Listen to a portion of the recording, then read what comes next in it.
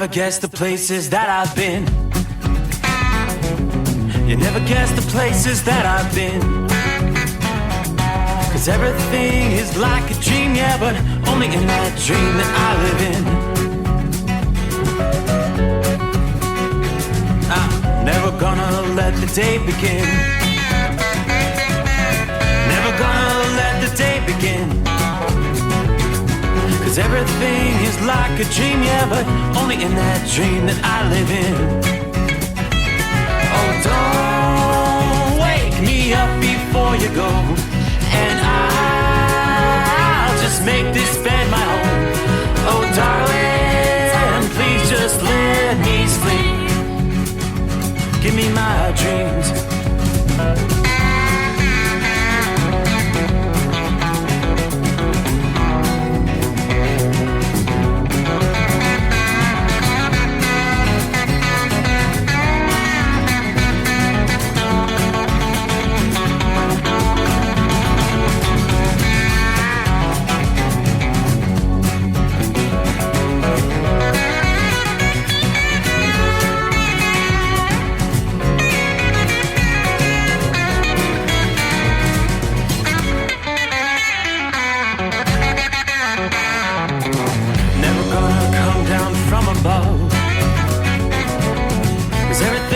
Better from above. Nothing's ever as it seems, yeah, except in that world that I dream of. Never gonna lose the ones I love. Never gonna lose the ones I love. 'Cause everything is like a dream, yeah, but only in that world that I dream of. Oh, don't wake me up before you go, 'cause I can't face this day alone. Oh, darling, please just let me sleep. Give me my dreams. Give me my dreams. Give me my dreams.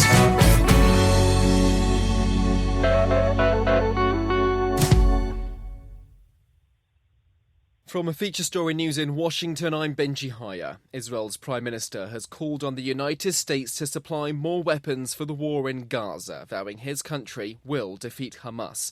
Addressing Congress on Wednesday, Benjamin Netanyahu said Israel will fight until all hostages taken on October 7th are released.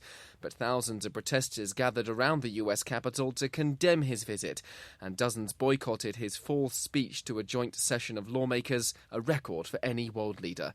Sally Patterson was watching. Inside Congress, Benjamin Netanyahu was met with applause, cheering and standing ovations. Outside, a very different picture, with protesters turning out en masse against the ongoing war in Gaza. The Israeli Prime Minister thanked US President Joe Biden for his unwavering support for Israel and for calling himself a proud Irish-American Zionist. Gratitude, too, for former President Donald Trump for, quote, all he's done for Israel. Netanyahu ridiculed people campaigning against the war, calling them, quote, Iran's useful idiots, and said Tehran is coming first for Israel and then for America. His address comes as the war in Gaza rages on, with more than 39,000 Palestinian deaths, according to Hamas figures. Mr. Netanyahu's meeting with Joe Biden on Thursday after the US president's Oval Office speech to the nation, shedding light on his decision to end his re-election bid. His Vice President, Kamala Harris, is now the presumptive nominee to face off against Donald Trump in November. The former president, meanwhile, is planning to hold indoor rallies only, following advice from the Secret Service after his attempted assassination earlier this month. Jagruti Dave reports from Washington. Two sources have told NBC News Mr. Trump might still host smaller rallies outside, but for larger events he is looking at indoor venues or outdoor spaces where they can implement tighter security measures, as well as venues without nearby rooftops or other points of elevation, as was the case with the Pennsylvania rally. This comes after the Washington Post reported the Secret Service was advising the Trump campaign to avoid outdoor locations. They are instead scoping out places spaces like basketball arenas, according to a source speaking to the Post. Neither the Trump campaign nor the Secret Service have commented on the reports. All this comes after the resignation of Secret Service Director Kimberly Cheatle following the assassination attempt, and who said the agency had fallen short of its mission to protect our nation's leaders. Hundreds of people have died in 2 landslides in southern Ethiopia following heavy rains in a remote mountainous area. 25 migrants have been found dead in a shipwreck off the coast of Mauritania, and 18 people have been killed in a plane crash in Nepal's capital, Kathmandu. The pilot of the domestic flight was the sole survivor. Here's our Asia correspondent, Rebecca Bunden. The plane was taking off from Kathmandu airport. It was headed to Pokhara, and the airline crashed on takeoff. It's understood that there were 19 people on board. There are teams there now. Bodies are being recovered. This was an Soria Airlines aircraft, a local carrier. And there are videos which show a large fire with plumes of smoke billowing at the airport in Kathmandu. Ukrainian Foreign Minister Dmytro Kuleba is in China, meeting with his counterpart Wang Yi during his first trip to the country since Russia's full-scale invasion of Ukraine more than 2 years ago. Mugubi Lim's been following from Kyiv. The talks between Kuleba and Wang Yi, which took place in Guangzhou, southern China, lasted for more than 3 hours. According to a statement by Ukraine's foreign ministry, Kuleba told Wang Yi a just peace in Ukraine is in China's strategic interests. He also briefed Wang Yi on the results of the peace summit in Switzerland and explained the importance of implementing Ukraine's peace formula as a just end to Russian aggression. Kuleba said Ukraine was ready to engage the Russian side in the negotiation process at a certain stage when Moscow was ready to negotiate in good faith. A statement by the Chinese Foreign Ministry acknowledged that the conditions and timing were not yet ripe, but China supported all efforts conducive to peace and was willing to play a constructive role in ceasefire and peace talks. The US accuses China of fueling the Russian war effort. And the Olympic Games are underway in Paris. Ross Cullen's there. There are 2 days of the football, rugby, handball and archery competitions before the unprecedented opening ceremony on the River Seine in the French capital officially kicks off the Summer Games this Friday. This as Salt Lake City is officially announced as the host city for the 2034 Winter Olympics. From bureaus worldwide, this is FSN. At Hot Shot Secret, we share the science behind common diesel problems and their solutions. For example, diesel particulate filter regeneration. The DPF catches particulates left over from combustion. The DPF regeneration cycle cleans the filter with temperatures exceeding 1,000 degrees Fahrenheit. A computer sensor triggers the DPF regen, which is often accompanied by a loss of power and fuel economy. The frequency of DPF regens are in correlation to the cleanliness of the fuel burn. Under heavy operation with the dirty burn, DPF regens can occur multiple times per day. Hot Shot Secret Diesel Extreme Fuel Additive promotes a more complete combustion, creating fewer emissions and therefore fewer DPF regens. Vehicles using Diesel Extreme experience 83% less DPF regens. Hot Shot Secret Diesel Extreme is available nationwide at truck stops, fine farm and auto stores, and online at hotshotsecret.com. Hot Shot Secret, powered by science. Under the dark night on the interstate, under the 100 miles in the pouring rain, these are worth all the time I've spent away. Under the dark night on the interstate, I'm driving through the year, trying to make it right. My baby's at home, hope she's doing alright. Miss my dogs and I miss my girls. I'm 1,000 miles away from my whole world.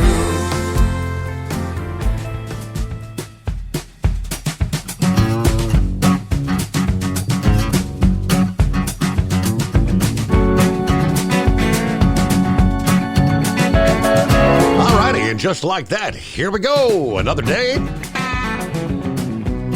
Another edition of the Steve Summers Overnight Drive, live from the Hot Shot Secret Studios. As we close out a hump day, we will work our way from time zone to time zone. Thursday, 25th day of July, a.k.a. Friday Eve. Cloudy conditions outside the secret bunker at this hour. Actually, woke up to a little rumble of thunder a few hours ago. It was just a spotty, what they call late afternoon, early evening pop-up thunderstorm. We do have quite a bit of rain. It's the southeast and the eastern seaboard, where you'll find some slowdowns tonight. Flood watches through the heart of North Carolina, right on down through central South Carolina. Yeah, we have seen some torrential downpours there in north central North Carolina. They've actually got some flood warnings in place there. Several counties, several inches of rain have already fallen. Could see another 1.5 inches of rain on top of that. Thus, the flash flood warnings. Not really seeing anything as far as severe weather. None of these cells reaching severe weather limits. It's really just the torrential rains. So let's take a look at our travelers' weather. Here's what we see as we roll into a new day, one day closer to the weekend. Yeah, technically it's Friday Eve, isn't it? All right, AccuWeather forecasters tell us cities from Indianapolis to Pittsburgh to Charlotte, New York City, Philadelphia, Washington, D.C., others along the I-70, 80, the 85 and 95 corridors continue to be at risk for some drenching, disruptive thunderstorms. Could trigger some substantial travel delays before finally some less humid air settles in late this week. Thunderstorms in that zone of warm, humid air along that approaching cold front from parts of the Midwest to the central Appalachians and on into New England through the overnight hours tonight and on into the day Thursday. Some of the airlines, of course, still struggling to catch up after the software glitch affected some worldwide systems here late last week. Yeah, the weather may not be helping matters when those thunderstorms pass through some of the airports. Obviously, you have your ground stops triggering more delays, threatening additional cancellations in some of our major hub-heavy northeastern cities. Now, into the overnight hours, we had one zone of thunderstorms in the steamy air from central South Carolina, stretching up into Maryland this past evening. These are primarily from the daytime heating, but they bring those drenching downpours, some gusty winds, lightning strikes clustering. Further to the northwest, showers and thunderstorms focusing along and ahead of that cool front from Maine back into Illinois. In that zone, once again, the heating of the day saw some of those thunderstorms peaking in the late afternoon. Most of those are dying down as we speak. For the day ahead Thursday, the risk of severe weather is going to huddle along a portion of the zone from Virginia to the Delmarva Peninsula on up into southeastern New England. So some of our major metro areas, D.C., Baltimore, Philadelphia, New York City, on up into Boston, are in that zone where some of these storms may go above and beyond the garden variety with a lot of lightning, damaging winds, and gusty downpours. Flash flooding would be a concern. But we will see the less humid air advancing from the Great Lakes to the central Appalachians on Thursday, moving into parts of the Ohio Valley, New England, and the Mid-Atlantic by the time we get to Friday. At that point, the risk of showers and thunderstorms will definitely be slashed. Yeah, most of those areas should then be rain-free for several days, which kind of sounds like that may bode well for a nice weekend to get outdoors. Now, as we look ahead next week, a pattern that's similar to what we saw from late June to mid-July, where we saw a lot of flooding, damaging winds in parts of the northern plains in the Midwest. It looks like that's poised to return next week, when a large area of high pressure sets up at most levels of the atmosphere during the summer, that creates a heat dome. And we've talked a lot about heat domes. In this case, the zone will be centered over the southern plains and the Rockies next week. Then you have disturbances in the jet stream over the northern and eastern tier of that heat dome. That becomes the focal point for thunderstorms and rounds of severe weather. Some of these may organize into large thunderstorm complexes, powerful winds, hail, lots of lightning, and in some cases, tornadoes can also occur. The word derecho comes into play once again next week. Periods of severe weather that may bring hurricane-force winds, tremendous rainfall, even without a derecho. As these storms approach and pass over the airport hubs, we'll see some ground stops and major flight delays. Some of the more intense, unstable complexes could also trigger some tornadoes. At this point, the zone we're going to be watching closely will be eastern portions of the Dakotas, southeastward into parts of Kentucky and Tennessee. That zone will be at risk for one or more of those thunderstorm complexes to bring some damaging, disruptive, severe weather next week. And some of those first storms may pop up as early as Monday. And where those storms are most severe, we could be talking some long-lasting power outages, as well as some small stream and street flooding. So again, we're looking ahead to next week, several days in advance, but it's always better to have plenty of notice ahead of time, correct? Well, hello to Philly Dan out of the box from the city of brotherly love. Hope your week's going well there. Jacob, hello, Steve Summers, the overnight drive, 72 degrees, Kingsport, Tennessee tonight. There's Larry, as he loves to say, good afternoon. Hammer down, be safe, 70 in Platkill, New York. Kicking off round number 3 to Schenectady. Good morning, Steve, the overnight family. There's Mary Ann in the house. Shorty rolling I-95 southbound, Brunswick, Georgia, once again, right on schedule, 77 degrees. Orlando, turnaround number 2. Hello, Jerry. Good morning, everybody. Thanks to the professional truck drivers running up and down the road to make sure we have what we need. Steve, thanks for the best show around. Waiting on my coupon to start using my Hot Shot Secret in my vehicle. All right, saddle up, nocturnal listeners. It's the midnight hour and the eve of TGIF. 70 degrees, Harrison, Ohio. Pancake Boy, Jerry Nadler, blaming Republicans for the assassination attempt of our future president. Oh, well, dial Steve up at 844-844-3388. Be a part of the show. Give us nocturnal listeners your thoughts. Don't be a scarecrow. Hit those digits. Meanwhile, snuggle up to whomever, whatever, crank up the volume. Let's get the party started here. Or you can be like Big Ed. You can't find them, grind them. Are you with me? There's Jeffrey in the house, checking in from Florida this morning. Hello to Kentucky Ken. Good morning, overnight drive crew and Steve Summers. Hopefully everybody's well. Hope everybody has a safe night. Prayers from Kentucky Ken. All right, hope you're doing well. Let's see. The Michigan Madman is on board. Good morning. Brain dead. Happy Thursday to all. It's 74, mostly cloudy. 94% humidity at the West Memphis International Airport. Hair care, auto repair, CB repair, and Chinese buffet. It's kind of weird being home at this time of night.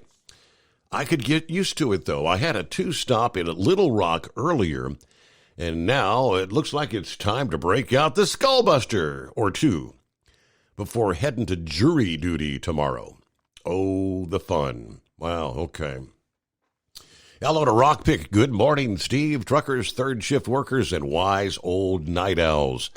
Currently, Rochester International, clouds 70 degrees. Happy Thirsty Thursday, all of you hardworking Americans. The weekend is so close you can almost taste it.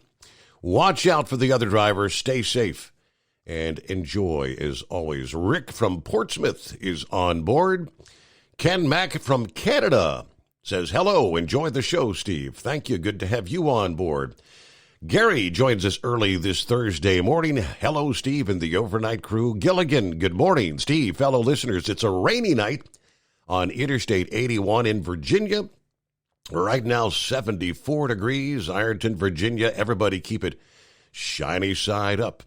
Hello to Pap. Good morning, everybody. Lauren Weiss, two-time world champion bull hauler, 75 degrees in Follett, Texas. It's a nice, clear Lone Star evening. In just mere hours, my overly powerful chrome-plated cow truck will be loaded like a freight train, pointed north for a high-speed trip to the corn patch. Special shout-out to the trucking icon, the Hall of Famer, the Carolina Monkey Gouger from Parks Livestock of Texas. As an independent trucker, you work hard to meet your goals. The Owner-Operator Independent Drivers Association has been helping small business truckers for over 50 years with benefits, services, information, and discounts.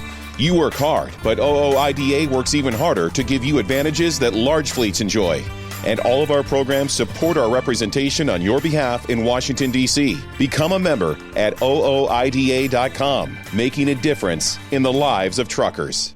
Fuel filtration is a big deal. Poorly filtered diesel fuel can damage injection systems, reduce efficiency, and rob horsepower, among other things. By removing the water, air, and debris from fuel, fast fuel systems can triple the life of your injection system while restoring power, optimizing fuel economy, and more. Not sure what your truck needs? Give us a call at 636-433-5410 or learn more at fastride.com. At Hot Shot Secret, we share the science behind common diesel problems and their solutions. For example, Diesel fuel cetane levels. in many states, the cetane rating in diesel fuel is 42 to 45. Most diesel engines operate more efficiently with a cetane rating of 48 to 50. One treatment of Hot Shot Secret Diesel Extreme will raise your cetane 7 points, increase fuel economy, and improve cold starts. Due to a cleaner burn, there are less hydrocarbons and particulate matter in your exhaust. This reduces the blockage of your diesel particulate filter. Using Diesel Extreme generates 83% less DPF regeneration. The 6-in-1 Diesel Extreme formula also includes the most concentrated detergent on the market, lubricity enhancer, water demulsifier, rust and corrosion inhibitors, and a fuel stabilizer. Hot Shot Secret Diesel Extreme is available nationwide at truck stops, fine farm and auto stores, and online at hotshotsecret.com. Hot Shot Secret, powered by science. Doc's Diesel is your one-stop online shop for diesel filter maintenance. Genuine quality, third-party tested filters for Cummins, PowerStroke, Duramax, and EcoDiesel trucks. Doc's cuts out the middleman and those pesky markups you often find from OMEs, dealerships, and parts stores. We make ordering easy with filter kits, subscriptions, and even dealer sign-ups if you have a fleet. Purchase your filters at www.docsdiesel.com and receive 10% off when you use code SUMMERS10. Doc's Diesel, your one-stop shop for diesel maintenance. And now, back to the Steve Summers Overnight Drive, live from the Hot Shot Secret Studios. All right, speaking of the Carolina Monkey Gouger, he'll be joining us here in just one moment. First, I wanted to throw out, I saw Mead checks in. Mr. Swigley. Hello, Steve, and all the overnight listeners. It's been a while since I checked in, but I listen every day, stuck out here at the Idaho-Oregon border. I-84 shut down. Hopefully open tomorrow. I've been here since noon today. Yeah, that was, I had this, the Oregon wildfires have led to several highway closures, and the DOT said additional closures are likely. Interstate 84 between Pendleton and the Idaho border are expected to close nightly to allow crews to fight the Durkee fire. According to KNDU television, the spread of that wildfire has prompted an indefinite closure. Oregon Department of Transportation said it's unclear when any of the affected roadways might reopen. They're advising travelers not to rely on this route. Wildfires are unpredictable. We have no estimate on opening times for any fire-impacted highways, was the word from DOT officials on Tuesday. Now, previous plans for nighttime only closures of 84 to remove brush along the highway were kind of upended when the fire quickly reached the highway.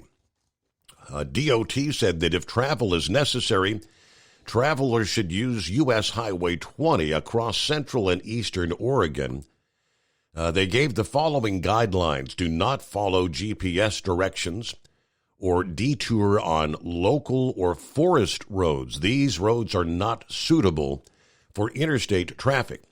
Expect power outages near wildfires. Treat any non-working traffic lights as a four-way stop. Roadside message boards and cameras may also be out in these areas. Carry extra supplies, food and water, in case your trip is delayed. Driving in smoke, of course, is like driving in heavy fog. Slow down, but keep a steady pace and stay alert. Turn on the headlights when driving in smoky areas. The best place to wait for a highway to open is at home. Do not travel to the closure points and wait. Those closures could last for days. So, all right, hopefully you get moving again there in short order. Meade. Carolina Monkey Gouger, what's happening? Oh, Steve, what's happening, buddy? First out of the box this Thursday morning, the two-time world champion manure hauler. Hey, I'm glad you brought that up. Have you cruised around on the Facebook any and seen that picture of Pappy standing up there in the Buff Garden, the Krispy Kreme donut shop? I have not seen that one yet. Is that on your page? It was on the national feed. It said a security guard stands up in front of Krispy Kreme garden. He was up on the Highline wire, standing up there. You had to Google that up there. Look at that. Old Pappy standing up there at attention, looking at the Krispy Kreme, doing the job. Pappy, if you need, we'd have been glad to send you some clothes up there where you could have guarded the donut shop. But Steve, a lot has happened since we talked last night, and I mean a lot. First off, I want to give a big round of applause to Netanyahu. He unified the Congress today like never before. When he walked in there, every congressman that was on that floor, in them seats, that stood up and give him a standing ovation. Nobody sat down or, tried to any disrespect to this man. And I mean, now, if he could come over here and do that, why can't we just, all of us, forget all our differences and turn this country around? And he give a hell of a speech. I don't know if you heard any of it or not, but it was a hell of a speech. And the one thing that got me when he was talking, he said, "Gay for Gaza? What is this?" Said they ought to be holding a sign up saying "chickens for KFC." Oh boy, he shoot across their bow. But while he was giving his speech, he brought some of the heroes over from Israel that was fighting these Houthis or Hamas or whatever you want to call them crackerheads over there. And he had one of the hostages that they rescued, and he had went and talked to her mama, and she was dying of cancer. And Nate says, if there's any one thing that I could do for you, what can I do for you? And she said, I'd like to hug my daughter before I leave. The next night, they raided that compound and got that girl, and she got to hug her mama before she passed away. They had some of the soldiers there that were there, and the one that really stood out, well, there was two that really stood out to me was there was one that lost his leg in battle and continued to fight on one leg, with his leg blowed off. Continued to fight. And then there was another gentleman there that lost his eye, lost his right arm. He will be returned to duty as a tank commander. And, I mean, you're talking about dedication now, man. These people get dedicated. And, you know, after the speech, you know, all those idiots, those Palestinians were standing out there trying to burn Washington down, ripping our flags off of the flagpoles and burning them, and flying the Palestinian flag, you know. And the thing that got me is right before they started this riot up there, the park police had pulled their permit to be up there on the street, and there was hardly any arrests. Why wasn't they knocking them people out, or had a bunch of C-117s over there at the air base and bust them all over there and said, y'all want to fight and create chaos? Well, we can show you what to do. We'll put you over there right in the middle of it. Let you become a cannon fodder for Israel.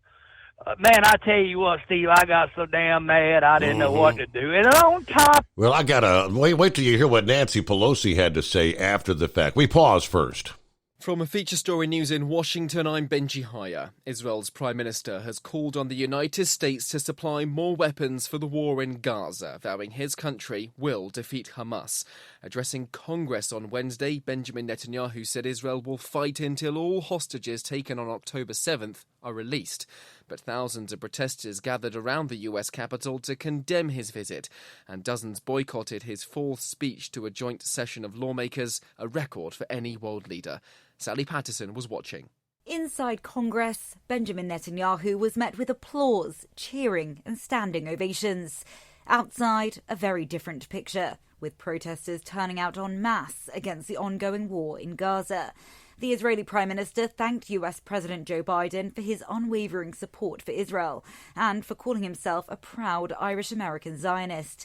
Gratitude, too, for former President Donald Trump for, quote, all he's done for Israel. Netanyahu ridiculed people campaigning against the war, calling them, quote, Iran's useful idiots, and said Tehran is coming first for Israel and then for America.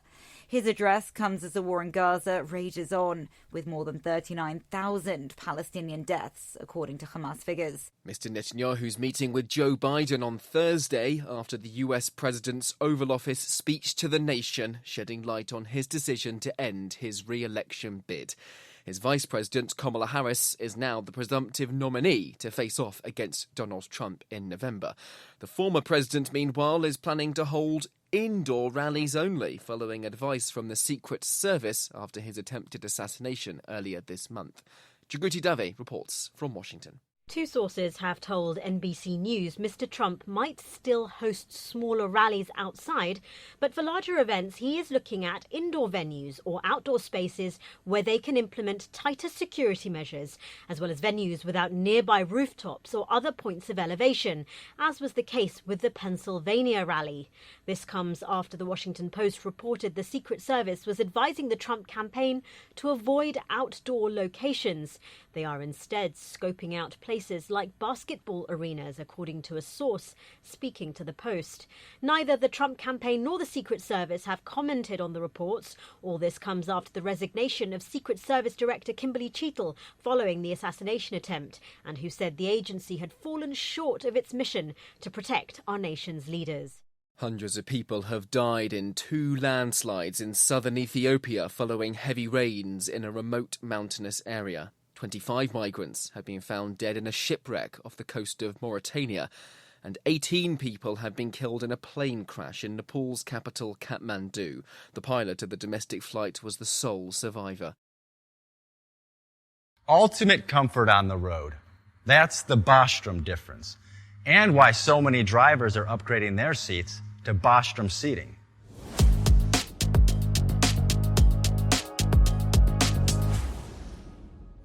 With roots dating back to 1935, we know seating.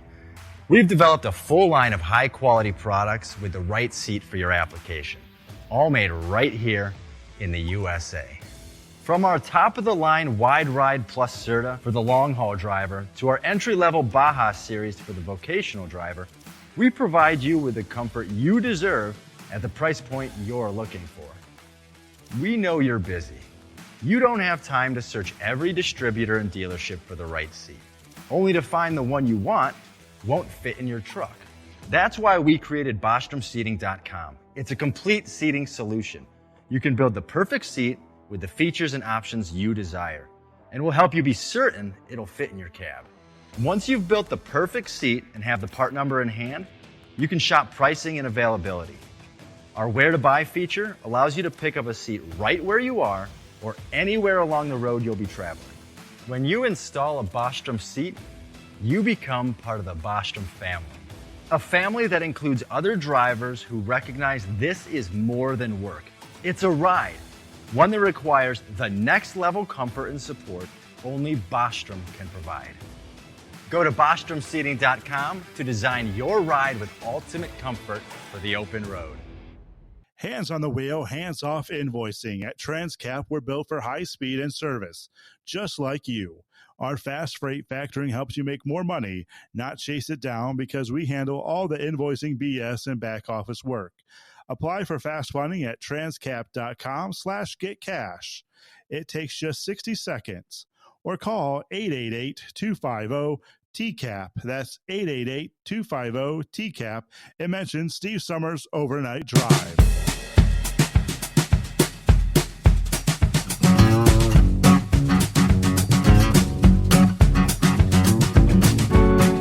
All right, as we are underway, we'll be kicking off a brand new day, Thursday. Picking up where a monkey gouger had left off. According to Nancy Pelosi, let me share the story. Israeli Prime Minister Benjamin Netanyahu's speech to Congress Wednesday was, quote, by far the worst given by a foreign leader, says Nancy Pelosi, the former House Speaker. Many of us who love Israel spent time today listening to Israeli citizens whose families have suffered in the wake of the October 7 Hamas terror attack. These families are asking for a ceasefire deal that will bring the hostages home. We hope the Prime Minister will spend his time achieving that goal. Netanyahu, of course, vowed total victory against Hamas, condemning American opponents of the war in Gaza in a scathing speech to Congress, which was boycotted by dozens of Democrat lawmakers and protested by thousands seeking an end to the war. It was his first address to U.S. lawmakers in nearly a decade. But in it, he compared Hamas and their October 7 attack to Israel, to our Pearl Harbor, criticizing the protesters. My friends, I came to assure you today of one thing: we will win. Standing in the same spot where President Franklin D. Roosevelt delivered his Day of Infamy speech after the attack on Pearl Harbor. Just like December 7 of 1941 and September 11 of 2001, Netanyahu said October 7 is a day that will live in infamy. Now, for the forces of civilization to triumph, America and Israel must stand together. As far as the protesters, he said, incredibly many anti-Israel protesters, many choose to stand with evil. They stand with Hamas, they stand with rapists and murderers. All right, welcome back, Gouger. Steve, Nancy Pelosi didn't have enough guts over there and face that man. She stood out. A couple more of them stepped aside. And the next spirited leader of this country goes down there and shows support for the Palestinians amidst imbecile Harris, and then she gets on a helicopter and flies off into the deal, you know, and she's landing up there wherever she's giving that speech, and gets off that helicopter and walking across there like she's large in charge. I said, man, there ain't no way that woman will be the next commander-in-chief of this country. Now, the New York Times has come out against her and upset everybody and said that she needs to step down for this to even get started, that she won't beat Trump. And so they really bashing her. But, I mean, you know, Steve, this would have been a time for her to shine. And what she do, she goes and signs up for a bunch of people. I mean, they were writing all over the statue and stuff out there. Hamas is here. Hamas is coming to America, and we will rule. I mean, this woman is brain dead. Brain dead. But I listened to that speech from Netanyahu, and I tell you one thing, it was something to hear if you didn't get to hear it. That's enough on that. But did you get to listen to any of the congressional hearing today on the assassination attempt on Trump? That I did not. No, sir.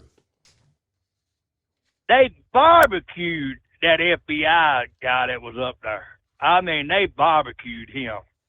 And the one question that they asked him, and it's been all over news, they asked him, said, well, what have you done to investigate this? So, well, I Googled how close was Lee Harvey Oswald to President Kennedy. Oh, man, get out of here, man. The stupidity just keeps going on and on and on. And, I mean, they were talking that they had local law enforcement. They didn't say if it was the city or Pennsylvania State Police or who it was on top of that building. He gets hot, so he bails his ass off of there and leaves it unguarded. And then, you know, they said there were people walking around in the building. There was a police force in the building there. They left because they got hot. They probably had the air conditioner cut off or something in there. I mean, this was a debacle. Secret Service, Pennsylvania State Police, local law enforcement, all of them dropped the ball. And, you know, there was questions about would the Secret Service hearing all this. Well, from what they found out was they was all on the same channel talking about this. And they still let Trump go out there knowing they had seen a guy in the crowd with a backpack and a gun. And the other thing that they brought up, there was a ladder there. It was a 6-foot ladder, but they didn't find it at the building. It was found in the woods away over there. I reckon he figured a 6-foot ladder wouldn't have been enough to take care of business, because that did come up. They cleared it up that he didn't use a ladder to get up there. Right. But I mean, it is Steve. I couldn't believe what I was watching today. I mean, it just blowed my damn mind, man. I mean, if people don't get up off their ass and vote this year and vote for Donald Trump to turn this country around, it's going to be bad. It's going to be really bad. I mean, a vice president turned down meeting probably one of the most powerful men in this world to go and rally the Palestinian protesters. I mean, what kind of idiot is this, man? I mean, it's crazy. And so that's about all I got for tonight. We're sitting down here in Dallas. It's hot as hell, man. Got a warm one? Okay. It's warm down here in Dallas, and we get unloaded here in the morning, and we shoot back up the road and go up there and get our load, and we turn our cannonball and head for the house, baby. Back to the Marina Del Rey. break the Marina Del Rey. So I just wanted to jump in there and tell you what all I've seen today, and it blew my mind. I mean, Debbie called me and said, "You been watching any of this crap?" I said, "Yeah." I said, "I was in a motel and watched all of it." I said, "The one thing that I really wanted to watch was the congressional hearing on this assassination attempt on Donald Trump." Mm-hmm.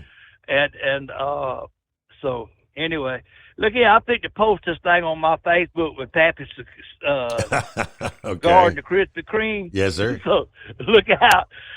So we'll talk to you tonight, later on tonight, buddy. All right. Have a good morning. And speaking of congressional hearings, OOIDA and the executive vice president, Louis Pugh, got to have his say, presenting his message to Congress at the House Highway and Transit Subcommittee hearing this past day. The hearing was aimed at examining the Department of Transportation's regulatory and administrative agenda. Louis was there to testify on behalf of the trucking industry. Pugh said the truckers are forced to operate in a dysfunctional regulatory environment that favors compliance and technology over practical solutions that would improve the profession and improve safety. While compliance rates with this dizzying array of regulations has never been higher, there are those, including large motor carriers, shippers, safety advocates, elected officials, and bureaucrats, who do not only resist modernizing or eliminating needless regulations, but actually want to impose even more impractical, ineffective rules on the truckers in this country. In recent years, regulators and lawmakers have proposed such rules as mandating speed limiting devices, requiring side underride guards, increasing the truck's minimum liability insurance by about 500%. We argue that such proposals are driving safe and experienced truckers out of the industry while decreasing safety, hindering America's supply chain. In the end, truckers want regulations that reflect their needs and the changing dynamics of the industry.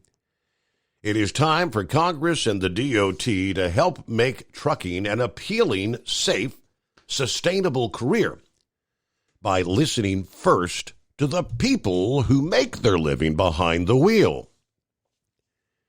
Rather than mandating more unreliable technology and making it more difficult for truckers to operate a successful business, Pugh suggested improving entry-level driver training standards, enforcing broker transparency, and removing the long-standing overtime exemption for motor carriers. Let me be clear, OOIDA and our members are not anti-regulation, as some would have you believe. In fact, the opposite is true.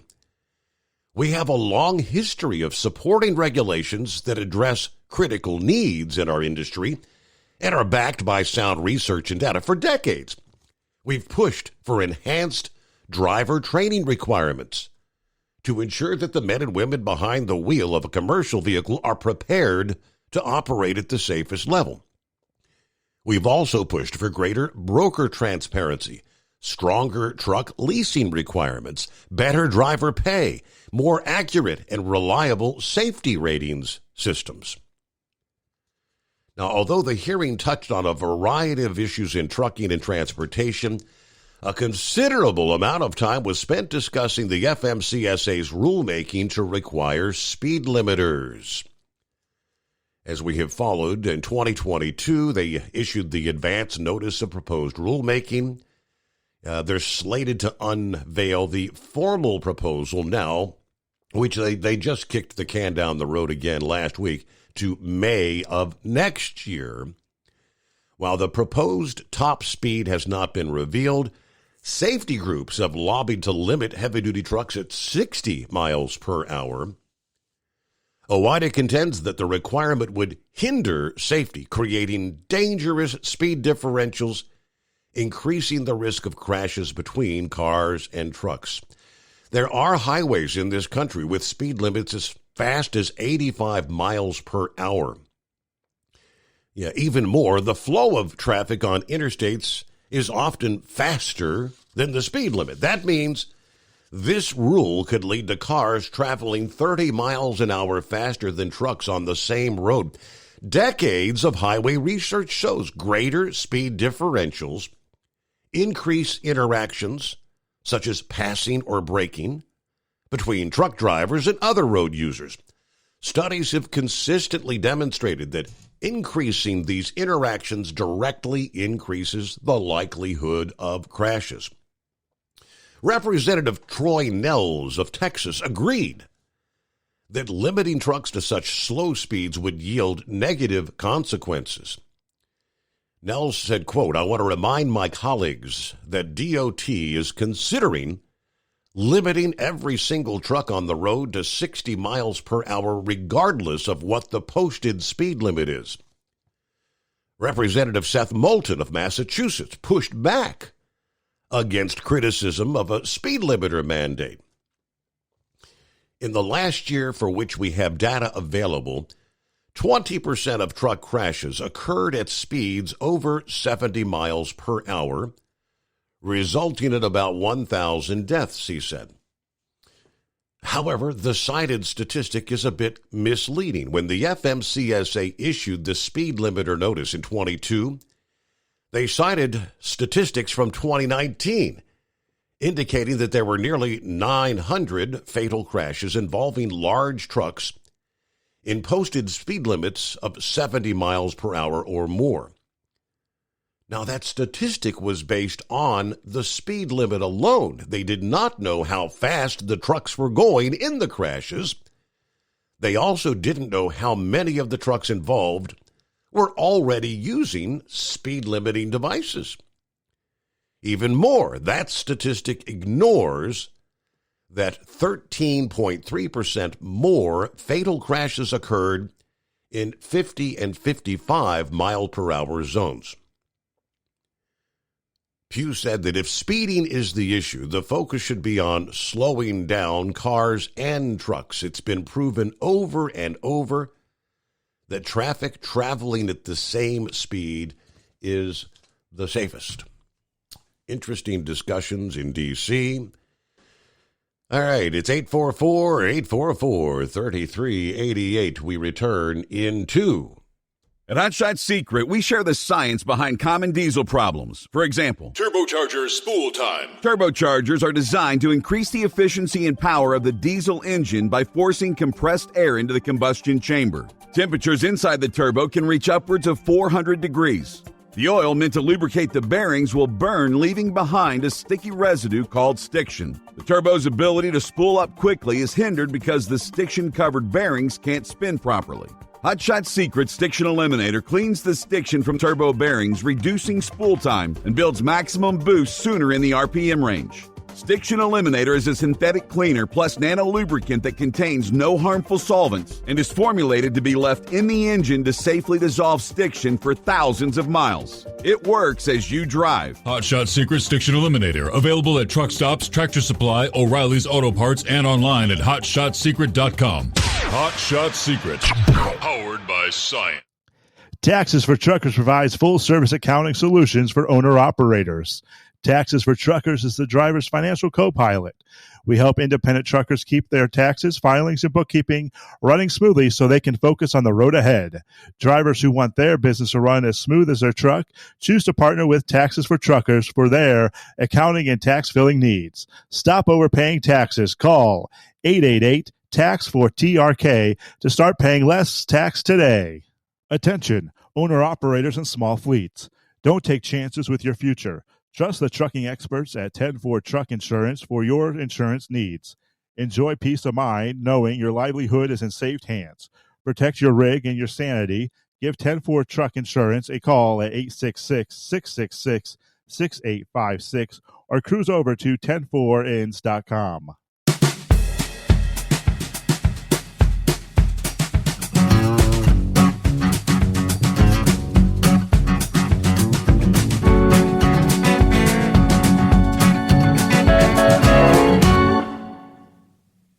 to have you on board. Rolling into a Thursday here.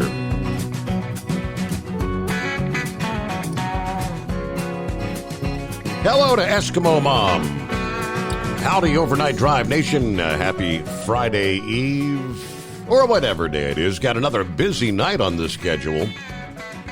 Stop in Evansville to drop off several pallets that couldn't fit on their trailer. As for my home 20, the Shelby County Fair has another 3 days left. I won't make it due to my work schedule, but good weather will help their turnout there. The Ohio State Fair just started earlier today in Columbus and will wrap up in early August.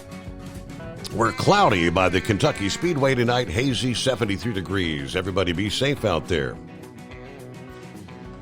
All right, Ohio State Fair. Man, it's been decades. I think the last time I was there, I was probably in my early teens. Need to get up to the state fair. Take the grandkids, right? Hello to the Ice Cream Man checking in from Georgia this morning. There's Steve, Canadian Steve. Hello, Steve, and fellow listeners. Steve from Ottawa checking in. All right, Ottawa, Ontario. Hello to Timothy. There's Double Trucker. Let's see, it's a beautiful 66 in Lodi. Looking for more real estate at the truck stop to do my swap.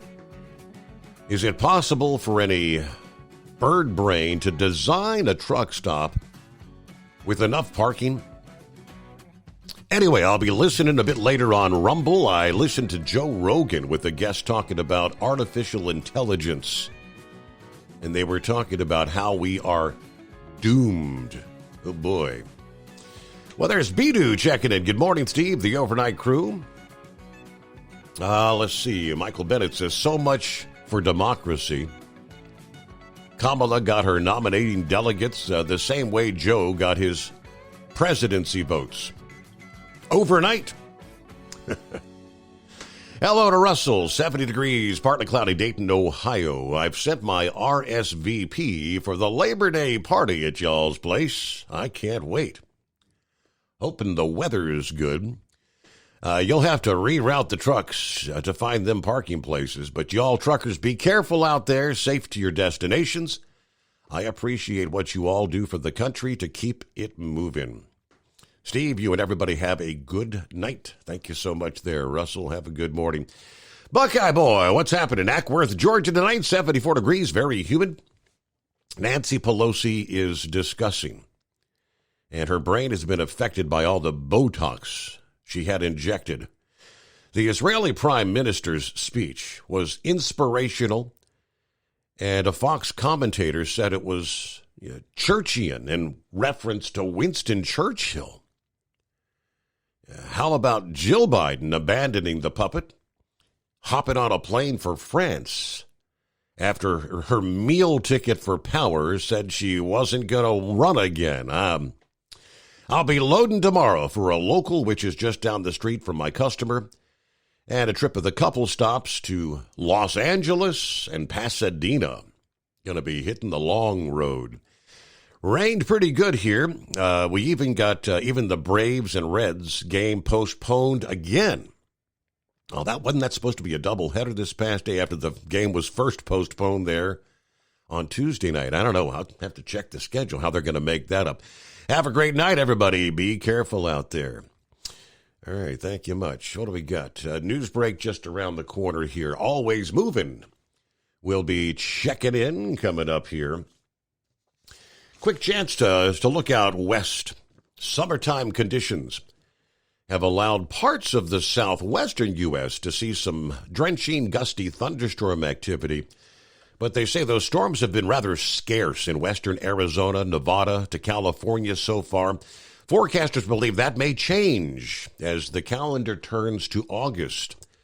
The annual flip of the wind from the west to the southeast, known as the North American monsoon, brings in enough moisture from the tropics to raise the humidity levels that helps trigger thunderstorms over much of the western U.S.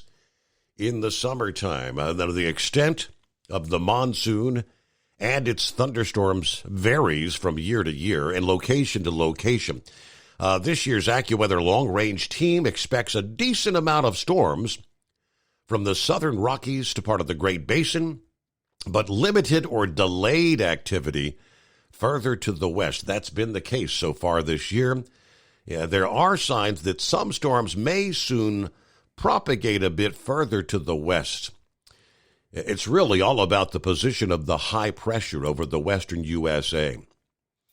We expect the center of this high pressure to slide from its more southern position in the west to an area a bit further to the north. Ultimate comfort on the road. That's the Bostrom difference, and why so many drivers are upgrading their seats to Bostrom seating.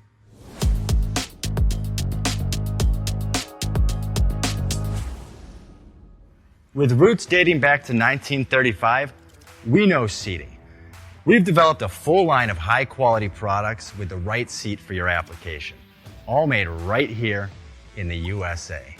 From our top-of-the-line Wide Ride Plus Certa for the long-haul driver to our entry-level Baja series for the vocational driver, we provide you with the comfort you deserve at the price point you're looking for. We know you're busy. You don't have time to search every distributor and dealership for the right seat, only to find the one you want won't fit in your truck. That's why we created BostromSeating.com. It's a complete seating solution. You can build the perfect seat with the features and options you desire, and we'll help you be certain it'll fit in your cab. Once you've built the perfect seat and have the part number in hand, you can shop pricing and availability. Our Where to Buy feature allows you to pick up a seat right where you are or anywhere along the road you'll be traveling. When you install a Bostrom seat, you become part of the Bostrom family. A family that includes other drivers who recognize this is more than work. It's a ride, one that requires the next level comfort and support only Bostrom can provide. Go to BostromSeating.com to design your ride with ultimate comfort for the open road. Hands on the wheel, hands off invoicing. At Transcap, we're built for high speed and service, just like you. Our fast freight factoring helps you make more money, not chase it down, because we handle all the invoicing BS and back office work. Apply for fast funding at transcap.com/getcash. It takes just 60 seconds. Or call 888-250-TCAP. That's 888-250-TCAP. And mention Steve Summers' Overnight Drive.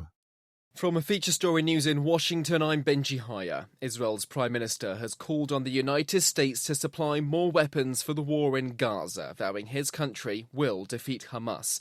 Addressing Congress on Wednesday, Benjamin Netanyahu said Israel will fight until all hostages taken on October 7th are released.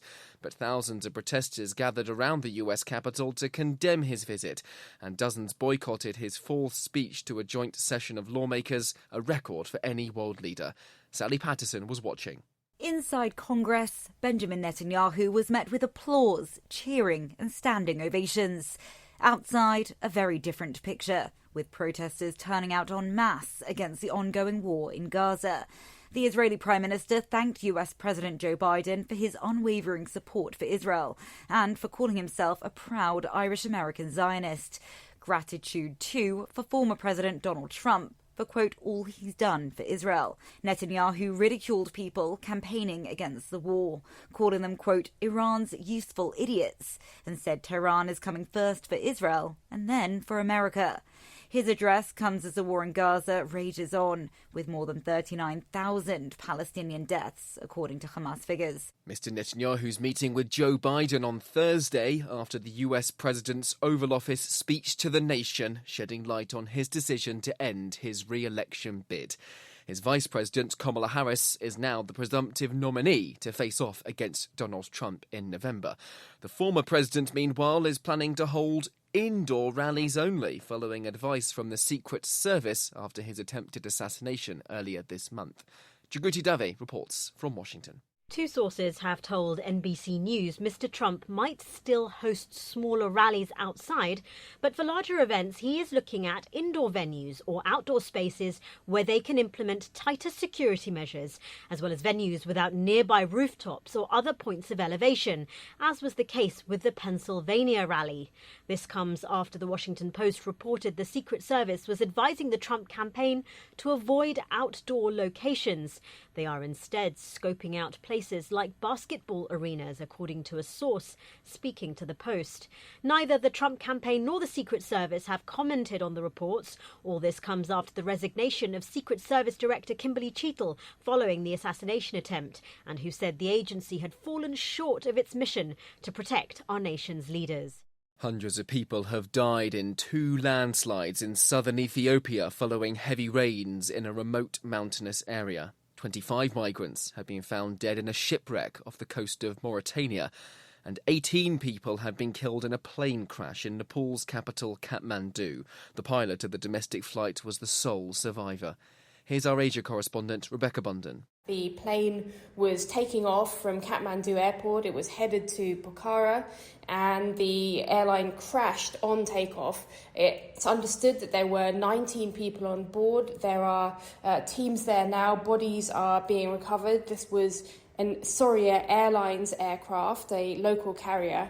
And there are videos which show a large fire with plumes of smoke billowing at the airport in Kathmandu. Ukrainian Foreign Minister Dmytro Kuleba is in China, meeting with his counterpart Wang Yi during his first trip to the country since Russia's full-scale invasion of Ukraine more than 2 years ago.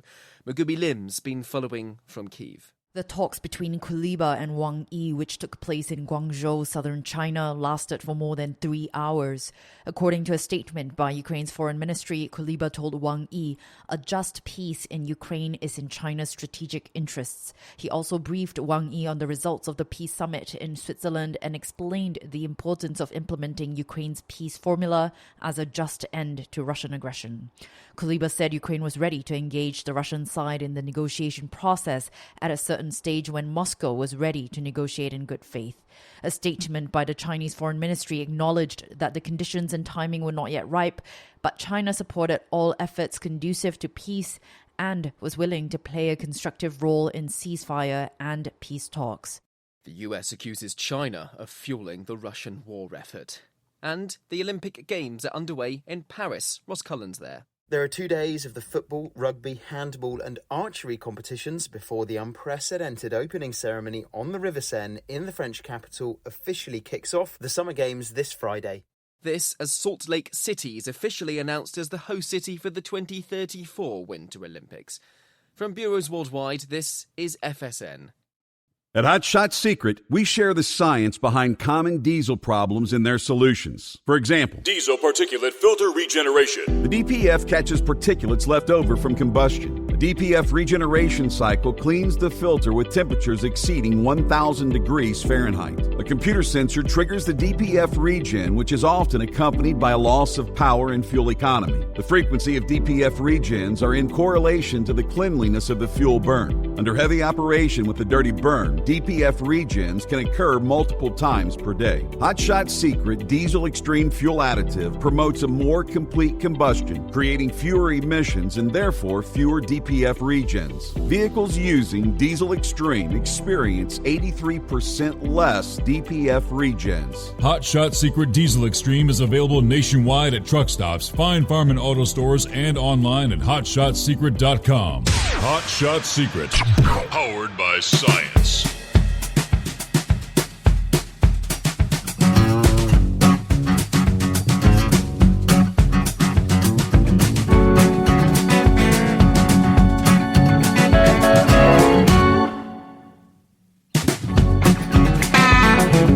All right, thank you so much. And welcome back. Or welcome aboard for those maybe just joining us. Trust your week's going well. It is 844-844-3388. All right, plenty of other industry headlines we'll get to coming up here. First, we get to the calls. And always moving. Good morning. Good morning. Thank you for taking my call. I'm enjoying a beautiful moonlit night. It's gorgeous. It's very quiet out here and just beautiful. So, listening to the report about the speed limiters, I'm not a truck driver, but I would oppose it, but that's just me. But I will say what I have observed and heard is whenever there is a crash that involves a semi, that is the first thing that the news media brings up. And they directly imply it's because of the semi. Correct. And that's how I hear. I mean, I hear it whenever there's a wreck, it involves it. Well, so they're checking into the semi driver, blah blah blah. Whether it was a car that cut them off or whatever, they always immediately go for the semi driver. And if you're guilty, you're guilty. I don't have a problem with that, but this is before anything's known. That's just the way the media does it, and that's the same media that has kept Joe Biden under wraps for 4 years or more. So you can take that with a grain of salt, whatever they say. I did listen Monday. I listened to and watched the committee talk to Kimberly Cheadle. And I will say I was blown away at her answers were so sad. I mean, there was just no other way to put it. You knew this was coming. You've had 9 days, and she really had nothing to say,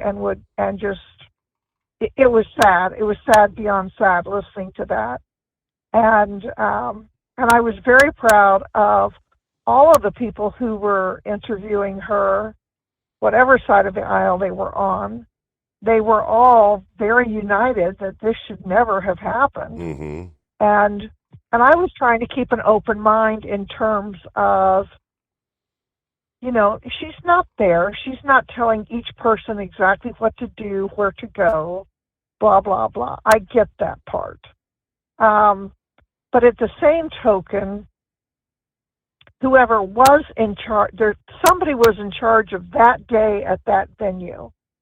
And that person was in charge of directing everybody to make sure everything was good. And yes, some people might, go off and do their own thing, but that's why you have rules in place and stuff like that. So I think that's what the committee was trying to get at was, who was in charge of this? And when she kept saying she didn't know, well, somebody went and looked at it and a plan was in place, and that was known, whether somebody was supposed to be on the roof, that would have been decided beforehand. So anyway, but it was fascinating to watch. I did enjoy watching it. And even with me trying to keep an open mind, I kept thinking, oh, you just need to go. Your answers are so bad, you just need to go. It has been 9 days, you need to go. If she couldn't answer it any better than that, and her pat answers were, I'm waiting on the investigation, I'm waiting on the investigation. It was sad, but interesting to watch. The other thing I watched and listened to Benjamin Netanyahu's speech today. That was really, really powerful. I was very impressed by that. I have watched a lot. I watched President Biden's speech tonight, whether it was live or filmed ahead or whatever, I don't know. I was not impressed with his speech at all. He did not mention anything. I was really hoping he was going to come out and tell the truth. I was really hoping that in a final act of defiance and thumbing his nose at everybody, he would sit down and say, look, this is what happened. They said blah, blah, blah, blah, blah, or I have to go. I thought that would have been newsworthy. that, I was really hoping, because what's he got to lose? He's out, and he's not going to be considered relevant by the party. They don't need him for anything, and they literally are kicking him aside and going on with the honeymoon period with Harris. But and I have heard, I watched a lot of reviews after that, because I was up working at the vet office, and I watched a lot of people who afterwards. Some said that Jill Biden was there. Others had said Jill Biden had already gone to Paris, that she'd been, was already out of there. So I don't know whether she was there or not. I didn't realize that they even talked about who it was, but they said there was family there, and they had ice cream afterwards. And what I still got when I listened to him was the same thing, like when he stood up at the NATO speech that he gave, his first public address, with a news conference in how long, was that he kept saying, I'm the one that put NATO together. I'm the one who did this. I'm the one. And in listening to all of the different pundits that I have on both sides of the aisle, they made it very clear that, because of his mental decline, he probably doesn't know other than what people tell him. And if, just like when after the debate, Joe Biden standing there saying, Joe, you did so good, you answered every question. Mm-hmm. If his inner circle is coming to him and saying, look, you're the greatest, you've done this, you're the only one that could have done it, that he actually believes it. And it's very easy to fool an older person in a mental decline, and that's how scammers work. When they call and take your money over the phone and get you to send money for whatever. It's very easy to do that, and I tend to agree that I think that's part of what has happened. It's partly his ego and partly what people are feeding him instead of looking. And when he says, I inherited inflation at 9.2%, and I inherit, the border's never been better since, and I'm thinking, who is telling you this? What world are you living in? How could you say with a straight face the border is secure? He's not been there. He's not seen it. But I think he's hearing that from his inner circle. And maybe it's Harris that's telling him, I'm your czar. I got it sealed up. It's all good. And if you shield him and he goes to bed early and he's not watching the news, if they keep him isolated, which is literally what they have done, even when he was running 4 years ago, keeping him in the basement, then yeah, he is clueless as to what is happening to the country. And for him to say that inflation is coming down, what world are you living in? Mm-hmm. So I don't believe anything that he says with a grain of salt. What I have enjoyed watching the pundits and all in the broadcasts that I have watched, and there have been a variety of them, they're all saying, well, let's let Kamala tell you in her own words. And man, is she far gone. I mean, she is way far gone. And one of her comments that struck me is that she's all about, health care system for everybody. And one of her comments that she actually made was, well, haven't we all been to where the insurance company doesn't want to pay for it and the doctor has to send all that paperwork? Well, let's just do away with that. Let's just be done with that. And I thought, are you nuts? You can't just willy-nilly have doctors doing surgeries left and right for no reason. That would be, anybody could go to the doctor and say, I want to have blah, blah, blah, whatever. And the doctor goes, okay. And she really thinks that the government who is paying for this isn't going to check on it? Oh, no, it's going to be way worse.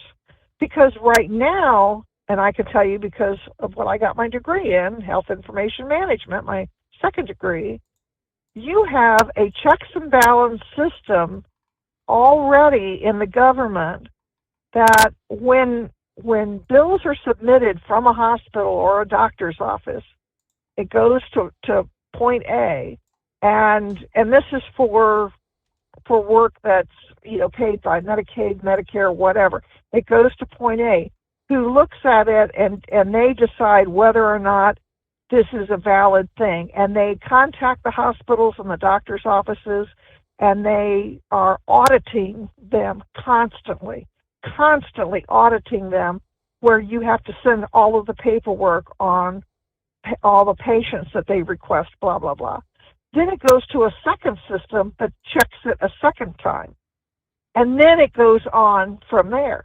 And then with all of that double checks and balances on just what you have with Medicaid and Medicare, there is fraud by the hundreds of millions of dollars that goes on. So if you think having everybody just be able to walk up and the government's running it and it's going to get rid of paperwork, oh no, it is going to send the paperwork through the roof, because now every little thing will be checked, and it'll be counter-checked and rechecked, and then there's still going to be fraud to that. So what world she's living in that's a good system is beyond me. And I agree that you have to have times to be creative and to think of things in a new light. I get that. But what she is proposing is ridiculous, absolutely ridiculous. And speaking of ridiculous, I was absolutely stunned when AOC spoke on Monday to Kimberly Cheadle. I actually liked what she said. Oh, boy. She was very clear. Yeah. I know. I mean, I was just like, I can't believe she said that, and I agree with it. She was very clear that it should never have happened for anybody on any side whatsoever. But her comment was, you're telling us that you're waiting on these reports to come in. And she said the problem with that is the committees are always waiting on reports that are 60 to 90 days to 6 months. And then when they finally come in, nothing ever happens. And she said that cannot continue, and it cannot continue in this instance. And I'm like, wow, that's what they keep saying. Nobody in the Biden administration is held accountable. Nobody has ever been fired. There's nothing. From the withdrawal in Afghanistan to anything that has happened in the Biden administration. And again, even with Kimberly Cheadle was not fired, Mayorkas, her boss, has not been fired. I mean, and she had said she had not done any disciplinary action on any of the people who were working that day at the site. And I think, I relate that back to where I work and in all of the jobs where I have worked. And I'm like, wow, it must be nice to be a government employee like that, because in the job real security, world, in the real world, if you don't do your job, you don't have a job. That's right. And you have to be held accountable. So those are my stays there. On a fun note, I ran into a family at the gas station Sunday night that had traveled from Cleveland to Tennessee for a family reunion and were on their way back. They were headed north, and I was blown away by the vehicle they were in. And I asked if I could look at it as they were getting out, and they let me, I walked up. I didn't get into it, but I had never heard of this before. It's called, what was it called? Something Custom Toys. I think it was Custom Toys or something like that. And it was from Cuyahoga County, and it was upgraded vans. And this thing was beautiful on the inside. She said it seated 10 people, and it was just ultra deluxe TVs.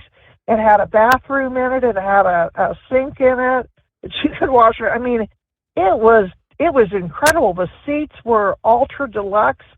It was wild. I had never seen anything like that you can rent to take for a travel. Yeah. And I'm like, wow, that was truly the way to travel. So I thought anyone who was driving or had an upcoming event, I thought I would enjoy riding around in that thing for sure. Doesn't fit into any parking spaces anywhere, but it sure was neat to see. And it was jet black. Ultimate Toys, that was the name of it, Ultimate Toys. And it was custom cabs. No, I looked it up online after they left. But it was beautiful. So if you ever see one of those going down the road, be sure and check it out, or check it out online, especially if you want to take a group to travel somewhere. Definitely the way to go. So other than that, that's all I got. I just wanted to talk politics. And gosh darn, I do hope that President Trump does not go with name-calling, because I agree that just sticking to the facts, using her own words against her, is the best way to go. Oh, and I also watched the speech that J.D. Vance gave in Middletown the other day. Mm-hmm. I watched that also. That was also very good. Enjoyed that. So I think if he stays away from name-calling, I know it's hard for him to do, but just sticks with letting her speak and just using her own record against her, he should be fine. He should be fine. But, 4 years ago, night of the election, I thought we were in the clear Sure. too. So Yep. you just never know. Very good. Anyway, thank you so much. Have a wonderful weekend. Okay, yeah, it's almost here, isn't it? Thank you much. Always moving. All right, we had been sharing several times in recent days, August 1, the changes along the border for drivers out there, and there's tons of them that have their furry companions on board, of the canine variety. Apparently, the message has got through amid pushback. The U.S. Centers for Disease Control and Prevention is easing new regulation on dog importation, taking effect August 1. They just announced they have simplified the impending regulations for dogs entering the United States from countries that are dog rabies-free or low risk. Under the modified rules, dogs crossing the border from those countries will be required only to appear healthy and to be accompanied by the CDC's dog import form receipt. That's much simpler. These changes do away with some of the requirements that they had announced back in May. Under the original proposal, all dogs entering the U.S. from other countries would need to be at least 6 months old, be microchipped, in addition to having the completed import form and look healthy. The CDC values the feedback received from various countries, industry partners, and the public, they said. Some of the feedback came from the Canadian Trucking Alliance, where they said this would cause a logjam at the border, calling on the agency to delay the rollout until January of next year. The Canadian Trucking Alliance continues to work with Government of Canada officials, including the Canadian Embassy and the Canadian Food Inspection Agency, to verify the impacts of the changes and ensure travelers and truck drivers impacted by this policy will be compliant. So they explained the CDC dog import form, which is required for all dogs crossing the U.S. border, can be filled out online. Now, they've got, I guess, the CDC website, they've got the instructions for how to complete the document. If you're bringing more than one dog into the country, you'll need to complete a separate form for each dog, they say. Once you've done that form, that receipt that you receive is valid for 6 months, unless the dog visits what they call a high-risk country during that time. There's a list of countries that are deemed as high risk for dog rabies, and they've got the link where you can find that as well. But so you still have to do the online form, but it should be a whole lot simpler. How hot was it in Death Valley over the weekend? Well, there's a reason it's called Death Valley. It was so hot that a European tourist melted the skin off his feet when he lost his flip-flops in the sand dunes. According to park officials, to make matters worse, the temperatures made the air too thin for a helicopter to fly him out to get help.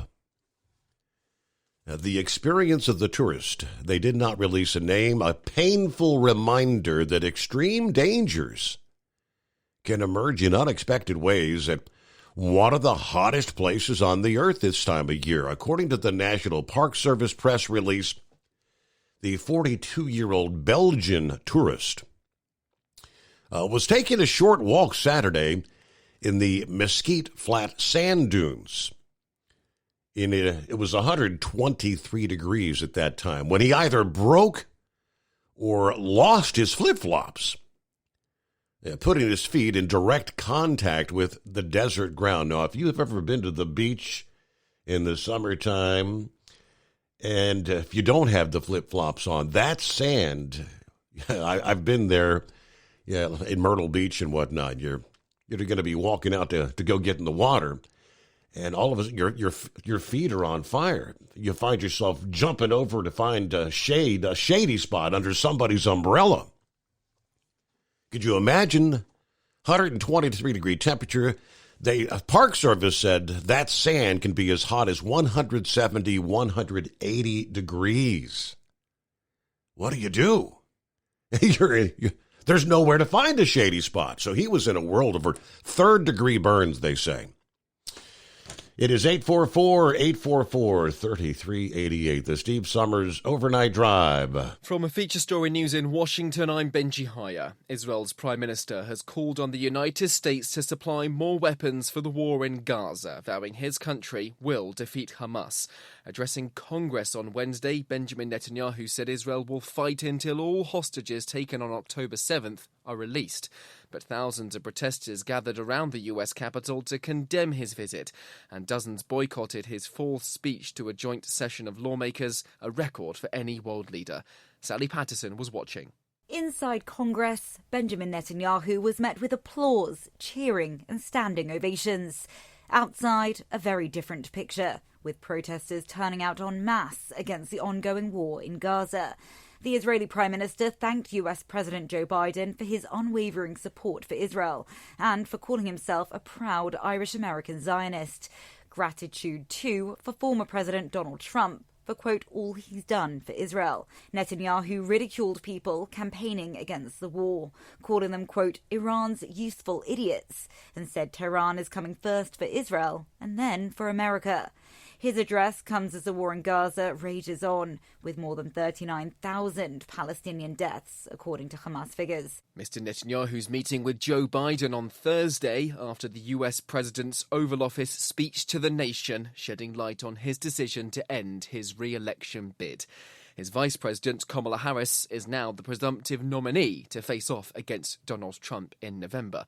The former president, meanwhile, is planning to hold indoor rallies only, following advice from the Secret Service after his attempted assassination earlier this month. Jagruti Dave reports from Washington. Two sources have told NBC News Mr. Trump might still host smaller rallies outside, but for larger events he is looking at indoor venues or outdoor spaces where they can implement tighter security measures, as well as venues without nearby rooftops or other points of elevation, as was the case with the Pennsylvania rally. This comes after the Washington Post reported the Secret Service was advising the Trump campaign to avoid outdoor locations. They are instead scoping out places like basketball arenas, according to a source speaking to the Post. Neither the Trump campaign nor the Secret Service have commented on the reports. All this comes after the resignation of Secret Service Director Kimberly Cheatle following the assassination attempt, and who said the agency had fallen short of its mission to protect our nation's leaders. Hundreds of people have died in two landslides in southern Ethiopia following heavy rains in a remote mountainous area. 25 migrants have been found dead in a shipwreck off the coast of Mauritania. and 18 people have been killed in a plane crash in Nepal's capital, Kathmandu. The pilot of the domestic flight was the sole survivor. Increase fuel economy up to 7.9% with Hot Shot Secret Gasoline Extreme, the solution to maximize your engine's performance and fuel economy. Whether you're driving a sports car or a daily commuter, Gasoline Extreme is specially formulated with PEA to deep clean. Don't settle for an average driving experience. Upgrade to Hot Shot Secret Gasoline Extreme and go further on each tank. Order now on Amazon or HotShotSecret.com. Hot Shot Secret, powered by science. At Hot Shot Secret, we share the science behind common diesel problems. For example, ultra-low sulfur fuels. Fuel has two purposes, combustion and lubrication. Ultra-low sulfur fuels have diminished the fuel's ability to lubricate. Hot Shot Secret Everyday Diesel Treatment with LX4 restores lubricity, protects your engine, and optimizes performance. Everyday diesel treatment is available at truck stops, Tractor Supply, O'Reilly's Auto Parts, and online at HotShotSecret.com. Hot Shot Secret, powered by science. Building relationships with their team, drivers, and customers still matter at IBI Security Transport. Since 1966, IBI and its team of drivers have been leaders and innovators in providing white glove service to its exclusive client base for transporting high-value freight safely and securely. Much of the IBI staff have driven trucks, so they understand both the customers' and drivers' needs. If you're seeking a career that values you as a person, not just a number, and offers great benefits and good home time, then IBI is the place for you. Call 800-582-5912 to discover why we are the leaders in team freight and start building a relationship with you. Attention all truckers, are you ready to own your own truck? Lone Mountain Truck Leasing makes it easy. Our lease-to-own program puts you in the driver's seat. Our inventory is always changing, and we have a variety of rigs, including Kenworths, Freightliners, automatics, and manuals. Once you make your last payment, the truck is yours. No interest, no balloons, and no buyouts. Take the first steps towards independence and financial freedom. Visit LoneMountainTruck.com or call 866-944-0383 to apply today.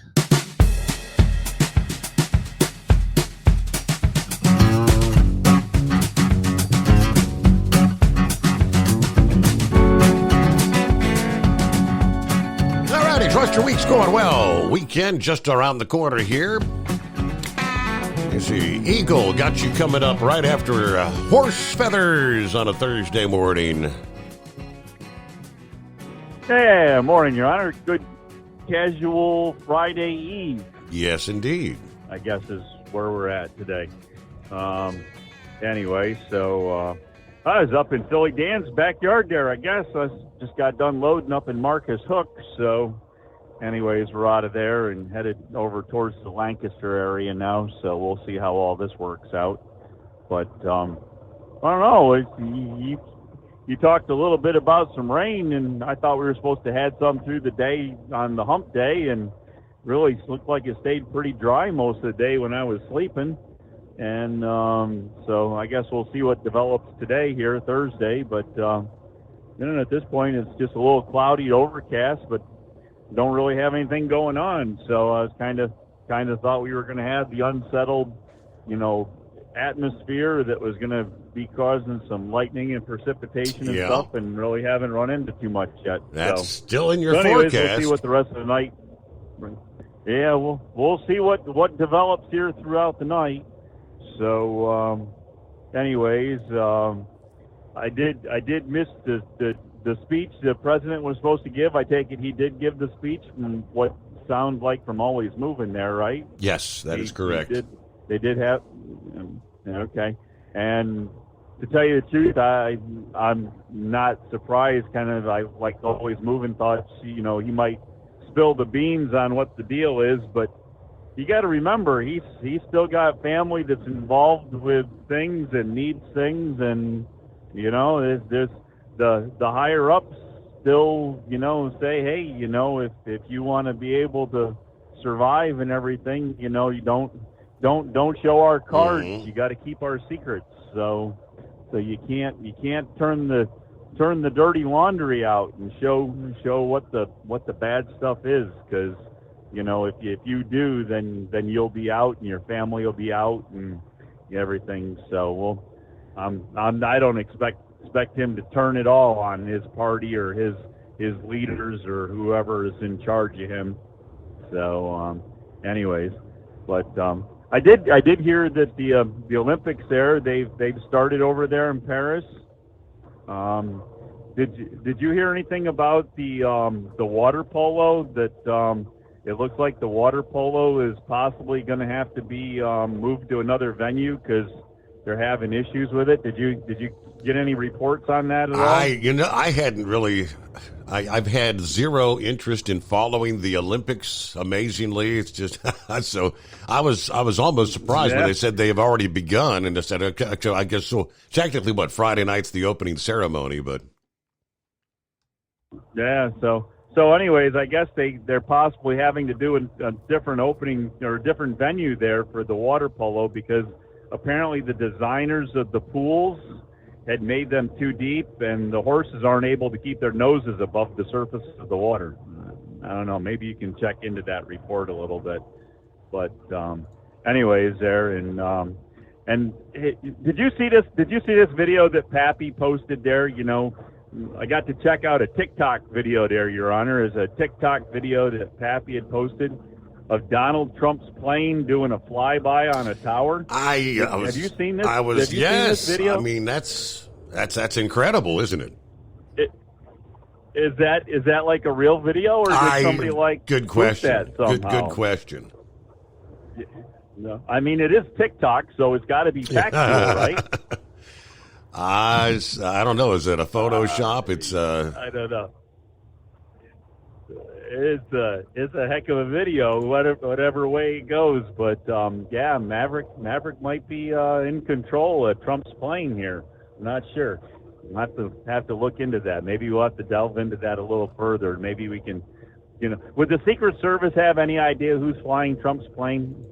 Just asking. Mm-hmm. Anyways, I don't know. What else we got going here? I hear that Kamala Harris is going to be spending a lot of time in the state of Wisconsin because it's got a lot of swingers out there. Did you hear what's up with that? That Wisconsin's full of swingers out there. It's going to be a swinging state. It's a swinging state out there. What's going on out there? Can we get a full report from Scarecrow on that? It is a swing state. A swing state. Don't know which way it's going to go. There are some rumors that I don't know. There's somebody from Wisconsin. I can't remember the name that possibly could be selected as the vice president running mate there. Okay. I don't know. I think it was Baldwin. Tammy Baldwin, I think, was the name, and I don't know who she is. I don't know. I was going to say I don't know who she is. Who was the governor? Was it the one from Michigan that supposedly had the assassination attempt or whatever on her life? Gretchen Whitmer. And wasn't she the? Yeah. So I don't know. I thought maybe she'd be one of the ones that they'd be looking for, but I don't know. I guess it's good to hear it's not Gavin Newsom anyways, right? Because we don't need to take the chance of him being president after if something happened that way.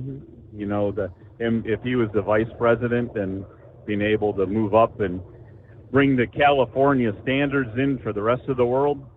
But anyways, I don't know. A bunch of nonsense here for you this morning there. So as I say, maybe if you can check in there to make sure that what's going on with those pools over there at the Olympics there and the horses not being able to keep their noses above the water playing water polo. I don't know. That just doesn't. Something sounds amiss there. Something's not right with that water polo. Okay.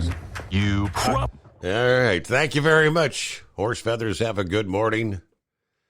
Yeah, who's this Tammy Ball? Somebody had sent me a link to something in regards to that. Senator Tammy Baldwin, senator of Wisconsin, aligned herself with Kamala Harris during the vice president's first campaign rally. Baldwin's decision to publicly back Harris after foregoing appearances with the increasingly unpopular Joe Biden since January. appears to indicate the vulnerable senator believes an alliance with the vice president might boost her odds of keeping her seat this November. At the rally on Tuesday, Harris gave the battleground senator a glowing endorsement. I had the privilege of serving with Tammy when I was in the United States Senate. She's always fighting for the people of this state, and I know that the folks that are here are going to make sure you return her to Washington, D.C. in November. All right, 18 before the hour. Eagle is on board indeed. See what's going on this Thursday morning. What's happening, Eagle? Okay, yeah, how you doing, Steve? Hey, listen, before I get to my favorite subject, I'm talking about protesters, because we got some people in Washington, D.C. that I need to talk about. But before I do that, Steve, I want to say something. I'm going to respect your show tonight. But I want to say something right quick, because I tuned, after I got through talking last night, I had to go in the truck stop to take care of some business. And so I didn't get a chance to listen to the whole show last night. So I normally listen to the podcast while I'm driving. And as I'm driving along today, minding my own business, I hear my name come out of somebody's mouth that called into your show last night, criticizing me again. Even after I told this guy that I'm not concerned about him and I'm not concerned about what he says about me. Okay, I'm not going to mention the guy's name because I respect you and I respect your show. And I've been calling a long time. But believe this, Steve, if I wanted to, I can light that guy up on the airwaves. But I'm gonna keep it clean because I respect you and your show. That's all I'm gonna say about that guy. Now, let me move on to my favorite subject, and that's protesters. Okay, now here's how it goes, Steve. Donald Trump, when he was in the White House, he enacted a deal to where anybody that goes to Washington, D.C. and graffitis a statue or flags or anything like that would be immediately arrested and placed in jail. I don't know what the total jail sentence was, but that's exactly what needs to happen to these people. These people went to Washington, D.C., these so-called pro-Palestine protesters, and they did the ultimate disrespect to America, Steve. If you don't like living in the USA, you can get the hell out. I'll be happy to donate some money for your airfare to get the hell out of the country. But it burns me up when I turn on my television and I see somebody burning down a U.S. flag. You see what I mean, Steve? Absolutely. That's right. The ultimate disrespect to burn up a U.S. flag right in front of the damn White House. You know, it wouldn't be so bad if it was in California, Oregon or something like that. But you burning it down right there in Washington, D.C., right in front of the White House. You got some nerve, Steve. You got some real big balls to do that. And why the National Guard or the military wasn't placed there, but we already know we have an empty suit in the White House. That's why they wasn't there. But I'll tell you this, Steve, those people better enjoy the ride, because when Donald Trump get in, I wonder how many flags they going to burn in front of the White House. I wonder how many statues they going to graffiti when Donald Trump sits in that White House. They'll find their ass right in jail where they belong. Do you understand what I'm saying, Steve? Well, there is the thing they still call free speech, Eagle, and that's not free. Well, as much as we hate it, they Steve. How is that free speech burning down a flag? What'd you say? I know. I'm with you 100%. It should be a crime, but I mean, it is still. I don't believe burning the American flag is a crime. It's still protected as free speech. As disgusting as it is. Like I said before, Donald Trump thinks it's a crime, and you'll see a big difference. I guarantee you, when Trump get in the White House, I guarantee you these so-called pro-Palestine protesters, they won't be in Washington, D.C. doing what they did today. I guarantee you that. So here's how it goes. Another thing, Steve, it's obvious that Joe Biden and Kamala Harris are racist towards the Israel deal. You see what Biden has done. He stabbed this guy in the back several times since the deal with Hamas has taken place. And then for Joe Biden nor Kamala Harris to show up to listen to this man speak today, that's the ultimate disrespect to this man Netanyahu, because this is a good man. This man is trying to do what's best for Israel. And I told you this several months ago. It clearly says in the Bible, Steve, and I'm not going to waste my time arguing with people. It says people that turn their back on Israel will the bad things will happen to those people that turn their back on Israel. So hopefully Kamala Harris and this loser Joe Biden will pick up a Bible and read it for their damn self, and they'll clearly see what I'm trying to tell you. Now, let me talk about this other subject, Steve, and that goes to, because I'm very aggravated tonight. Let me talk about this other subject when it comes to Kamala Harris.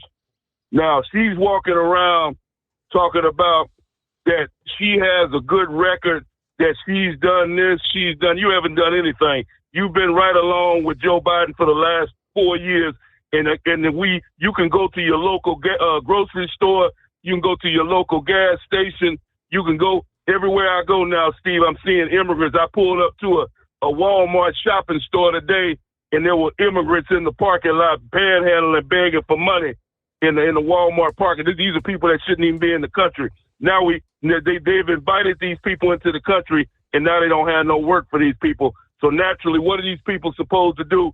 Now you're starting to see them on television turning up, robbing and stealing and committing crimes. And that's exactly what they're going to do, because they don't have no job. You shouldn't invite them in the country to begin with if you didn't have no work for these people. So Kamala Harris, you already know she's not going to shut down the border. Ask Kamala Harris if she's going to shut down the border and see what she tell you. I guarantee you she's going to continue the tradition that she's had going on for the last 4 years. More individuals will be in the country. Ask Kamala Harris if she's going to turn the pipeline back on for the oil and put these oil rigs so these people can drill like they're supposed to, and see what she tell you. Ask her what she going to do about that. She going to do nothing, Steve. She's nothing but all talk, just like Joe Biden was all talk. And as far as the black vote goes, you can go out to California. There's black men still in jail to this day that Kamala Harris put in the jailhouse when she was the prosecutor. So you go on the internet and you can see all kind of bad stuff about what she did to people, had people working for free for the government out there in California, prisoners making money off these and keeping them in there for longer than what they were supposed to stay so they can make more money or work off these people. Kamala Harris is the lowest of the lowest scumbag besides the man that she works for right now. And as for Joe Biden goes, Steve, Joe Biden had the perfect opportunity to do the right thing tonight, brother. He already said he's not running in 25. Well, do everybody a favor, Joe, and get the hell out of the race for 20. Get out of the White House for 24. Why wait 6 more months? You haven't done anything. So you say you want to finish the job. What job is that, Joe Biden? What job do you want to finish, my man?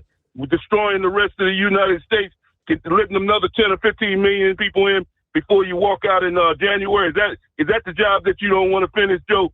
Because so far you've done a very good job of destroying America. Like I told you several times before, Steve, the United States is in the toilet bowl. Joe Biden and the Democrats have put us in the toilet bowl.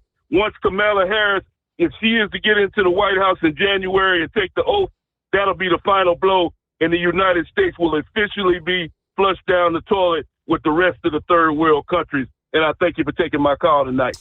All right. And as I mentioned, as disgusting as it is, as angry as it might incite people to, when you see someone burning the American flag, it is not a crime.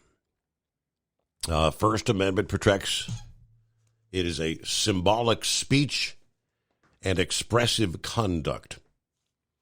1989, the Supreme Court ruled 5-4 in favor of Gregory Lee Johnson in the case of Texas versus Johnson. That upheld his right to burn the flag outside the Republican National Convention in Dallas. The majority argued Johnson's actions were political speech and could be expressed even if they offended others. The court has also overturned other laws that made flag desecration a crime. You have Street versus New York in 1969, Spence versus Washington, 1974. Now, that says there are some exceptions. Okay, burning anything in places where a high fire risk is illegal. Stealing someone else's flag to burn it is criminal. Trespassing to burn a flag on someone else's property is illegal. And this has to be the grayest of all areas. Burning a flag to intentionally provoke a violent response or incite others to lawless violence is not protected. Now, how do you make that interpretation? Obviously, like as Eagle said, if somebody's burning the American flag in front of him, that's obviously looking to provoke a response, right? Okay. Quick timeout and we'll return. At Hot Shot Secret, we share the science behind common diesel problems and their solutions. For example, Diesel fuel cetane levels. in many states, the cetane rating in diesel fuel is 42 to 45. Most diesel engines operate more efficiently with a cetane rating of 48 to 50. One treatment of Hot Shot Secret Diesel Extreme will raise your cetane 7 points, increase fuel economy, and improve cold starts. Due to a cleaner burn, there are less hydrocarbons and particulate matter in your exhaust. This reduces the blockage of your diesel particulate filter. Using Diesel Extreme generates 83% less DPF regeneration. The 6-in-1 Diesel Extreme formula also includes the most concentrated detergent on the market, lubricity enhancer, water demulsifier, rust and corrosion inhibitors, and a fuel stabilizer. Hot Shot Secret Diesel Extreme is available nationwide at truck stops, fine farm and auto stores, and online at hotshotsecret.com. Hot Shot Secret, powered by science. Doc's Diesel is your one-stop online shop for diesel filter maintenance. Genuine quality, third-party tested filters for Cummins, Powerstroke, Duramax, and EcoDiesel trucks. Doc's cuts out the middleman and those pesky markups you often find from OMEs, dealerships, and parts stores. We make ordering easy with filter kits, subscriptions, and even dealer sign-ups if you have a fleet. Purchase your filters at www.docsdiesel.com and receive 10% off when you use code SUMMERS10. Doc's Diesel, your one-stop shop for diesel maintenance. And now, back to the Steve Summers Overnight Drive, live from the Hot Shot Secret Studios. All right, thanks to Braindead for forwarding this past day the John Force update, the drag racing icon. John Force is headed home 1 month after suffering a traumatic brain injury at the NHRA Virginia Nationals. John Force Racing announced John finally gets to sleep in his own bed. After being discharged from Barrow Neurological Institute, that's a rehab center in Phoenix, where he was transferred earlier this month to treat some of his cognitive and behavioral symptoms from that brain injury. Brittany Force says, "Peace out, Phoenix.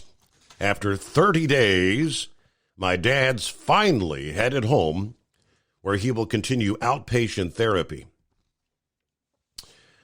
She shared an update on Instagram Tuesday. These next steps to recovery will definitely be a family effort, she says. John's team said the next phase involves outpatient speech and OTPT, occupation and physical therapy, to address lingering short-term memory and cognitive issues. Of course, we all know what happened with the crash there, where he was able to exit the wreckage, but he did not escape without injury. Traumatic brain injury, fractured sternum, other injuries. Airlifted to a Virginia hospital. He was there for 15 days before then being moved to the Neurological Institute in Phoenix. But the Hall of Famer has made tremendous progress in the past month. According to his team, he is able to converse with others and has regained his equilibrium, allowing him to walk with assistance.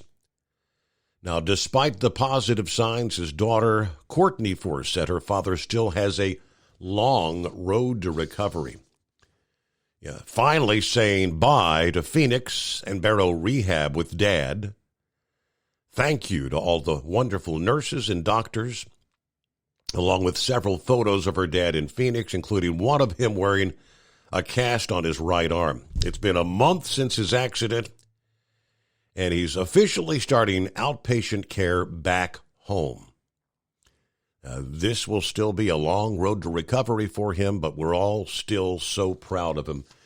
I think they saw the headline somewhere that it's pretty much his retirement announcement. He's not going to be getting behind the wheel again. All right, so Godspeed.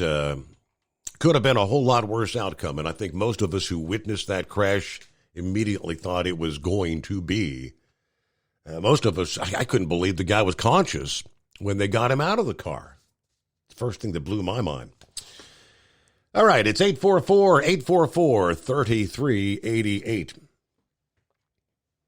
Got some updates, some interesting developments as the investigation into Trump's would-be assassin continues. We'll delve some into that coming up in our next hour. Other industry headlines as well. A traffic mess around Indianapolis. All the details coming up after this. The Steve Summers Overnight Drive, live from the Hot Shot Secret Studios. Ultimate comfort on the road. That's the Bostrom difference. And why so many drivers are upgrading their seats to Bostrom seating.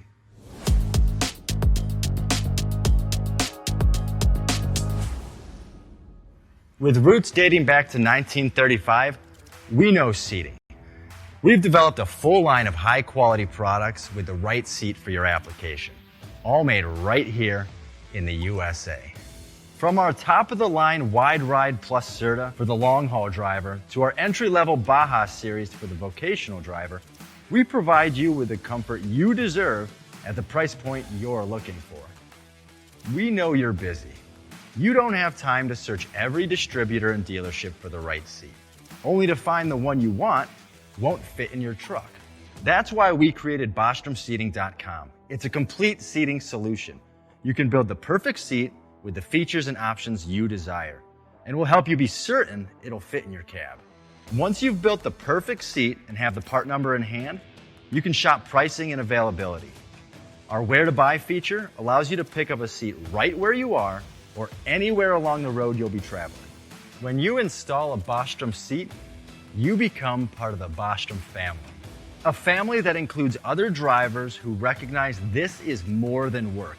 It's a ride, one that requires the next level comfort and support only Bostrom can provide. Go to BostromSeating.com to design your ride with ultimate comfort for the open road. Hands on the wheel, hands off invoicing. At Transcap, we're built for high speed and service, just like you. Our fast freight factoring helps you make more money, not chase it down, because we handle all the invoicing BS and back office work. Apply for fast funding at transcap.com/getcash. It takes just 60 seconds. Or call 888-250-TCAP. That's 888-250-TCAP. And mention Steve Summers Overnight Drive. From Feature Story News in New Delhi, I'm Ishan Garg. At least 2 people are dead and hundreds injured as Typhoon Gemi hits Taiwan. The storm is bringing intense winds, rain and storm surge and has forced the closure of schools and businesses for a second day. Chris Gilbert reports. The storm struggled to make landfall, bouncing off the island's mountainous terrain and exposing eastern Taiwan to hours more severe rain and wind. At least 1 person has died after being crushed by a falling tree while riding a motorized bike, another after being hit by debris from a roof. Officials say at least 200 more have been wounded. There have been hundreds of reports of fallen trees around the island as winds hit up to a sustained 205 kilometers an hour or 125 miles per hour. There have also been dozens of reports of damage to buildings and infrastructure. At least 4,000 people were evacuated from New Taipei City, at least 11,000 households had power cut, and flights and public transport have been disrupted for a second day.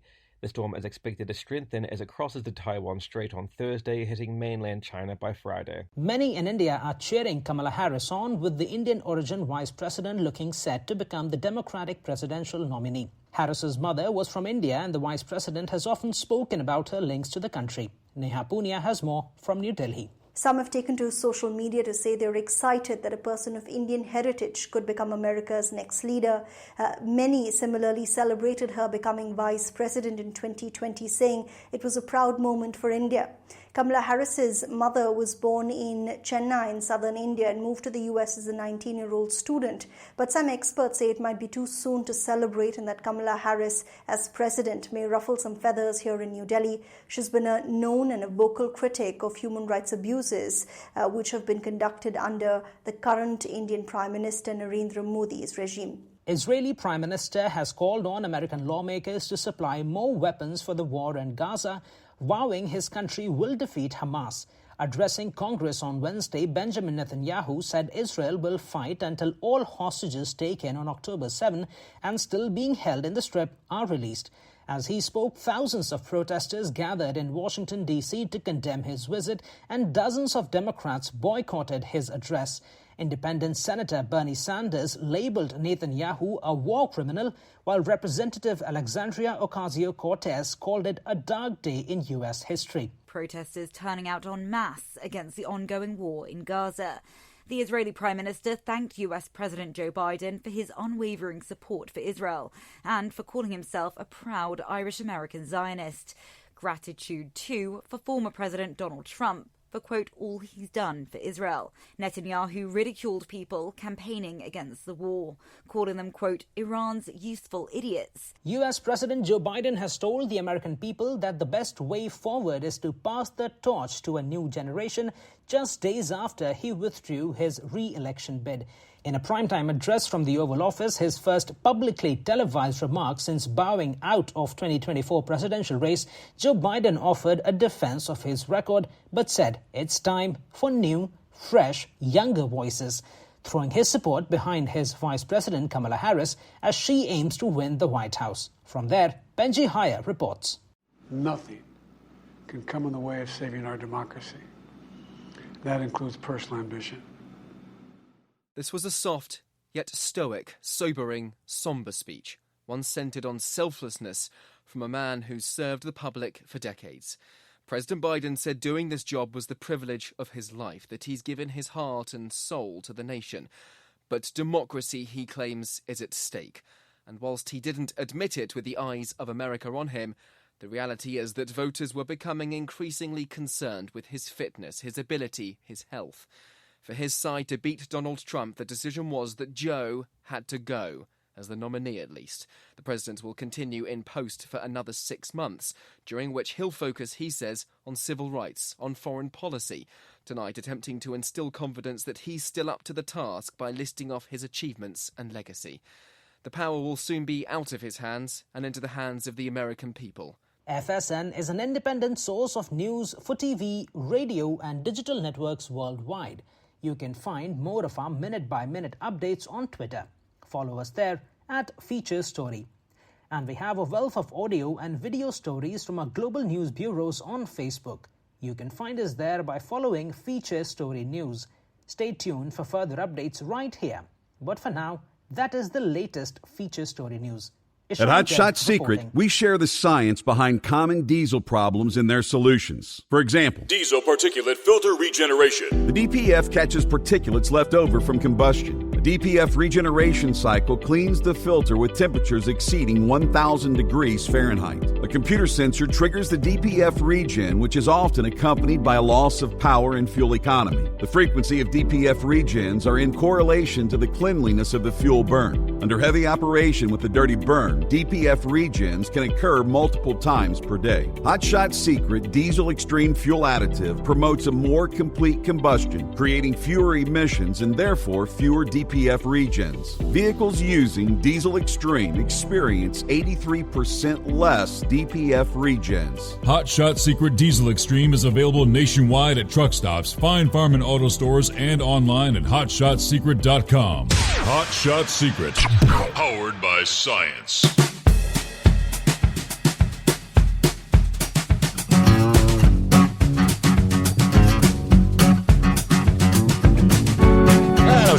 Just came across the ad for, I guess, the next big rally featuring Donald Trump and J.D. Vance together.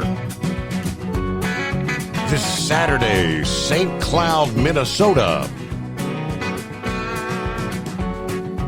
Yeah, we'll see you Saturday the 27th, 7 p.m. Be part of a historic rally. All right. So that is an event you have to get tickets. Saturday, okay. Other industry headlines as we kick off another hour. Guess it was a real mess in North Carolina this past afternoon. At least 5 killed in a crash on I-95 in Wilson County about 1:30 this past afternoon near Kennelly. According to the local ABC affiliate, 2 passenger vehicles and 2 tractor trailers involved in a crash in the northbound lanes. Images captured at the scene show one of the trucks off the roadway near a wooded area, and the other truck destroyed by fire. Highway Patrol said 5 perished in the crash. Traffic backed up to 5 miles at one point. They had announced earlier in the day, Wednesday afternoon, that all lanes of 95 northbound were expected to be closed through 11 o'clock this past evening, so just a few hours ago. Prayers for all those involved, right? All right, the FMCSA, I think we touched on this a few nights ago, but I know everyone can't listen every hour of every program that might have missed it. The FMCSA warning drivers about a recent phishing scam impersonating official FMCSA correspondence. It's an email being sent to entities registered with the FMCSA by someone impersonating them. Fake emails that look official. They really do look official, especially at first glance. The emails are being sent from safety@fmcsa.gov or filing@fmcsa.gov, but they are not legitimate FMCSA email addresses. They are not affiliated with the FMCSA, but the fake emails contain attached forms requesting a Social Security number and a U.S. DOT PIN, and some instances, proof of insurance and a driver's license. The email also contains threatening language requiring a response within a day, or you'll be fined. This is not an FMCSA practice, they wrote in a statement about the scam. We do not require such information on the official FMCSA forms. Do not fill out attached forms. This information would allow the unauthorized party to then gain access to your FMCSA account. The email containing the link is also very convincing that it is coming from the FMCSA. Communications from the FMCSA relating to information requests of this type would either request you to log into your personal portal at the FMCSA login or come directly from an FMCSA dedicated mailbox. While these emails typically end in a .gov, we encourage you to verify any email or communication you feel might be suspicious. So yes, very convincing emails. All right, back to the calls we go. See what's happening with Sergeant MacGyver this morning. Hi there. Hello. Hi, Steve. How are you? Doing well. How about yourself? I'm great. Are you familiar with Carl Higbee of Newsmax? Well, I'm very well familiar with the Newsmax. I don't know the individual reporters or whatever, but what about him? He's yeah, and I'm sorry. He's probably on while you're on your sleep time, but he comes on at 5 p.m. He's a former Navy SEAL. He's quite a fella. Mm-hmm. He doesn't have a degree. He practically brags about that, and I think he worked in the Trump administration with security and the likes of that. But he broke a story today, and if this story gains any traction whatsoever, this could put a serious monkey wrench in the Democratic Party's in its entirety of way of raising money. Are you familiar, and I'm sorry, I'm not trying to play stump the chump questions, I apologize, but are you familiar with Act Blue and WinRed, the two different major clearinghouse for donations to the Democratic and Republican Party? Are you familiar with them? Not familiar with them. Because I wasn't. No, I'm not. Yeah, so I did some looking on the internet, especially after Carl Higby's report today. So the gist of it is they have taken millions, if not tens of millions, potentially billions of dollars, and they have donated it to Act Blue through previous donors, such as Gristleneck Jane down in Louisiana donated $20 to the Democratic Party or to a candidate, let's say 5-6 years ago, whatever. And Carl Higby and his team found out. I don't think he had said who alluded it to him or let him know about it, but he said he read through thousands of documents yesterday, and he was just burned out on it. But what he said is they had taken like this particular donor, and the way it looked like, according to these records that were public records, this individual would donate every 5 minutes for like 30 days straight or whatever. And he surmised it by saying 32 to 34 people had donated like $5.5 million in like 30 days. Mm-hmm. And it's mind-blowing. It's mind-blowing how crooked that they have used Act Blue's database of donors to funnel these millions of dollars in contributions under their name.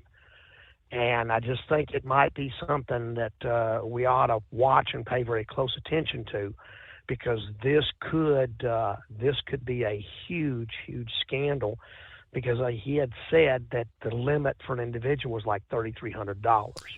Right. And he broke out the numbers, and he masked the numbers of several people that he quoted, but he said all of them were over 65 years old. They had gone so far to call these people's home telephones and had left voice messages on their voicemails when they picked up, and nobody would call them back. But he said that this was all public record. It was right there for to see, and he had a couple of guests on talking about it, and he said, why isn't this being, why isn't people screaming, raising Cain about it? And one of the guys said, well, they're just not looking. They're just not seeing it. But anyway, so I thought you might want to know about that. And like I said, if this story gains traction, if the right people look into it, this could be serious violations of the campaign finance laws. But I do want to say something real quick before I get off here in regards to Eagle. I want to say, Eagle, God bless you. You are amongst friends here on this show, I'm sure. And I know I'm just speaking for myself, but I'm quite sure that you don't need to worry about somebody, whoever it was, talking smack about you. Steve, thank you. God bless you for everything you do. All right, good to hear from you, Sergeant MacGyver. Okay, I'm not really familiar with Act Blue or what I do know that these super PACs, as they call them, you can donate unlimited amounts to the PACs, but you're capped at what you can give to an individual candidate. So might be something worth checking into, right? I did a quick search of Act Blue, and a couple of things pop up behind the historic fundraising numbers we've been sharing. Digital organizers across the country are working to raise the money it'll take to win in November. If you've been logged on this last week, you'll see we are with you, and hope you're taking breaks when you can.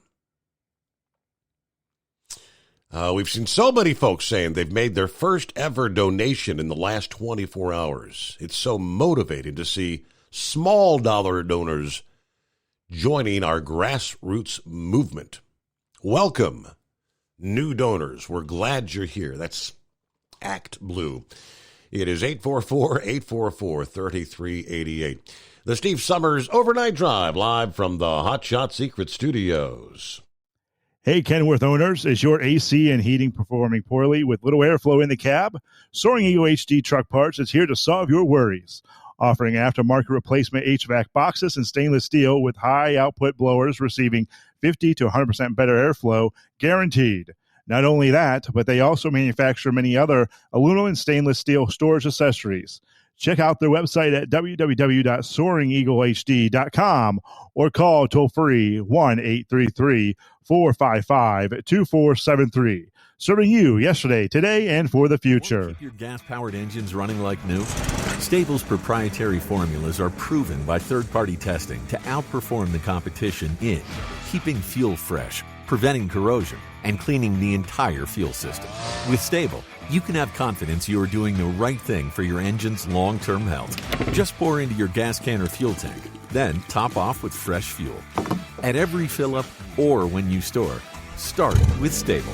Available where fuel additives are sold. At Hot Shot Secret, we share the science behind common diesel problems. For example, excessive black smoke. Excessive black smoke has two causes: carbon buildup and internal diesel injector deposits, also known as IDIDs. Hot Shot Secret Diesel Extreme has the highest concentration of active ingredients allowed by law and will safely remove all types of injector deposits, including IDIDs and carbon buildup, to eliminate black smoke. Hot Shot Secret Diesel Extreme is available nationwide at truck stops, Fine Farm and auto stores, and online at hotshotsecret.com. Increase fuel economy up to 7.9% with Hot Shot Secret Gasoline Extreme, the solution to maximize your engine's performance and fuel economy. Whether you're driving a sports car or a daily commuter, Gasoline Extreme is specially formulated with PEA to deep clean. Don't settle for an average driving experience. Upgrade to Hot Shot Secret Gasoline Extreme and go further on each tank. Order now on Amazon or hotshotsecret.com. Hot Shot Secret, powered by science.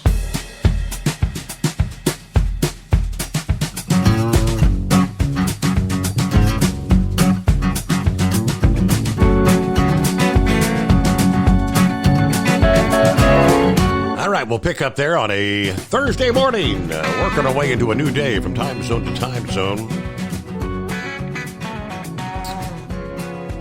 See Phillips on the line. Let's see if we can get an update here just ahead. I had a story from, it's been a few days ago, that said SpaceX was seeking a rapid return to Falcon 9 launches after the rare failure of the Workhorse rocket during a satellite launch about a week and a half ago.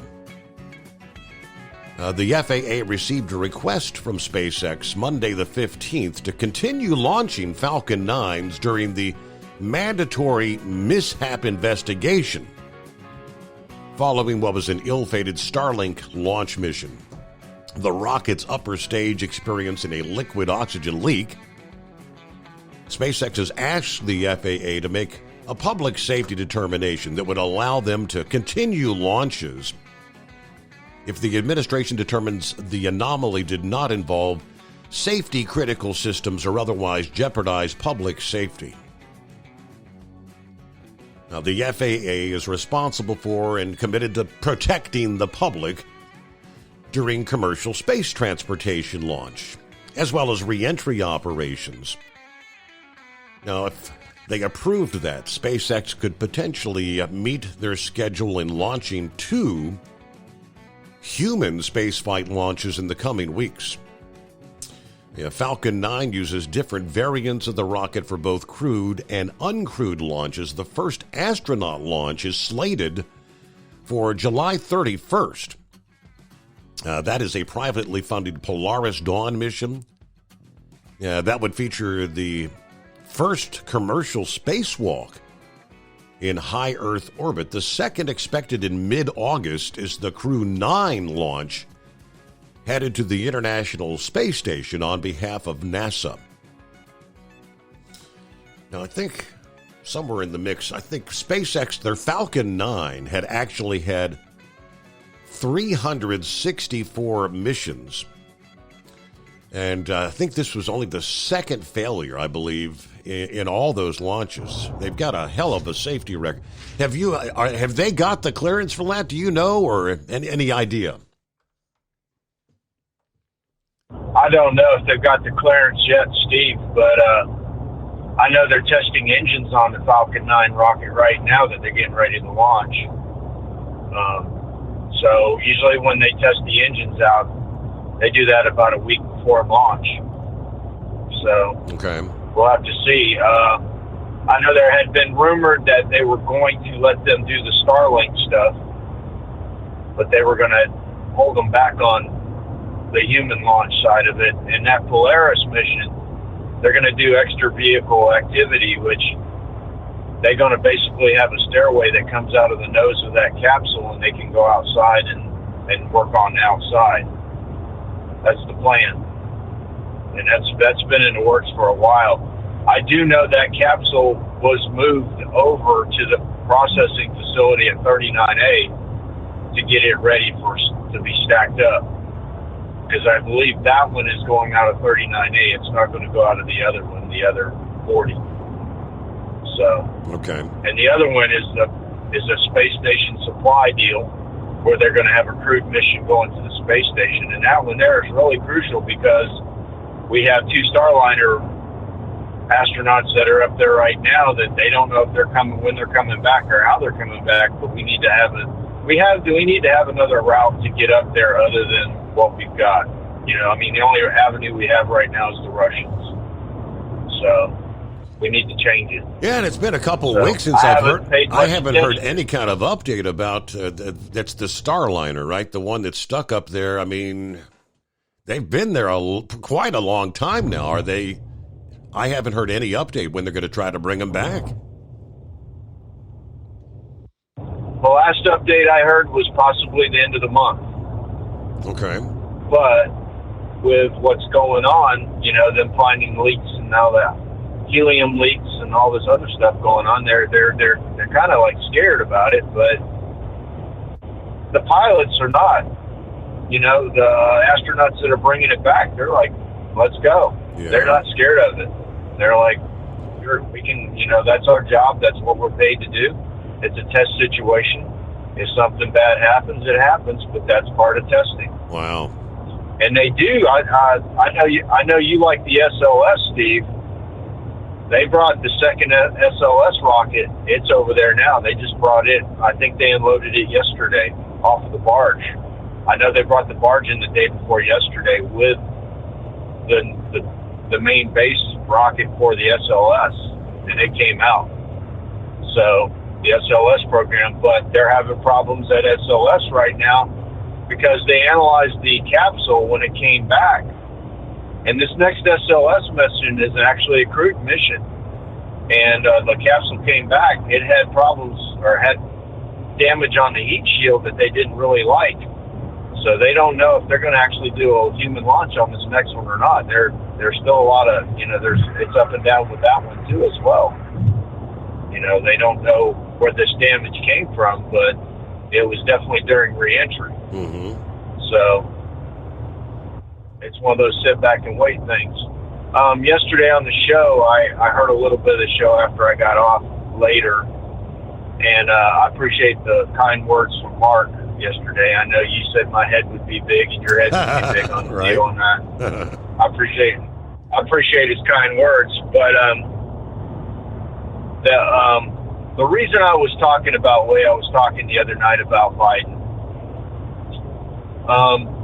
when I watch somebody speak publicly, I look at it a little different than most folks. I look at body language, I look at a lot of different things, and if you've watched Joe Biden publicly when he's trying to get his point across, he kind of waves the crowd a little bit. He goes with the crowd.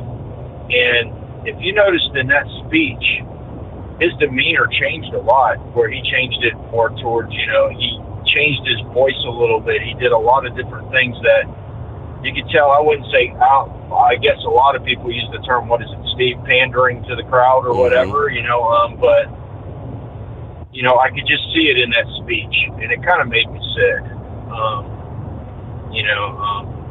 I hate these guys that they rely so much on the teleprompter, they rely so much on that kind of stuff, and they don't. I'm not saying you should ad lib in the speech, but you need to know your speech enough to where you don't need to read it.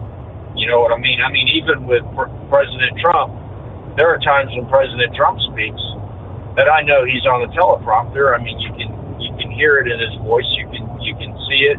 I mean, even at Butler, he had the glass on both sides for the teleprompter. You could see it. I mean, and it's one of those things. It's just one of those things that irks me, and that's what I was commenting about. You can see the real side of the person. And Joe Biden has been conditioned to do that, Steve. You think about it, he's been a politician for 50 years. They condition themselves to talk like that and act like that. Where his words go together it drives me nuts. I don't know. Does that drive you nuts, Steve, when you watch his Right. I see what you're saying. So you weren't saying that he seemed kind of jacked up or anything. Just the fact that he was running all the words together. Yeah, you could just see that he was playing the crowd. You know what I mean? Mm-hmm. Get your agenda crossed. It doesn't matter if your agenda is going to put it to you this way. If you have confidence in what you're speaking about, right? When you speak to a crowd, you speak what you say and you stand behind it. Don't play up to the crowd and seem fake. And that's one of the things that it irks the heck out of me. With a lot of these guys, they pander up to the crowd to get the crowd into it, but in reality, they're not standing behind their agenda or what they're wanting to talk about. And that kind of irks me when I see politicians do that, and it's very common. It's very common. While we're on this political thing here for a second, Steve, do you know about Project 25, Steve? I've heard of it. I haven't done a lot of digging into what it actually entails, though. Somebody had asked me about that the other night, and I think there was a bit of controversy when Trump spoke the other day, I guess over the weekend, and even he said that Project 25 was kind of extreme, as he put it. But yeah, so if you can hold the thought there, because we got to get our news break in, we'll pick up there. After this, the Steve Summers Overnight Drive. From a feature story news in Washington, I'm Benji Haya. Israel's Prime Minister has called on the United States to supply more weapons for the war in Gaza, vowing his country will defeat Hamas. Addressing Congress on Wednesday, Benjamin Netanyahu said Israel will fight until all hostages taken on October 7th are released. But thousands of protesters gathered around the US Capitol to condemn his visit, and dozens boycotted his fourth speech to a joint session of lawmakers, a record for any world leader. Sally Patterson was watching. Inside Congress, Benjamin Netanyahu was met with applause, cheering and standing ovations. Outside, a very different picture, with protesters turning out en masse against the ongoing war in Gaza. The Israeli Prime Minister thanked US President Joe Biden for his unwavering support for Israel and for calling himself a proud Irish-American Zionist. Gratitude, too, for former President Donald Trump for, quote, all he's done for Israel. Netanyahu ridiculed people campaigning against the war, calling them, quote, Iran's useful idiots, and said Tehran is coming first for Israel and then for America. His address comes as the war in Gaza rages on, with more than 39,000 Palestinian deaths, according to Hamas figures. Mr. Netanyahu's meeting with Joe Biden on Thursday after the US president's Oval Office speech to the nation, shedding light on his decision to end his re-election bid. His Vice President, Kamala Harris, is now the presumptive nominee to face off against Donald Trump in November. The former president, meanwhile, is planning to hold indoor rallies only, following advice from the Secret Service after his attempted assassination earlier this month. Jagruti Dave reports from Washington. Two sources have told NBC News Mr. Trump might still host smaller rallies outside, but for larger events he is looking at indoor venues or outdoor spaces where they can implement tighter security measures, as well as venues without nearby rooftops or other points of elevation, as was the case with the Pennsylvania rally. This comes after the Washington Post reported the Secret Service was advising the Trump campaign to avoid outdoor locations. They are instead scoping out places like basketball arenas, according to a source speaking to the Post. Neither the Trump campaign nor the Secret Service have commented on the reports. All this comes after the resignation of Secret Service Director Kimberly Cheatle following the assassination attempt, and who said the agency had fallen short of its mission to protect our nation's leaders. Hundreds of people have died in 2 landslides in southern Ethiopia following heavy rains in a remote mountainous area. 25 migrants have been found dead in a shipwreck off the coast of Mauritania, and 18 people have been killed in a plane crash in Nepal's capital, Kathmandu. The pilot of the domestic flight was the sole survivor. Ultimate comfort on the road. That's the Bostrom difference. And why so many drivers are upgrading their seats to Bostrom seating.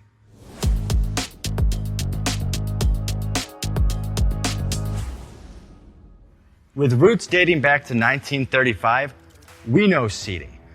We've developed a full line of high-quality products with the right seat for your application, all made right here in the USA. From our top-of-the-line Wide Ride Plus Certa for the long-haul driver to our entry-level Baja series for the vocational driver, we provide you with the comfort you deserve at the price point you're looking for. We know you're busy. You don't have time to search every distributor and dealership for the right seat, only to find the one you want won't fit in your truck. That's why we created BostromSeating.com. It's a complete seating solution. You can build the perfect seat with the features and options you desire, and we'll help you be certain it'll fit in your cab. Once you've built the perfect seat and have the part number in hand, you can shop pricing and availability. Our Where to Buy feature allows you to pick up a seat right where you are or anywhere along the road you'll be traveling. When you install a Bostrom seat, you become part of the Bostrom family. A family that includes other drivers who recognize this is more than work. It's a ride. One that requires the next level comfort and support only Bostrom can provide. Go to BostromSeating.com to design your ride with ultimate comfort for the open road. Hands on the wheel, hands off invoicing. At Transcap, we're built for high speed and service, just like you. Our fast freight factoring helps you make more money, not chase it down, because we handle all the invoicing BS and back office work. Apply for fast funding at transcap.com/getcash. It takes just 60 seconds. Or call 888-250-TCAP. That's 888-250-TCAP. And mention Steve Summers Overnight Drive.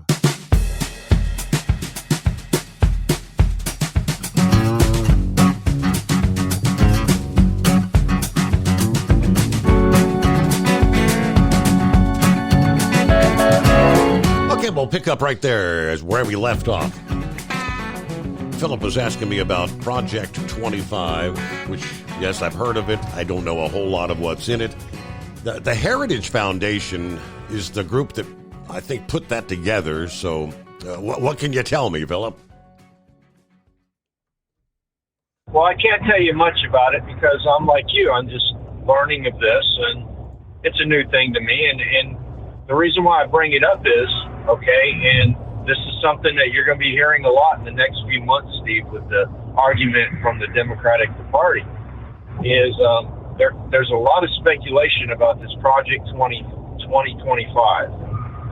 And there is supposed to be, I mean, it's everything in there from, you know, veteran cuts in veteran hospitals to taxation. There is talking about it's a 2-tier tax system where, you know, the lower class will be 15%, the upper class will be at 30%.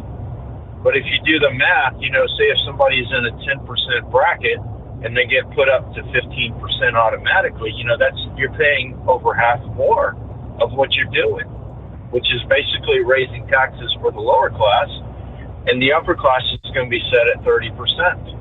And it's cut off, I think, at $100,000 or somewhere around in that, depending on how much income you make. But it's all speculation because there's a lot of the Democrats are going to put this into the argument against Trump. Mm-hmm. You're going to see this in the next few months. You might even see arguments, Steve, and this is something that I'm still investigating about, is that something called Agenda 47, which is a plan that Trump had put together, and I don't know much about it. I'm not going to speak about it because I'm one of these people. I do research just like you do, Steve. I know you do it on the computer there, and that's what you need to do before you start talking about it. And what's going to make this election crazy is a lot of people are going to do speculation about this kind of stuff, be it on the Democratic side or the Republican side, whatever. And it's going to sway people to vote a different way than what they would apparently do before.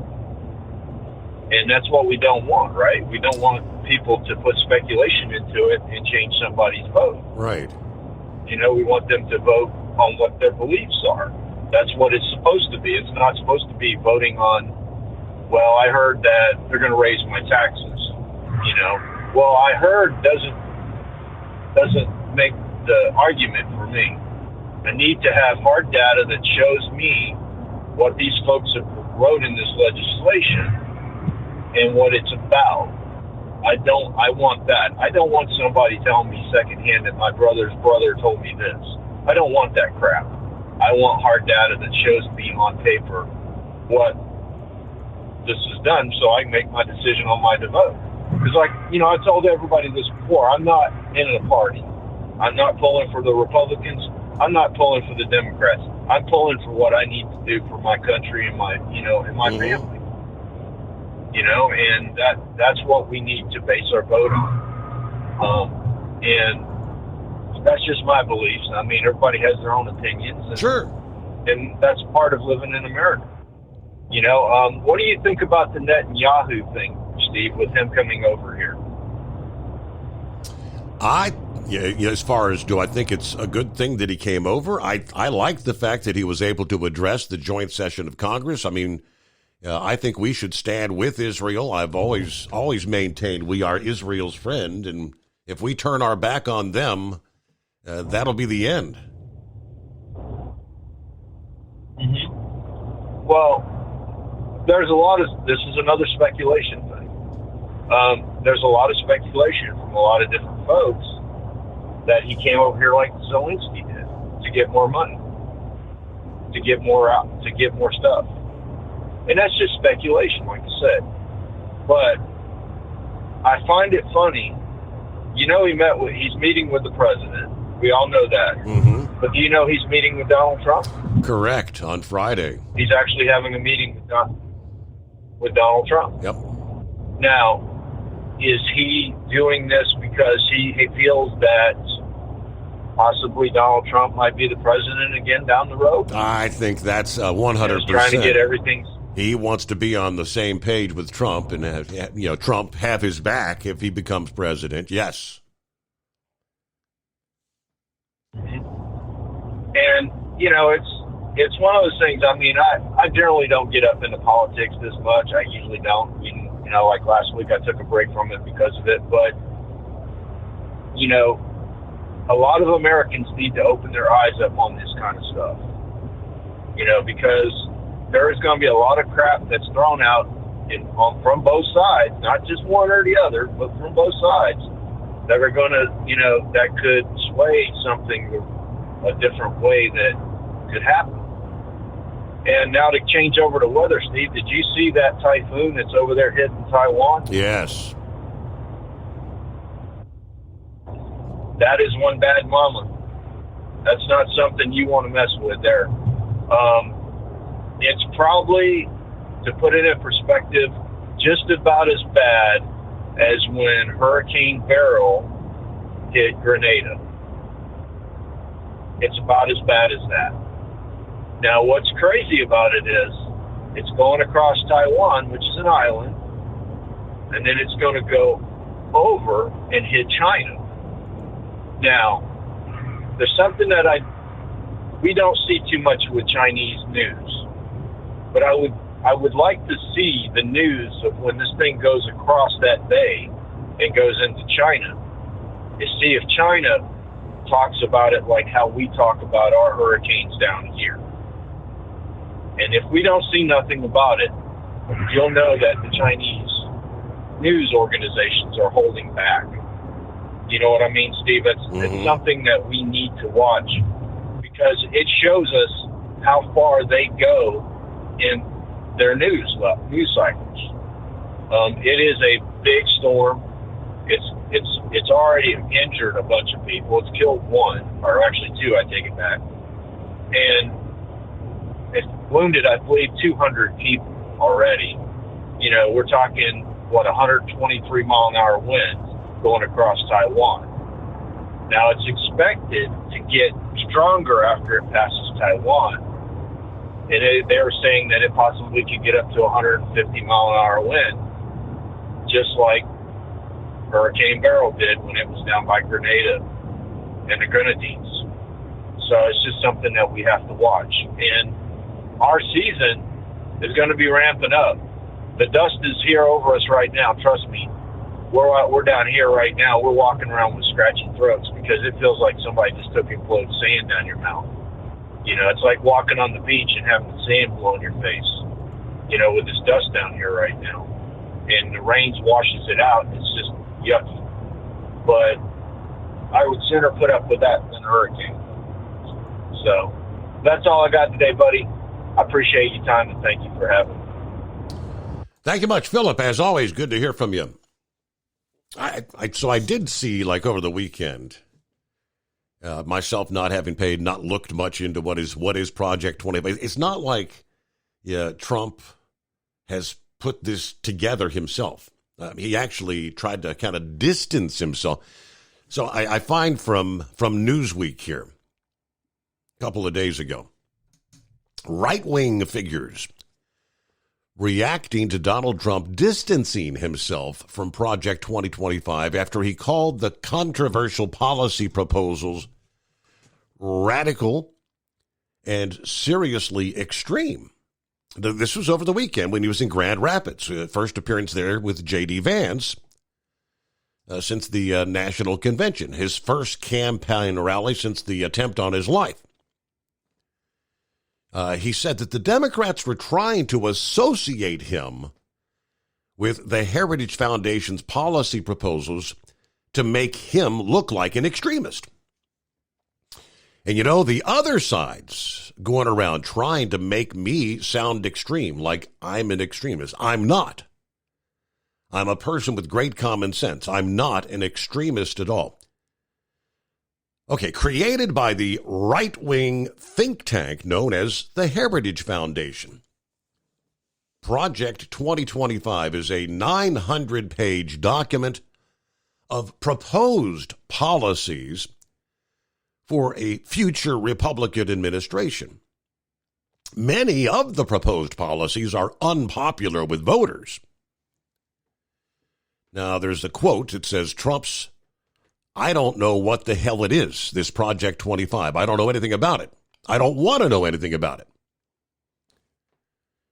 Now, Trump said that the contributing authors and the Heritage Foundation are on the severe right, as he put it. Like some on the right, severe right, came up with this Project 25, and I don't even know. Some of them that put it together, I know who they are, but they're very, very conservative, like the ultra-conservative. Some members of the audience apparently booed at that point. He drew a he said they're sort of the opposite of the radical left. You have the radical left. You've got a radical right. And they come up with this. I don't know what the hell it is. It's Project 25. He's involved in Project, and then they read some of these things, and they are extreme, seriously extreme. I don't know why. I don't want to know anything about it, he said. Utah Senator Mike Lee, via X, said that he's skeptical Trump was denouncing Project 2025. I'm not sure what he's referring to, but I suspect he's not reacting not to Project 2025, but to progressive Democrats' unfair characterization of Project 2025. Conservative commentator Richard Hanania wrote Trump no longer needs to negotiate with other conservative factions.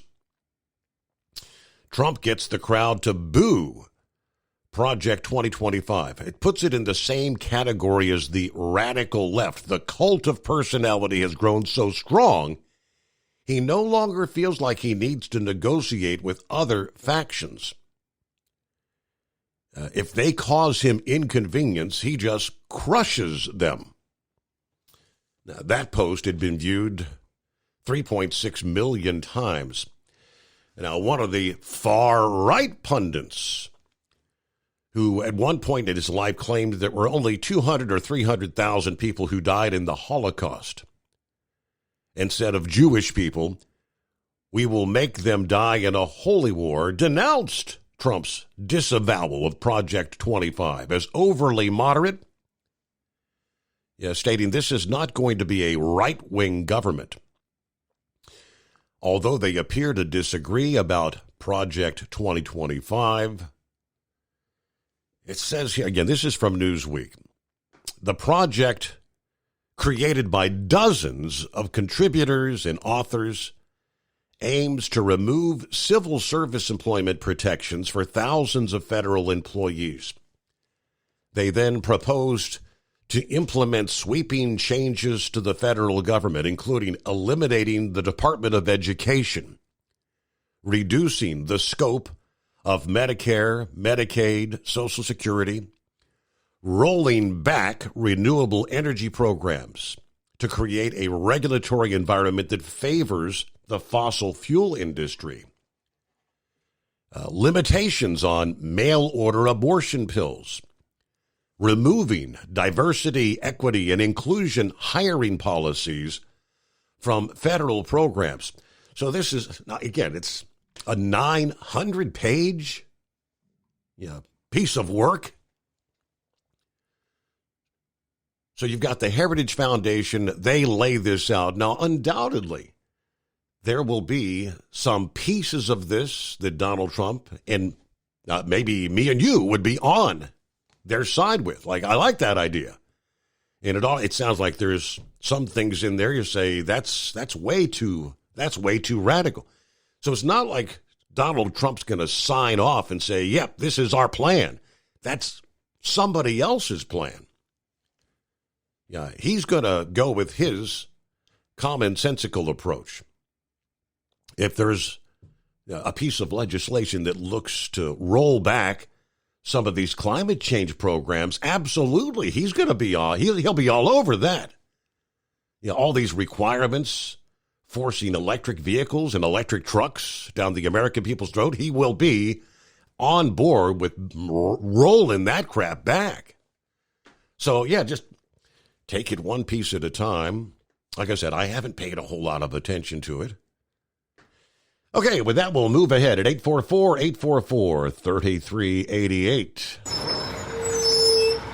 As an independent trucker, you work hard to meet your goals. The Owner-Operator Independent Drivers Association has been helping small business truckers for over 50 years with benefits, services, information, and discounts. You work hard, but OOIDA works even harder to give you advantages that large fleets enjoy.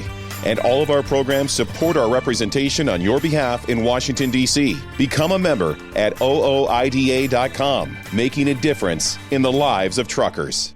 Fuel filtration is a big deal. Poorly filtered diesel fuel can damage injection systems, reduce efficiency, and rob horsepower, among other things.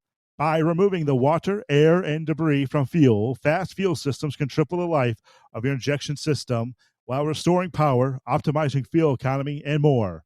Not sure what your truck needs? Give us a call at 636-433-5410 or learn more at fastride.com. At Hot Shot Secret, we share the science behind common diesel problems and their solutions. For example, diesel fuel cetane levels. In many states, the cetane rating in diesel fuel is 42 to 45. Most diesel engines operate more efficiently with a cetane rating of 48 to 50. One treatment of Hot Shot Secret Diesel Extreme will raise your cetane 7 points, increase fuel economy, and improve cold starts. Due to a cleaner burn, there are less hydrocarbons and particulate matter in your exhaust. This reduces the blockage of your diesel particulate filter. Using Diesel Extreme generates 83% less DPF regenerations. The 6-in-1 Diesel Extreme formula also includes the most concentrated detergent on the market, lubricity enhancer, water demulsifier, rust and corrosion inhibitors, and a fuel stabilizer. Hot Shot Secret Diesel Extreme is available nationwide at truck stops, fine farm and auto stores, and online at hotshotsecret.com. Hot Shot Secret, powered by science. Doc's Diesel is your one-stop online shop for diesel filter maintenance. Genuine quality, third-party tested filters for Cummins, PowerStroke, Duramax, and EcoDiesel trucks. Doc's cuts out the middleman and those pesky markups you often find from OMEs, dealerships, and parts stores. We make ordering easy with filter kits, subscriptions, and even dealer sign-ups if you have a fleet. Purchase your filters at www.docsdiesel.com and receive 10% off when you use code SUMMERS10. Doc's Diesel, your one-stop shop for diesel maintenance. And now, back to the Steve Summers Overnight Drive, live from the Hot Shot Secret Studios.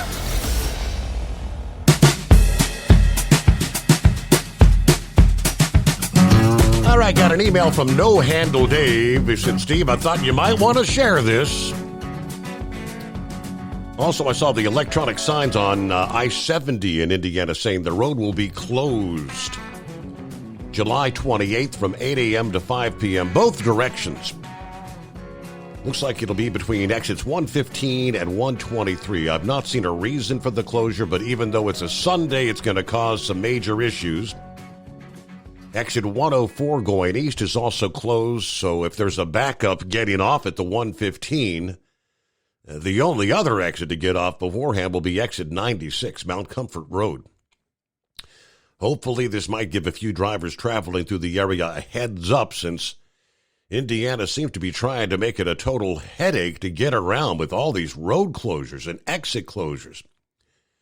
We've got one more week of the I-465 closure on the southeast side, and the major headaches that have been causing so much, that can't get done soon enough.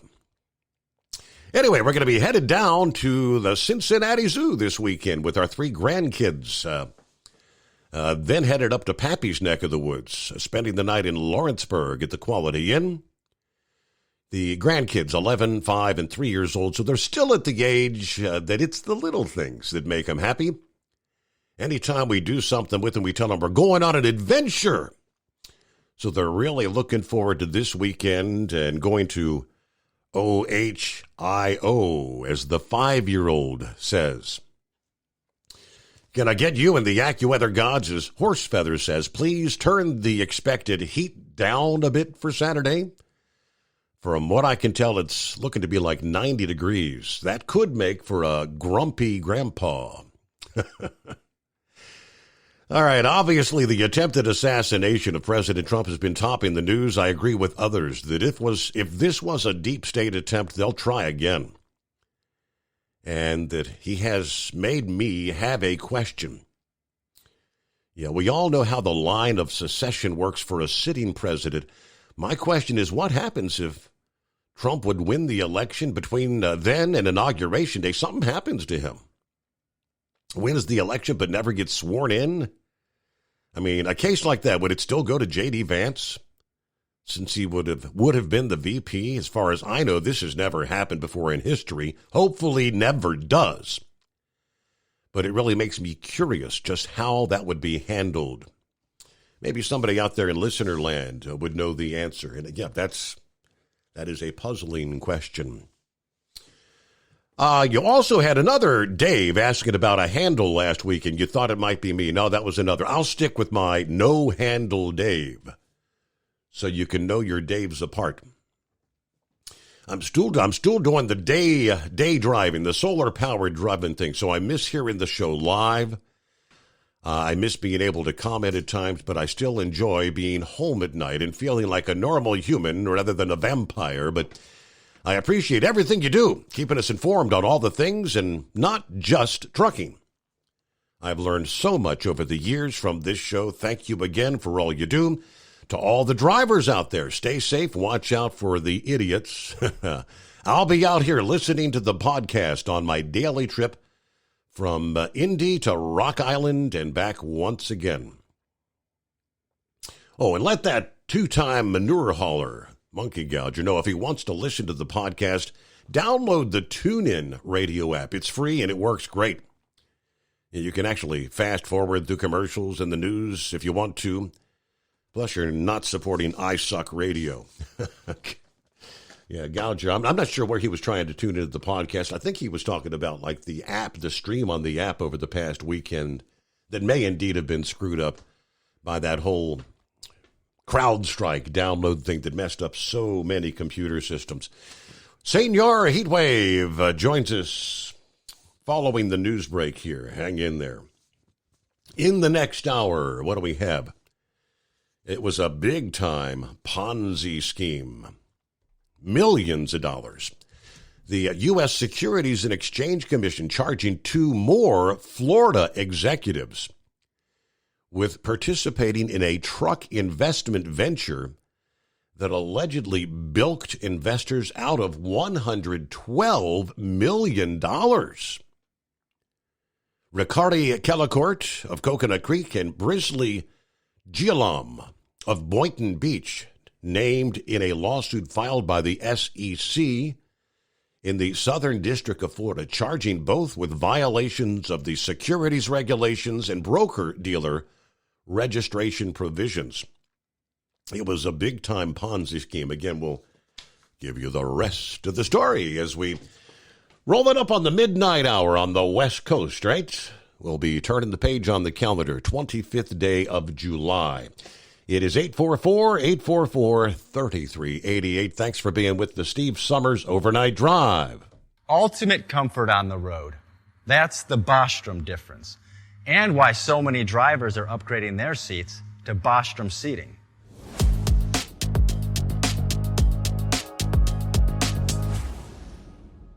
With roots dating back to 1935, we know seating. We've developed a full line of high-quality products with the right seat for your application, all made right here in the USA. From our top-of-the-line Wide Ride Plus Certa for the long-haul driver to our entry-level Baja series for the vocational driver, we provide you with the comfort you deserve at the price point you're looking for. We know you're busy. You don't have time to search every distributor and dealership for the right seat, only to find the one you want won't fit in your truck.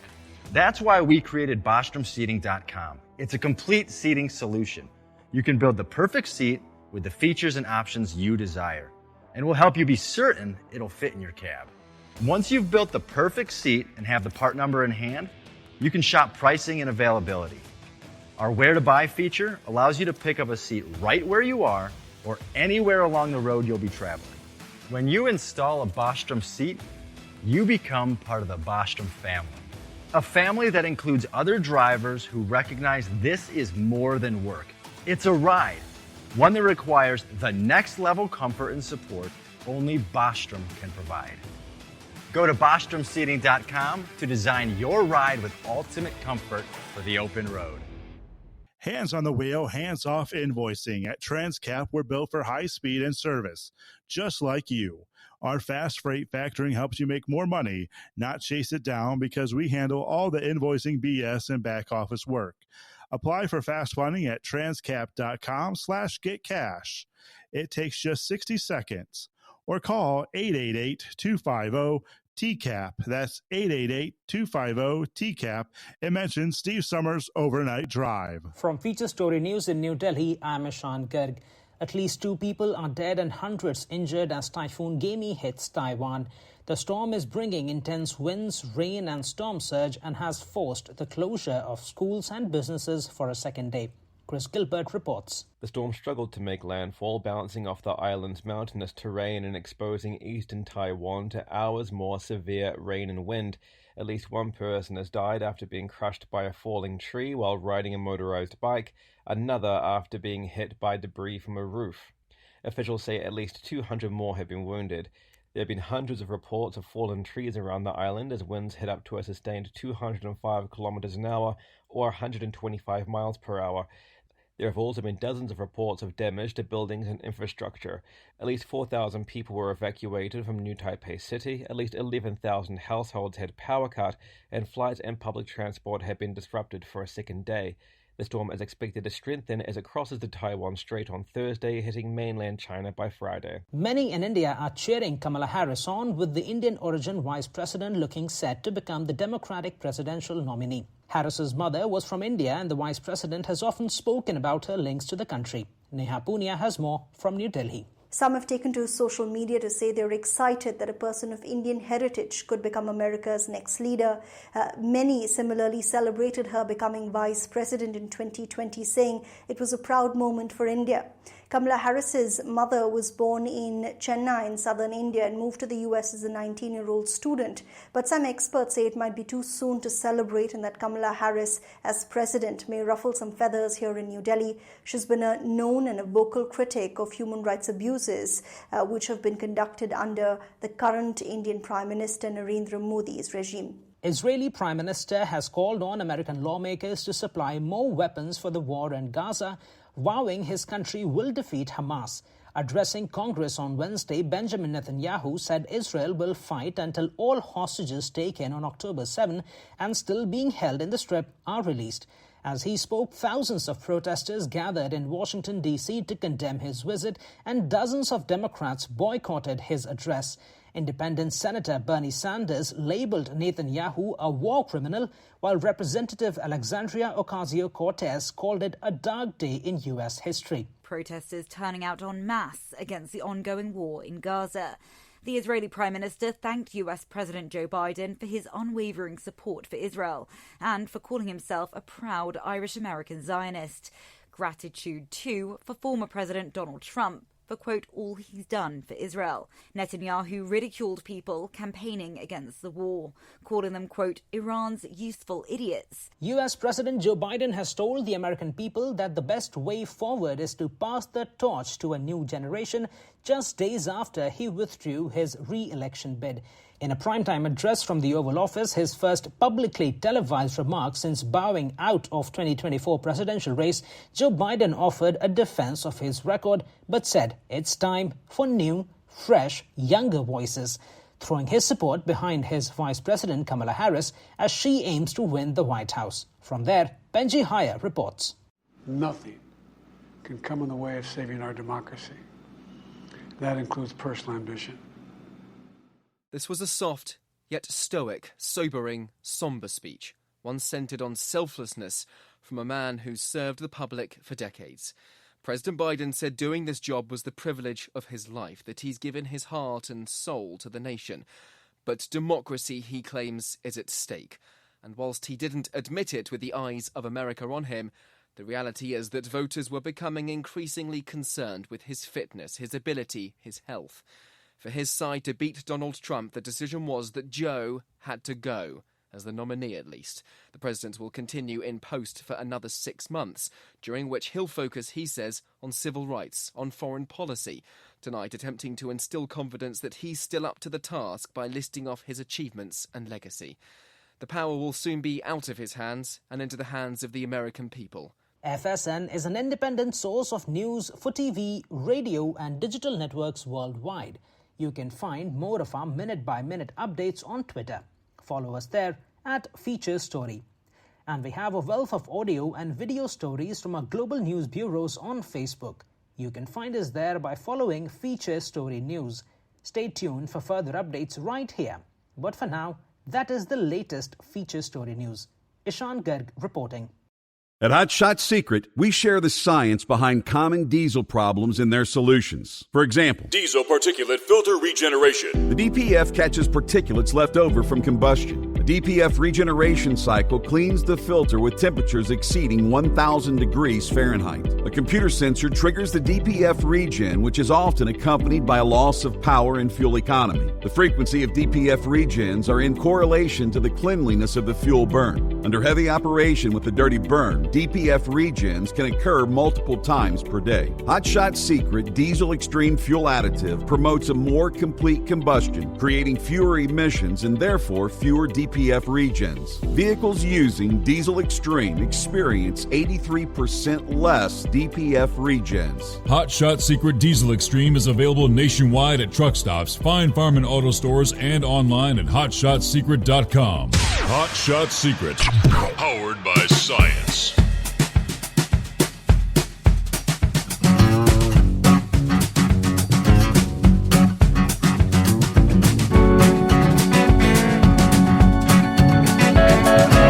Oh, it's been a while since I've seen that. Actually got it wasn't a voicemail or a message on the phone. Actually, a piece of snail mail, letter in the mailbox, telling me it's time to renew my extended vehicle warranty. If I don't contact them now, my price is going to go up anywhere from $150 to $500 a year. They're going to do everything in their power to... I don't have an extended vehicle warranty. Never have. Got a new vehicle, and it's a lease. Okay, so file 13, right in the trash box that one goes. Morning, Senor Heatwave. Good morning, Senor. Yeah, I get that too. In fact, my car is in, well, it's in both our names, but they mail it to Lady Heatwave, saying, "Hey, your 2018 Camaro needs to have." I was like, "Well, you got that wrong. It's a 2015." Or your 2020 Silverado. No, that's not in her name. It's in my name, and it's a 2016. Right. Those are immediate. I told her, I said, "You see this kind of junk mail, you just immediately file it, 86 it, you're good."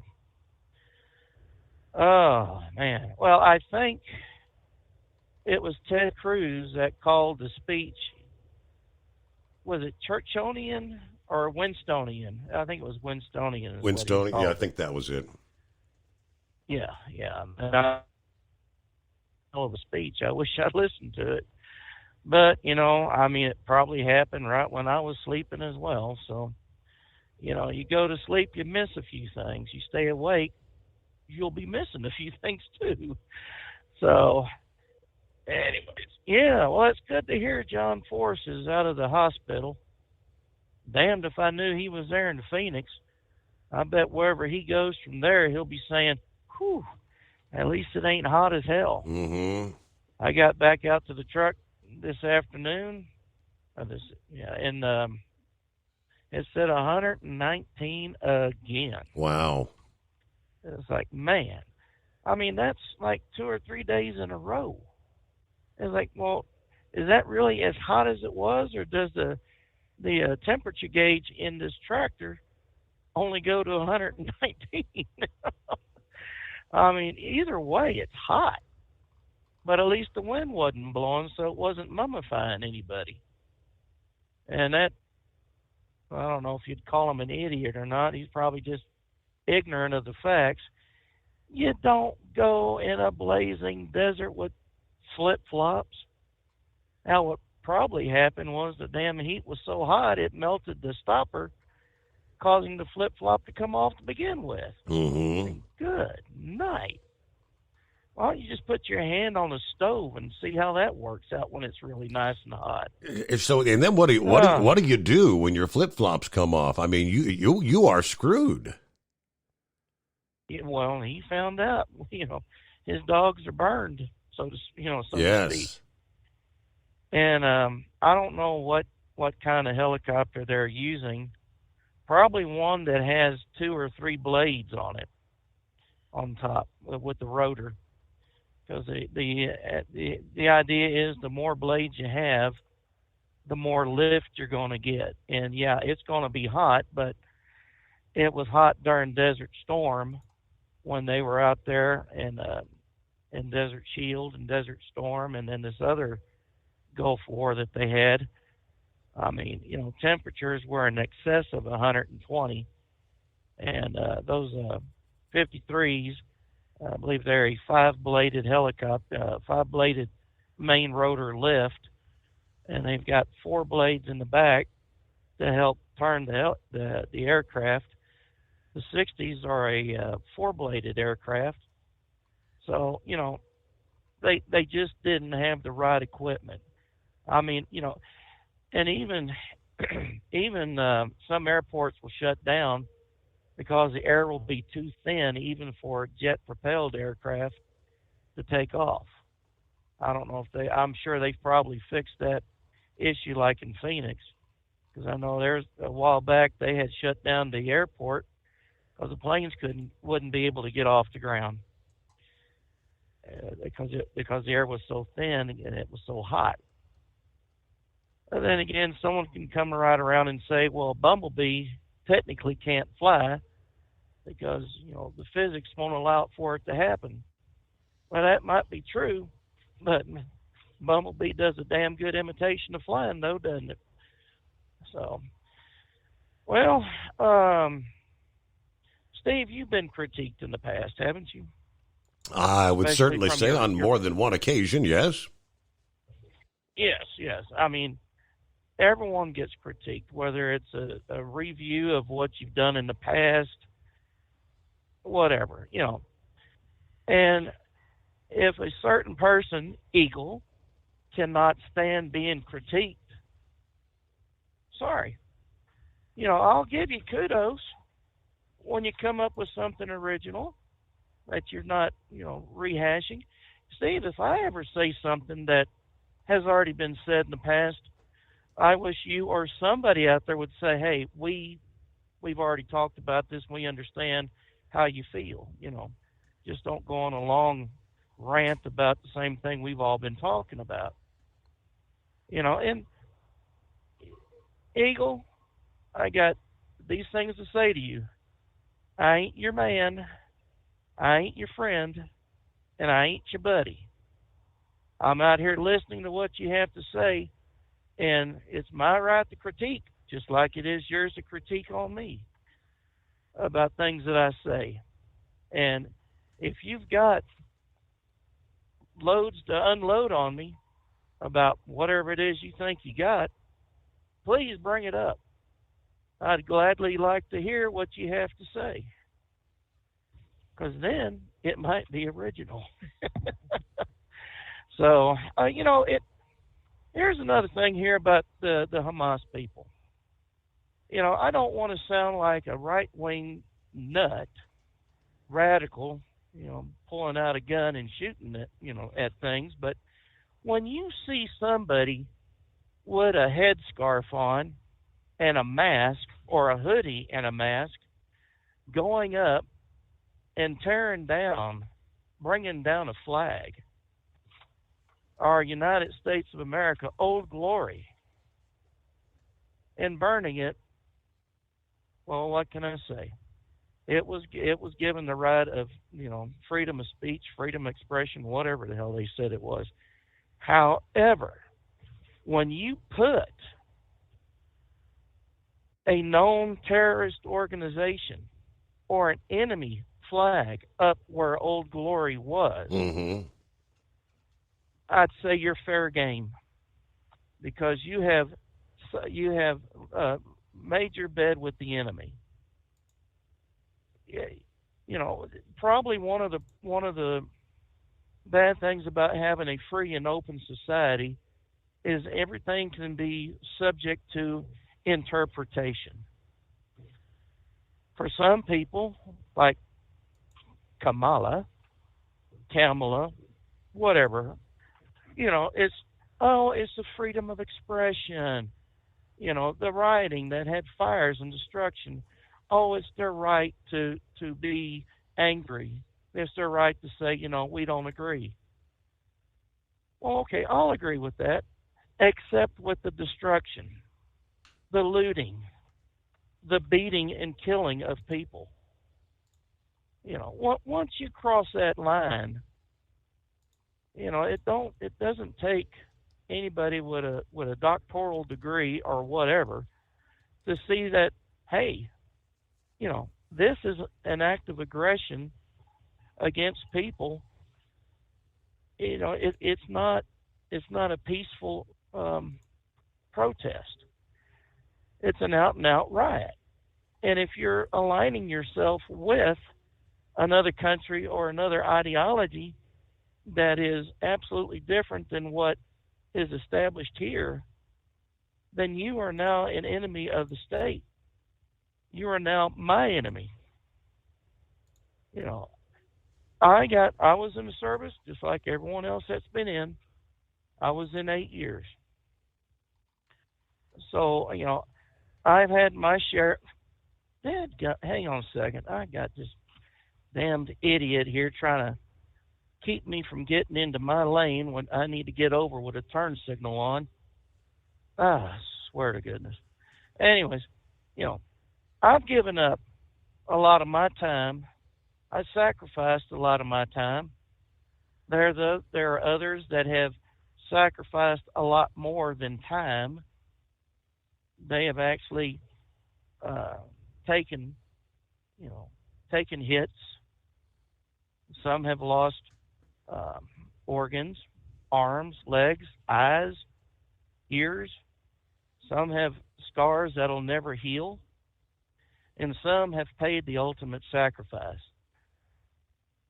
for that flag to be waving, for people to protest peacefully, not setting fires, not vandalizing, not holding people hostage.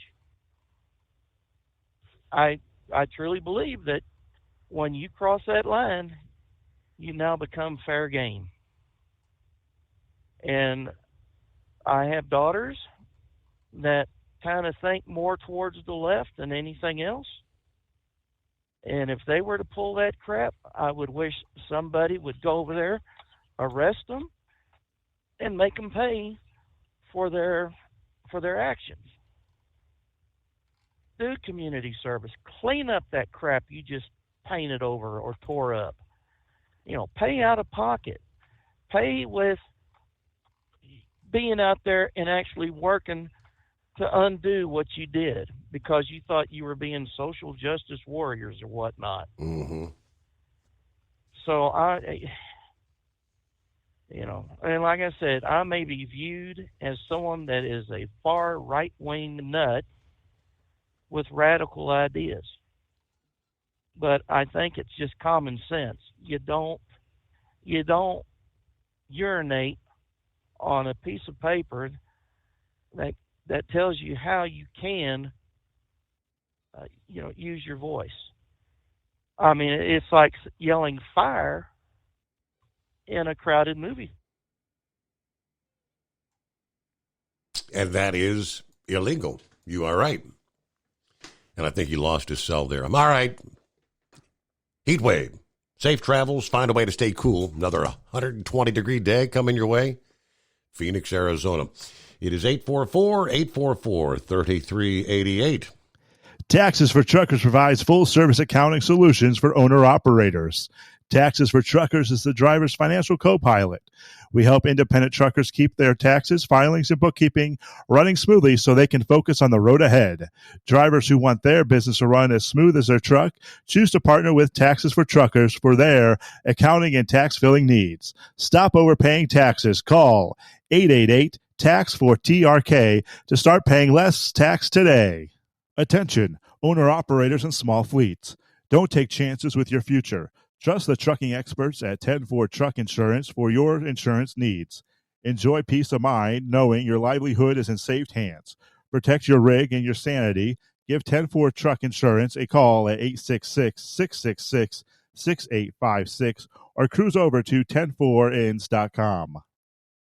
At Hot Shot Secret, we share the science behind common diesel problems and their solutions. For example, diesel particulate filter regeneration. The DPF catches particulates left over from combustion. The DPF regeneration cycle cleans the filter with temperatures exceeding 1,000 degrees Fahrenheit. A computer sensor triggers the DPF regen, which is often accompanied by a loss of power and fuel economy. The frequency of DPF regens are in correlation to the cleanliness of the fuel burn. Under heavy operation with the dirty burn, DPF regens can occur multiple times per day. Hot Shot Secret Diesel Extreme Fuel Additive promotes a more complete combustion, creating fewer emissions and therefore fewer DPF regens. Vehicles using Diesel Extreme experience 83% less DPF regens. Hot Shot Secret Diesel Extreme is available nationwide at truck stops, Fine Farm and auto stores, and online at hotshotsecret.com. Hot Shot Secret, powered by science.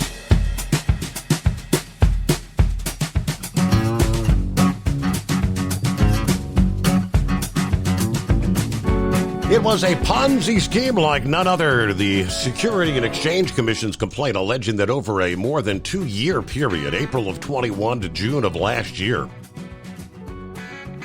these two guys, the latest to be added, Killicourt and Gilliam, helped raise nearly $109 million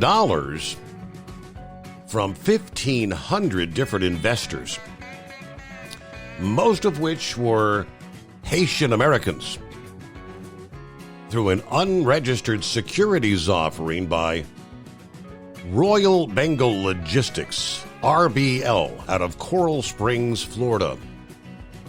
According to the complaint, Killicourt, who was RBL's Vice President of Business Development and Investor Relations, Gilliam, who was Director of Business Development and Investor Relations for the trucking and logistics firm, sold investments to the investing public.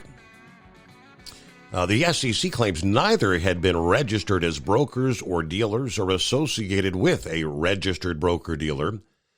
Documents also state that the two executives received approximately $1.3 million in transaction-based bonuses for their roles in the alleged Ponzi scheme. The FMCSA's SAFER website states that Royal Bengal Logistics Common Carrier Authority was granted in August of 2018 before its authority was involuntarily revoked after the SEC shut down the company with a restraining order August of last year. Prior to its closure, the company purportedly had 91 drivers and 166 power units. But they offered 4 investment opportunities, some short, some long-term investment programs. A minimum of $25,000 was required for the company's short-term investment. The long-term owner financing program required a minimum investment of $60,000. They also offered a trailer program with a minimum investment $50,000 and a $55,000 investment for its truck program that they purportedly used toward the purchase of a semi-truck on behalf of the new investor. June of last year, FreightWaves reported the Department of Justice had arrested and charged Sanjay Singh of Coral Springs with conspiracy to commit fraud, wire fraud, and engaging in transactions in unlawful proceeds over a 3-year period, beginning in January of 2020 until the time of his arrest. Singh and his co-conspirators held RBL out to potential investors as a thriving, successful trucking business, all while RBL's actual trucking business was losing money. He and the co-conspirators made material misrepresentations and omissions about the riskiness of investing in RBL and the profitability of their trucking operations, how they would pay their investors, how they would use investor funds. They also alleged Singh had misappropriated millions of dollars of the investor funds to renovate his home, make mortgage payments, pay for personal expenses, trade on margin. They also filed a complaint on him in June of last year, accusing him of fraudulently raising approximately $112 million from investors in the alleged Ponzi scheme. Through RBL, he offered and sold investors high-yield investment programs that purportedly generated 12.5% to as much as 325% in guaranteed returns. Come on, the old if it sounds too good to be true, you know it is. 325% return. He promised investors the company would use their money to expand their operations, increasing their fleet of semi-trucks and trailers, assuring investors these investment programs were safe, that Royal Bengal generated $1 million in revenue every month and had a fleet of over 200 semi-trucks and growing. In reality, Royal Bengal has operated at a loss and used approximately $70 million of the new investor funds to make Ponzi-like payments to other investors. Singh misappropriated nearly $14 million of investor funds for himself and others who did not provide any legitimate services in exchange for those funds, diverted more than $19 million to 2 brokerage accounts that he controlled, engaged in highly speculative equities trading on margin on those accounts, and as a result, lost more than $1 million of investor money. Okay, July 17, his attorney, the assistant federal public defender assigned to his case, filed a pretrial motion that seeks to exclude all evidence and argument related to Royal Bengal Logistics' pending SEC case and all evidence and arguing related to business losses incurred by investors after the date that Royal Bengal Logistics entered receivership. His trial is set for October 7, Fort Lauderdale, Florida. But yeah, big investments, big losses. You can be pretty confident in the investing world. If it sounds too good to be true, yes, it is. All right, we'll get to who we got. Sundance Kid. It's been a few days. We'll hear from Gilligan. Carl Eagle wants to chime back in. And, of course, it is 844-844-3388. Maybe we'll hear from Scarecrow in our final hour. I don't know, I guess over there in Korea. North Korean trash balloons carrying trash into South Korea actually landed near the presidential office, according to the report this past day. Trash carried by the balloons identified in the area around the government complex in the Yongsan area. They said objects in the balloons contain no contaminants or other risks. It's not clear if the president was in the complex this past day or not. This has been an ongoing thing. North Korea periodically sending hundreds of balloons carrying an assortment of trash and then sometimes, fecal matter across the heavily fortified border with the South, which prompted South Korea's military to restart their loudspeaker broadcast targeting the North. From a feature story news in Washington, I'm Benji Haya. Israel's Prime Minister has called on the United States to supply more weapons for the war in Gaza, vowing his country will defeat Hamas. Addressing Congress on Wednesday, Benjamin Netanyahu said Israel will fight until all hostages taken on October 7th are released. But thousands of protesters gathered around the U.S. Capitol to condemn his visit, and dozens boycotted his fourth speech to a joint session of lawmakers, a record for any world leader. Sally Patterson was watching. Inside Congress, Benjamin Netanyahu was met with applause, cheering and standing ovations. Outside, a very different picture, with protesters turning out en masse against the ongoing war in Gaza. The Israeli Prime Minister thanked US President Joe Biden for his unwavering support for Israel and for calling himself a proud Irish-American Zionist.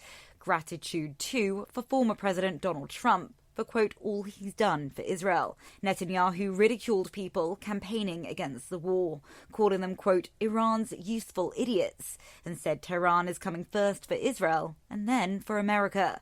His address comes as the war in Gaza rages on, with more than 39,000 Palestinian deaths, according to Hamas figures. Mr. Netanyahu's meeting with Joe Biden on Thursday after the US president's Oval Office speech to the nation, shedding light on his decision to end his re-election bid. His Vice President, Kamala Harris, is now the presumptive nominee to face off against Donald Trump in November. The former president, meanwhile, is planning to hold indoor rallies only, following advice from the Secret Service after his attempted assassination earlier this month.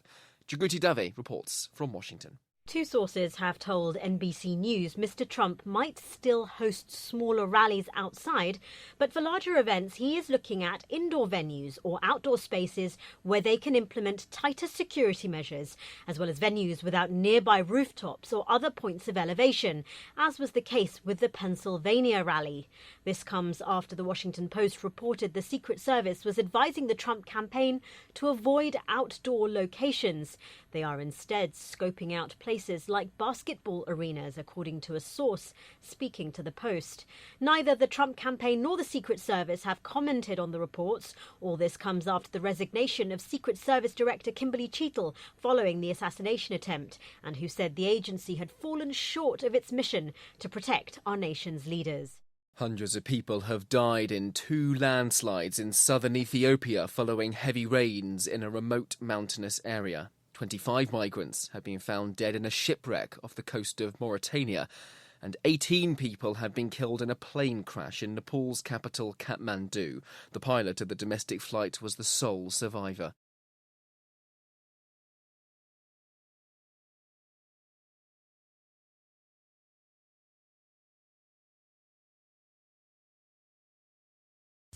Increase fuel economy up to 7.9% with Hot Shot Secret Gasoline Extreme. The solution to maximize your engine's performance and fuel economy. Whether you're driving a sports car or a daily commuter, Gasoline Extreme is specially formulated with PEA to deep clean. Don't settle for an average driving experience. Upgrade to Hot Shot Secret Gasoline Extreme and go further on each tank. Order now on Amazon or HotShotSecret.com. Hot Shot Secret. Powered by science.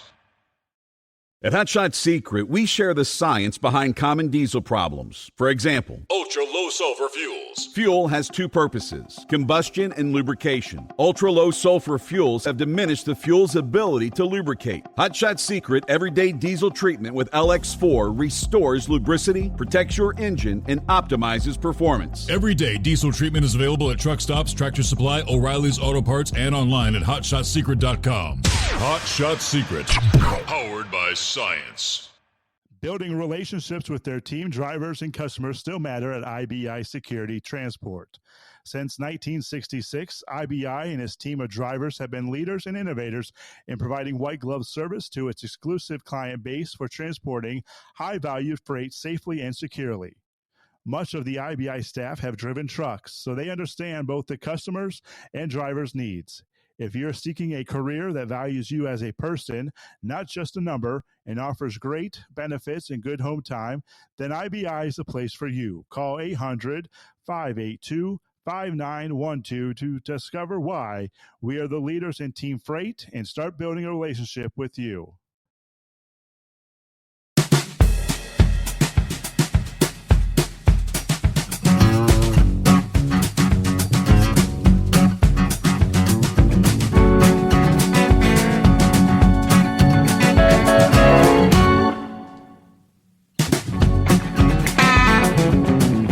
For drivers in the Hoosier State, if you're going to be rolling through in short order, you better be paying attention to the reduced speeds in construction zones.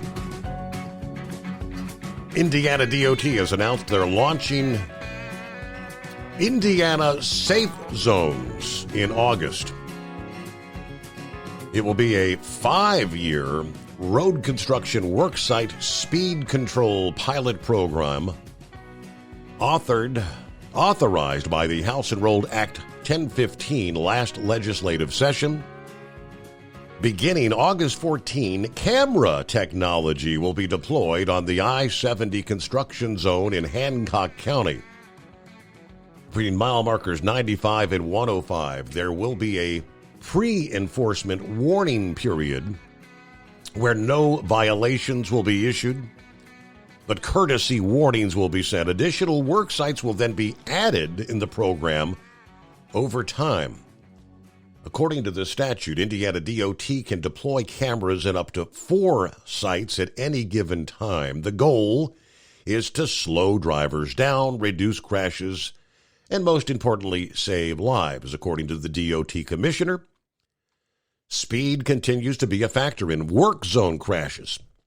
Changing driver behavior is crucial in making these work zones safer for drivers and road workers. For everyone's safety, I urge drivers, wear your seatbelt, avoid distractions, follow the posted speed. Here's how it works. Signs will be posted as you enter and exit work sites, notifying you that speed limits are being monitored by an automated system. System will monitor the speed of vehicles using speed timing devices as they pass through the work zone.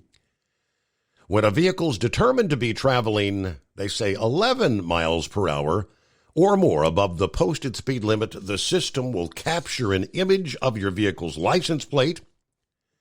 After the data is validated, violations will be certified and issued to the owner by mail. The pilot program begins with a pre-enforcement period where you'll receive, as I mentioned, courtesy notices but not fined. After the period ends, first violation will result in a 0 warning fine, the second a $75 civil penalty. Every violation thereafter will hit you for $150. Penalties collected will go to the state's general fund, they say.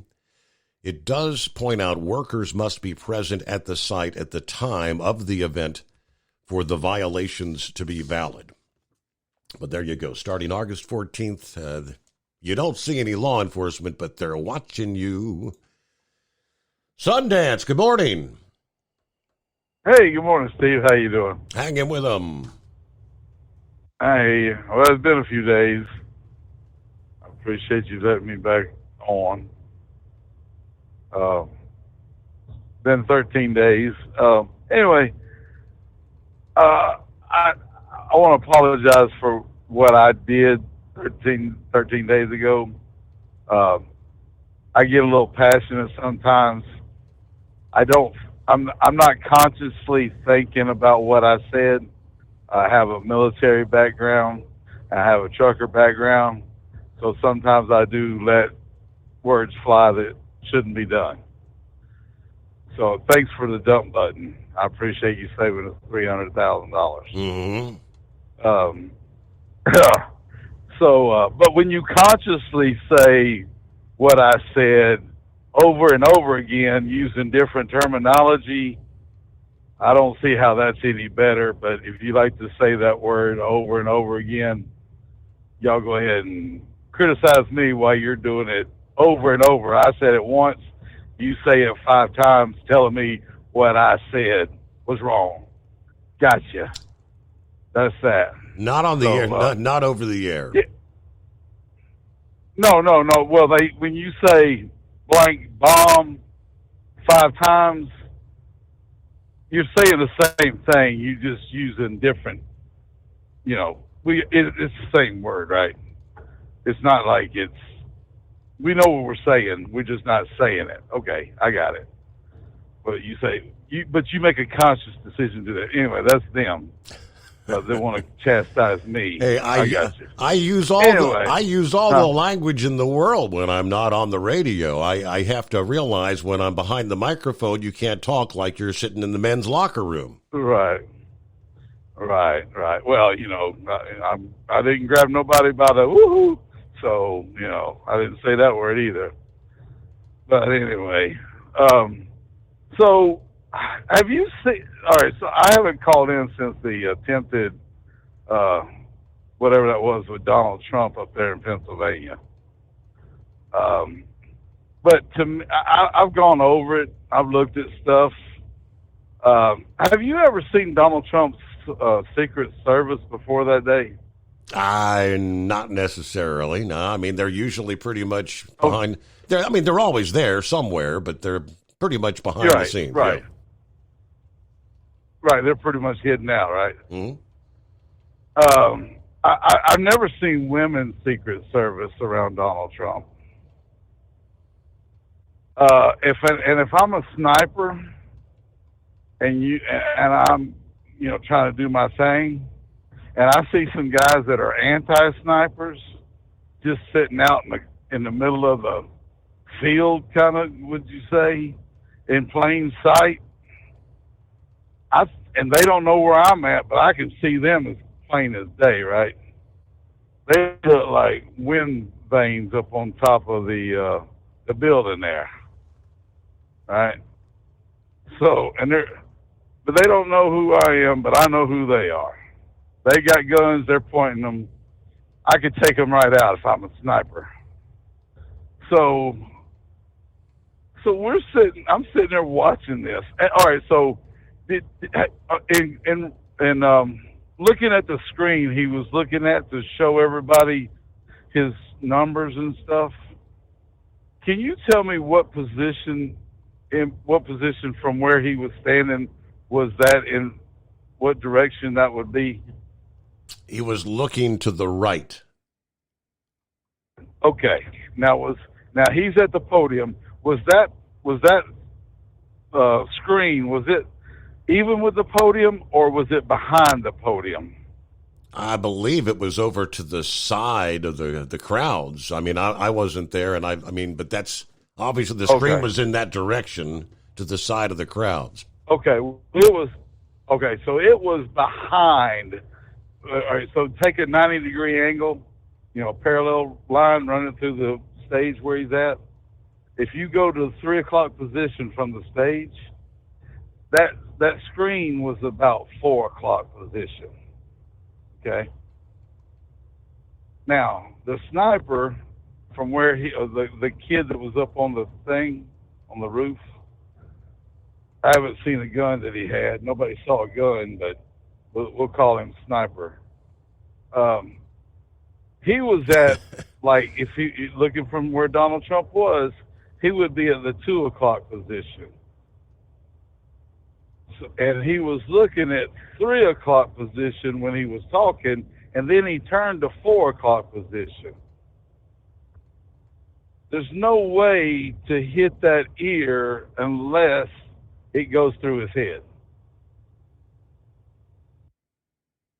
From that kid that's on the roof with supposed gun that nobody saw.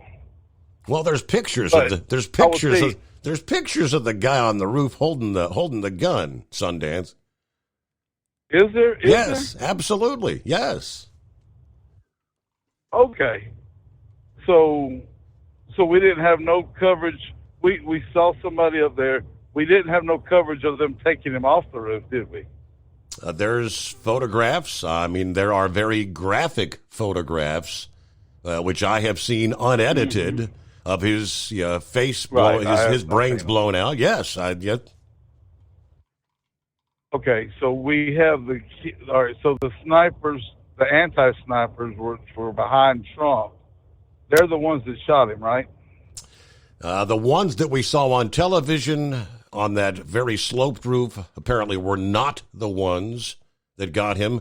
The kill shot came from 450 yards away, which they have not. Okay, they have not divulged where that was. My speculation is the water tower that was in the background. Right. Okay, now the shot the picture you saw of the kid that was shot, you saw where that bullet went in, right? The photograph I saw looks like it went right through his mouth and through the back of his head. Exactly, okay, so the water tower from him was behind him. If he's looking at Trump, that water tower is about 7 o'clock to him, maybe 8 o'clock. Okay, over trees. the trees would block his view, the sniper's view from that kid. Yeah, there was plenty of clear vantage. What are you trying to allude to? Where are you going with this, Sundance? Who benefited? Who benefited the most from this failed attack? Okay, let me ask you this. Who was in charge of the Secret Service that day? Who was in charge of this? Kimberly Cheadle. No, sir. I will tell you right now, and you saw it with your own eyes. Donald Trump told them to stop while he raised his hand. He told them to stop while the picture was taken with the flag over his head, and he told them, and they got him in the car. I'm telling you, this is the most stinkiest WWF thing I've ever seen. That's where, Sundance, of all the ludicrous ideas, you're trying to say that Trump set this up. Trump did this to himself. Again, just proving what a dumbass you are. If there was any side that was going to benefit, Joseph Biden's only chance of winning in November would have been if that sniper was successful on that day. Seeing as he was not, we have witnessed what's unfolded since then, how things have really gone fast and furious. The removal of Joe. There's a lot more to be learned, Sundance, a lot more we still do not know. We didn't get much of any answers from the actual Secret Service director on Monday. Totally unprepared. They just yesterday said they're going to actually begin the official investigation.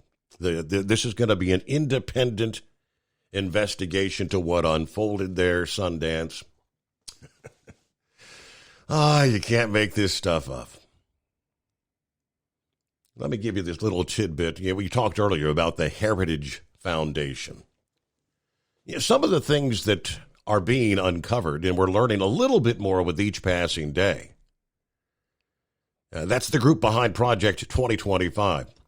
They are investigating some of the suspicious activity related to Thomas Crooks, the would-be assassin, using what is readily available cell phone tracking technology. This initiative falls within the Oversight Project division. This is not just law enforcement or government agencies that do this. When you walk into the boot store in Nashville, they're going to track you. And then you start getting these ads on your phone. Now, this was the report from the investigative journalists with Glenn Beck's Blaze media correspondent Steve Baker yesterday, noting that this kind of technology is referred to as what they call ad ID. Every single one of our cell phones have essentially what is the equivalency to your social security number. So once they identify that phone, then they can pretty much track that phone wherever it goes.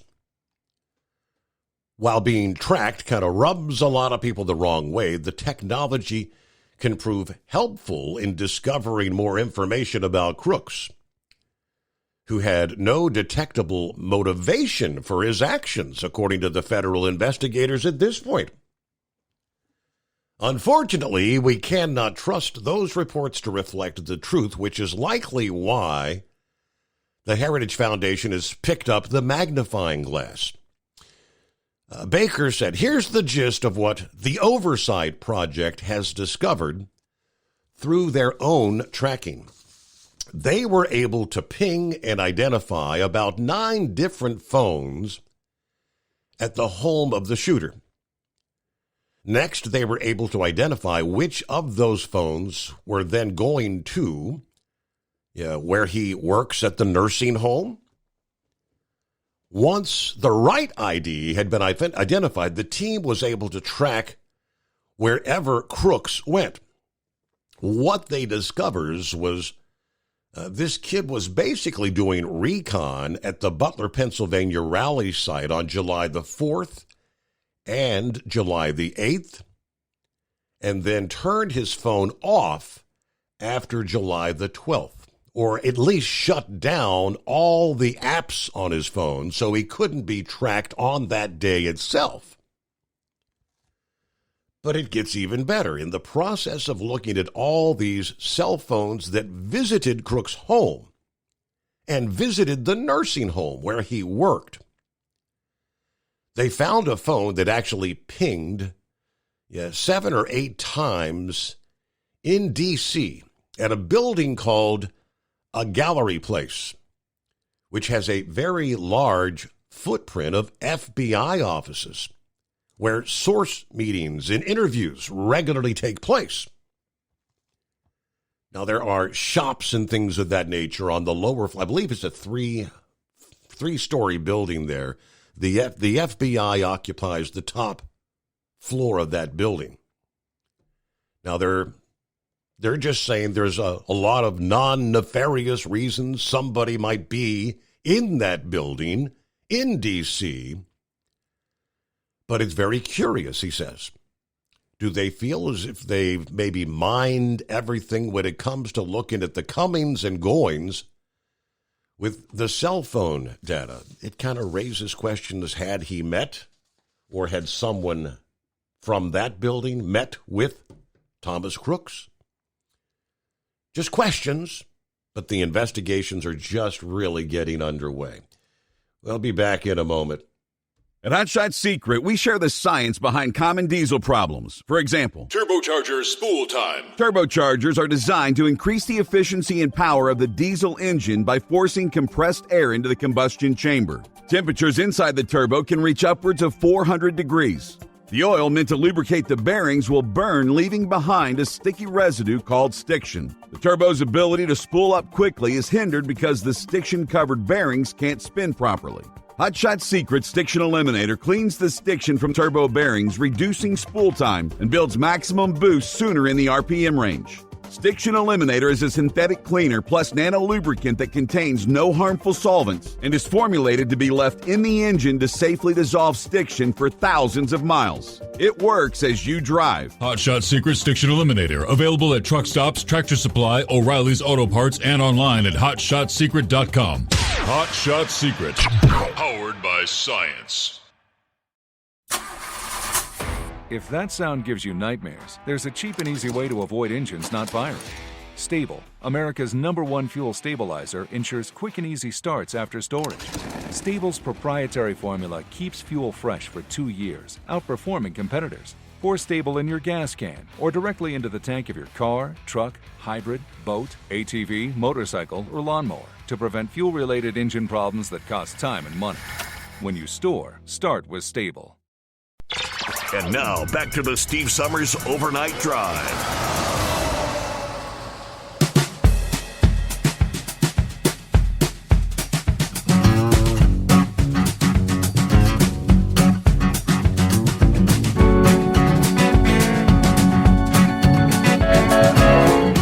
All right, what do we have here? Rolling toward top of the hour.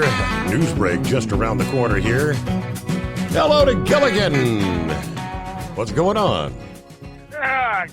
Not much, Steve. Just driving up 81, eating Marisa cups. And I tell you what, I thought just when you think Sundance can't make a dumber statement, he tops himself. He is way out there. He's something special, huh? Something special. Yeah. I mean, you've heard the old term that he's somebody that rode the little bus. I'm not so sure that he had a station wagon or something to take him back and forth to school, because I don't think the little bus would fit his out there attitudes. He's talking about the car warranties earlier and how you got a snail mail offer. I'll tell you what gets me when you get those offers from these car warranty places, and they're talking about cars or trucks or whatever. you haven't owned in years. Or worse yet, vehicles you've never even owned. That's kind of they're phishing scandals in a way. You know, if they're obviously somebody's offered you a warranty on a vehicle you've never even owned, there's got to be something wrong there. Absolutely. He's talking about that group that had the Ponzi scheme that was offering 300% returns or something. Yes, right, yeah. That's why Bernie Madoff, that scum of the earth, was so successful. He was offering 10, 11, 12% returns on the money. And, there was people drawing money on it until everything collapsed. That was a Ponzi scheme. It was from the beginning. But he covered it. When you're being offered a 300% return on your money, anybody with some common sense at all would not fall for that. But unfortunately, there's a lot of vulnerable people out there that believe these things. We used to call them get rich quick schemes. That's what they called them for years. I remember being told that term, years ago. As far as the Heritage Foundation, I'm like you. This Project 25 and a lot of what they support, I don't support, but there's some of it I do, and I know a lot of conservatives do. But it's to say they are the extreme right wing. That is a very good term, I believe, to explain what these people are. They're as bad as the extreme left wing, just in the opposite direction. They're talking about not affirmative action, but that was the term they had before, back in the 90s. They come out with affirmative action. If you don't have this many Hispanics, this many minorities, right? One Asian, black, whatever, it's just a new term for it to include the LGBTQ or RST or whatever community and all that. That's nothing new about quotas. It's been like that for many years. Now, granted, let's face it. About the time we was born, it was me and you's only a couple years apart. Unfortunately, we're not as young as we used to be. In fact, I turned 57 the other day. There was a lot of bad going on in this country. Mm-hmm. And there was Yeah, well, gotta hold that thought there. Gilligan will return after this. Ultimate comfort on the road. That's the Bostrom difference. And why so many drivers are upgrading their seats to Bostrom seating.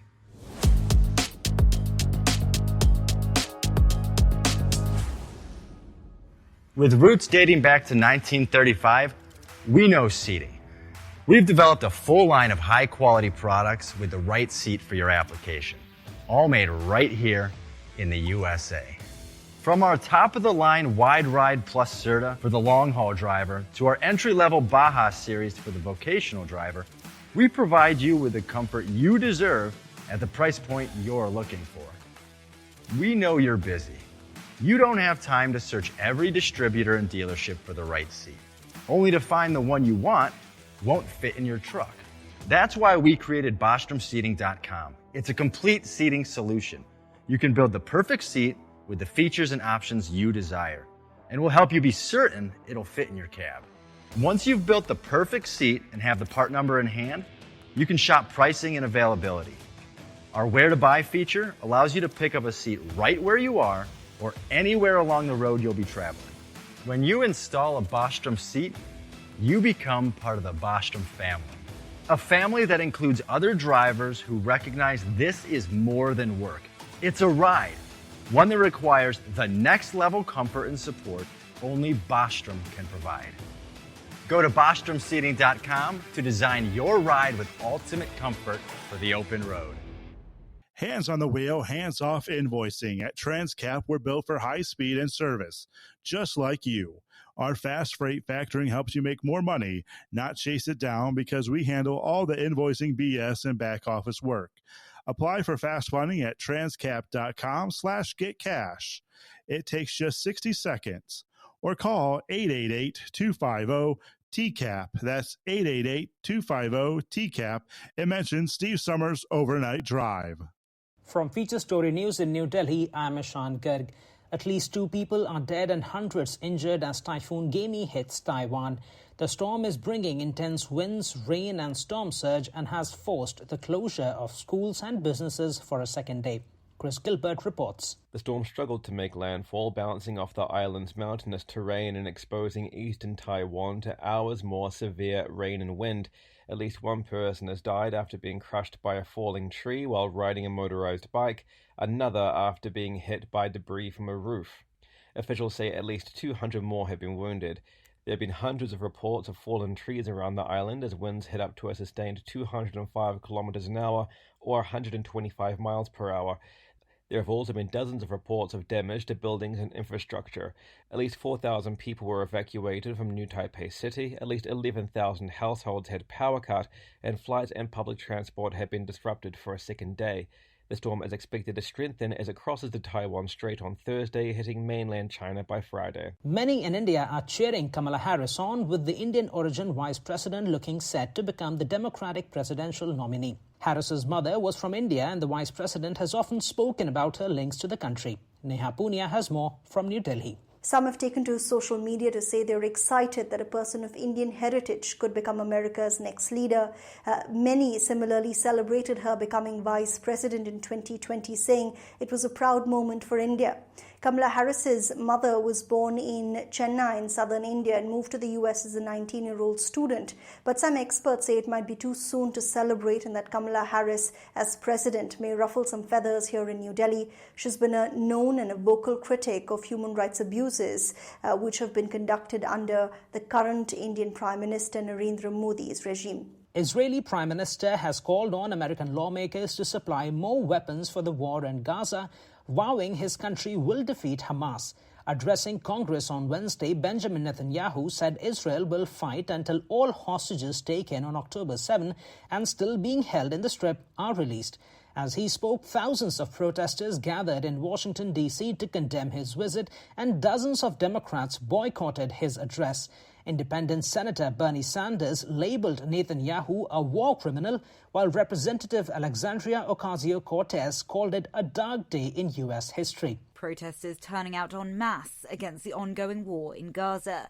The Israeli Prime Minister thanked US President Joe Biden for his unwavering support for Israel and for calling himself a proud Irish-American Zionist. Gratitude, too, for former President Donald Trump for, quote, all he's done for Israel. Netanyahu ridiculed people campaigning against the war, calling them, quote, Iran's useful idiots. U.S. President Joe Biden has told the American people that the best way forward is to pass the torch to a new generation, just days after he withdrew his re-election bid. In a primetime address from the Oval Office, his first publicly televised remark since bowing out of 2024 presidential race, Joe Biden offered a defense of his record, but said it's time for new, fresh, younger voices, throwing his support behind his Vice President Kamala Harris as she aims to win the White House. From there, Benji Haya reports. Nothing can come in the way of saving our democracy. That includes personal ambition. This was a soft, yet stoic, sobering, sombre speech, one centred on selflessness from a man who's served the public for decades. President Biden said doing this job was the privilege of his life, that he's given his heart and soul to the nation. But democracy, he claims, is at stake. And whilst he didn't admit it with the eyes of America on him, the reality is that voters were becoming increasingly concerned with his fitness, his ability, his health.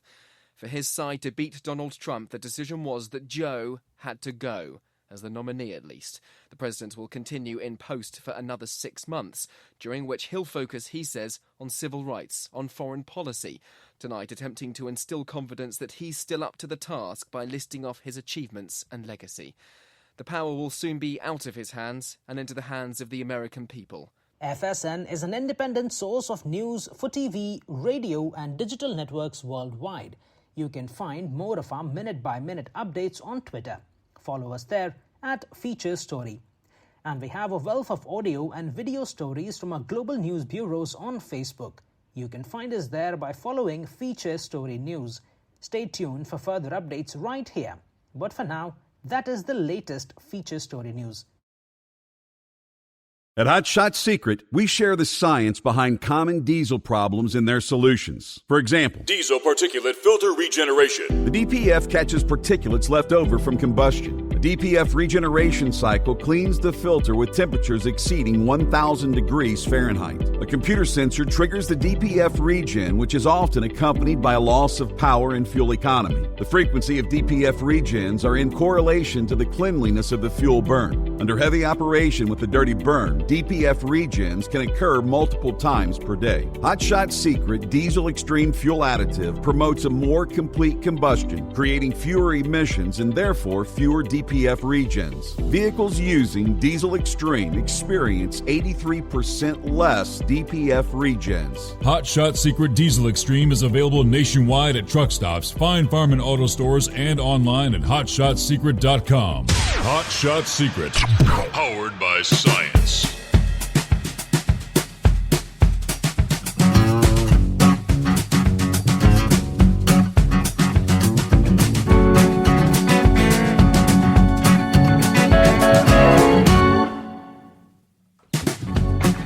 As we kick off our final hour on a Thursday morning, start looking toward the weekend. What's on the agenda? All right, we'll get back to other industry headlines. Let me get back and finish up with Gilligan first here. Welcome back. Thanks for having me back, Steve. I appreciate it. Yeah, there's been a lot of schemes like that over the years. I mean, Bernie Madoff was the worst one, but I don't understand why people keep falling for this stuff.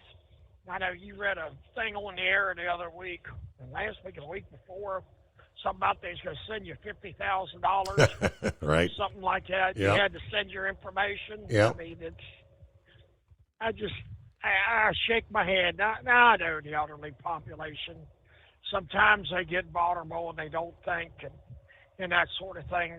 That's understandable. I mean, I know my mind don't work as quick as it used to, and I'm sure yours doesn't either. You know, we're not young anymore. It depends on how they judge it. We're considered senior citizens. I've seen that level at 55. I get a senior citizen's discount on my cell phone. You know, I mean, some consider it 60, some consider it 65. I want a T-shirt like an old man I used to know where I got to clean it up a little bit, but he says, yes, I'm a senior citizen and I want my darn discount. You know, I need to find one and start when I do turn 65 and wear it every once in a while. Eagle, I got to side with Heat Wave. Of course, I consider Heat Wave a friend. Now, unfortunately, well, not unfortunately, but fortunately, if you say stuff on the air or even just speaking on the phone in public or whatever, others do have the right to criticize your statements. You're not above reproach. None of us are. You know, somebody wants to attack me, I totally understand. There's things that I say I know people disagree with, and I know there's a lot of your listeners agree with some of the stuff I'm talking, including you, Steve. I know we agree on most subjects, but you don't. I'm on Heat Wave's side on this because when you put your statements out there, people are going to disagree with you. No matter what you say, there's people out there that will disagree with you. That's what Abraham Lincoln used to say. Now, I think if I've got this correct, you can please some of the people some of the time, but you can't please all the people none of the time. If I'm not mistaken, All that's the time. what he said. Yep. If it's not, it's almost it.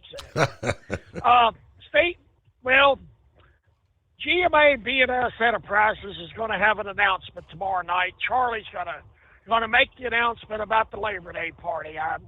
Everybody needs to stay tuned. I think people will be excited at this one. But that's about all I got for tonight, and I hope everybody has a safe night. And thank you for taking my call. Thank you much, Gilligan. Appreciate you checking in. Have a good morning. There you go. It is 844-844-3388. Let's see. Who chimes in about Ponzi schemes? Several political companies can be added to the Ponzi schemes. For example, the 28 solar companies during Obama's regime that went bankrupt. Yeah, now starting with the electric vehicle companies and Jennifer Granholm bankruptcies during this regime. I guess he's predicting there will be more to come before January of 25. The electric vehicle makers, one after another, just finding out that we maybe got the cart a bit ahead of the horse, I guess you'd say. 2 Miami-based trucking companies filing Chapter 11 bankruptcy. A1 Transport Network and AB Brothers USA both filed petitions Saturday in the Southern District of Florida. According to the company's petitions, Antigua Escobar is listed as president of A1 Transport Network, serves as general manager of AB Brothers USA. According to the FMCSA Safer website, A1 Transport has 64 drivers, 25 power units, while AB Brothers USA, 11 drivers, 2 power units. Seems like odd numbers, 11 drivers, 2. Okay. Yeah, A1 Transport and AB Brothers both list their assets as between $500,000 and $1 million, liabilities between $1 and $10 million. Both petitions state the trucking firms have up to 49 creditors. A1 Transport's petition states no funds will be available to unsecured creditors. Once administrative expenses are paid, AB Brothers maintains that funds will be available for unsecured creditors. No reason was given to why they filed for bankruptcy protection, but both seek to reorganize, according to the petitions. All right. They did not respond to FreightWaves for comment, but there was more to that story from FreightWaves, but we'll move ahead there.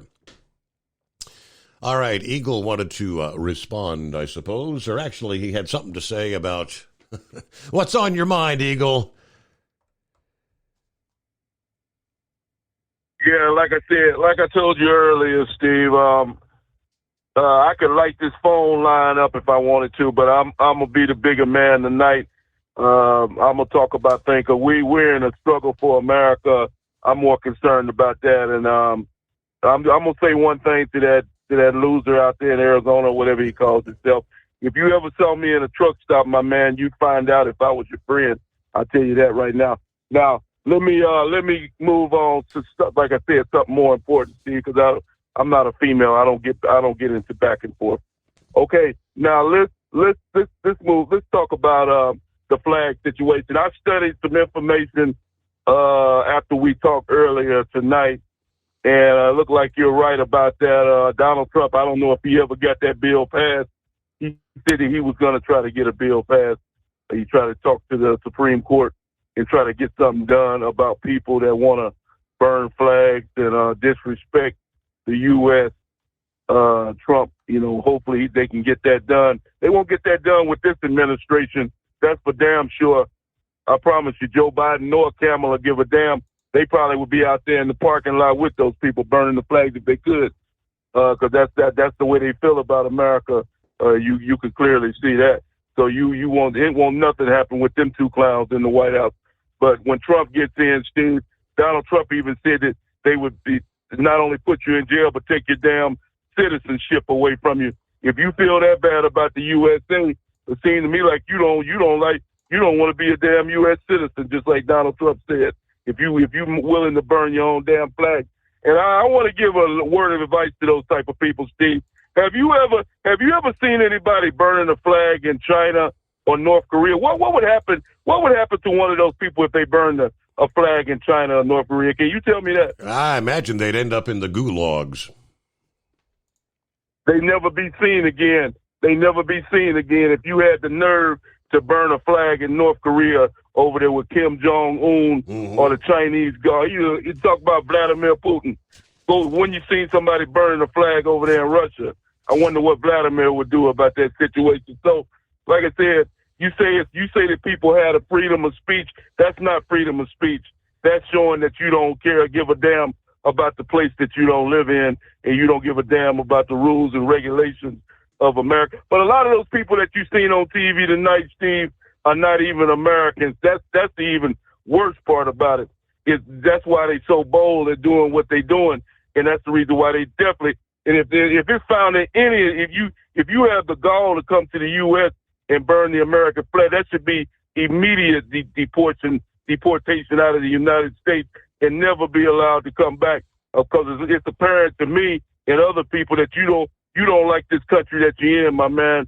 And so if that's the case, then we'll be more than happy to get you out of here and get you back where you come from, the way I see it, Steve. Because, see, I don't play games because I have family members that have died in the military. I know you have a son that was in the military, and I take this real serious because these people, I have a cousin that lost his life at a very young age of 19 years of age in the military. Man gave his life, and now he's dead, left a wife and a baby alone. Now this woman is raising her kids alone because he was in the military and something bad happened. And you're damn right I get upset about it when I see somebody on television have the gall to burn a flag down to the ground. And the President Biden nor Kamala have a damn thing to say about it. Biden, if he had any kind of class, he would have had the military or the National Guard. Like I said before, they shouldn't even be allowed to protest. But you say people got the right to protest. I don't think so. If you can't protest peacefully and without tearing stuff up, burglarizing, setting fires, and doing all that, then you don't have the right to protest as far as I'm concerned. And if I'm wrong, then I want to be wrong. And I thank you for taking my call tonight. The stipulation there is peaceful. Everyone is entitled to a peaceful protest. What makes, who determines where the line is crossed from peaceful to not peaceful? When you're blocking the streets, when you're blocking an interstate, that's against the law. That's not a peaceful protest. For many folks, burning the flag, that is not peaceful. That's desecrating the American flag. But at least at this point, where it stands, the Supreme Court has ruled on, 3 different occasions now, that is a protected freedom of expression. Moving on to, let's see, Roy shares with me, I guess yesterday was the 3rd consecutive day of more testimony before House committees in regards to the shooter, the assassin. So we heard from Kimberly Cheadle on Monday, several others on Tuesday. Yesterday, it was the FBI director's turn. And apparently he said that the shooter made a rather astounding internet search on the day before the shooting. Let me get let's see, he did a Google search regarding the assassination of President Kennedy on the day he registered to attend the rally. Christopher Wray revealing these details during testimony before the House Judiciary Committee yesterday, somewhere around July 6th or so. He said Crooks became very focused on former President Trump and this rally.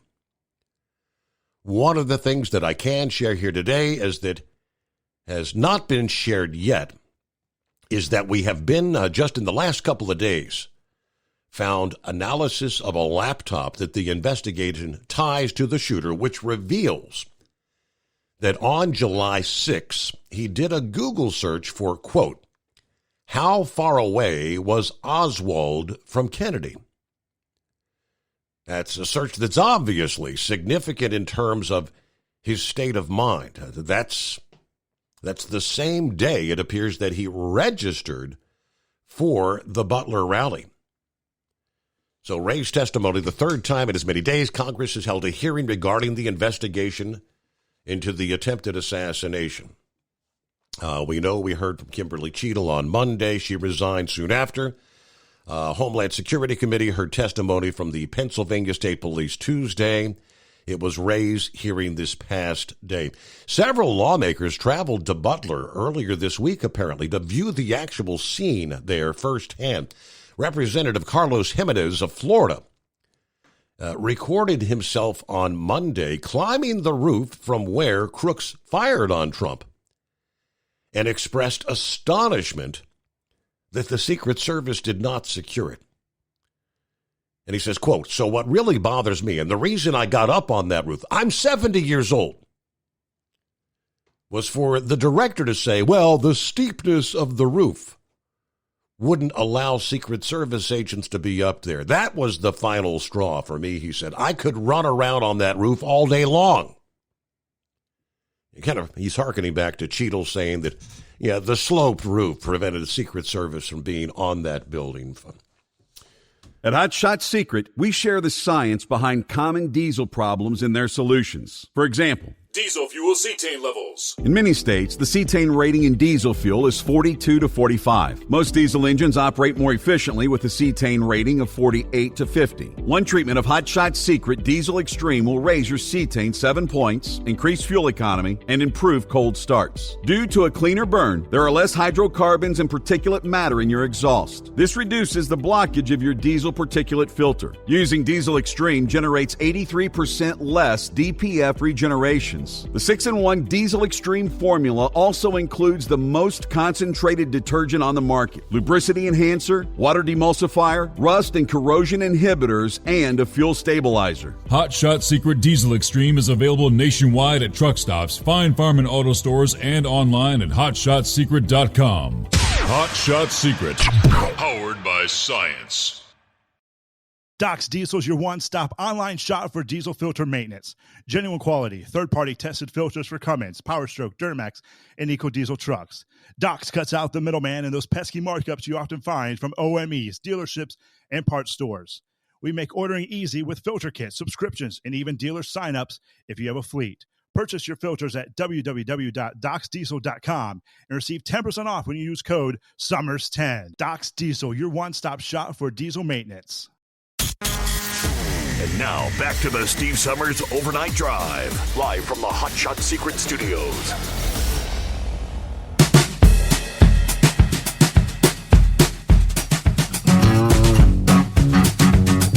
Yeah, the stories of people being stranded all over the country or all over the world after the failed download last Friday morning. A group of friends that were trying to make it home after their flight cancellations took to the road for a cross-country road trip. After they were amongst thousands impacted by travel problems, Tuesday, we know the Department of Transportation announced an investigation into Delta because they were still trying to recover. Hundreds of flights were still being canceled as of Tuesday. I have not seen an update if they've got things back up and running yet as of Wednesday.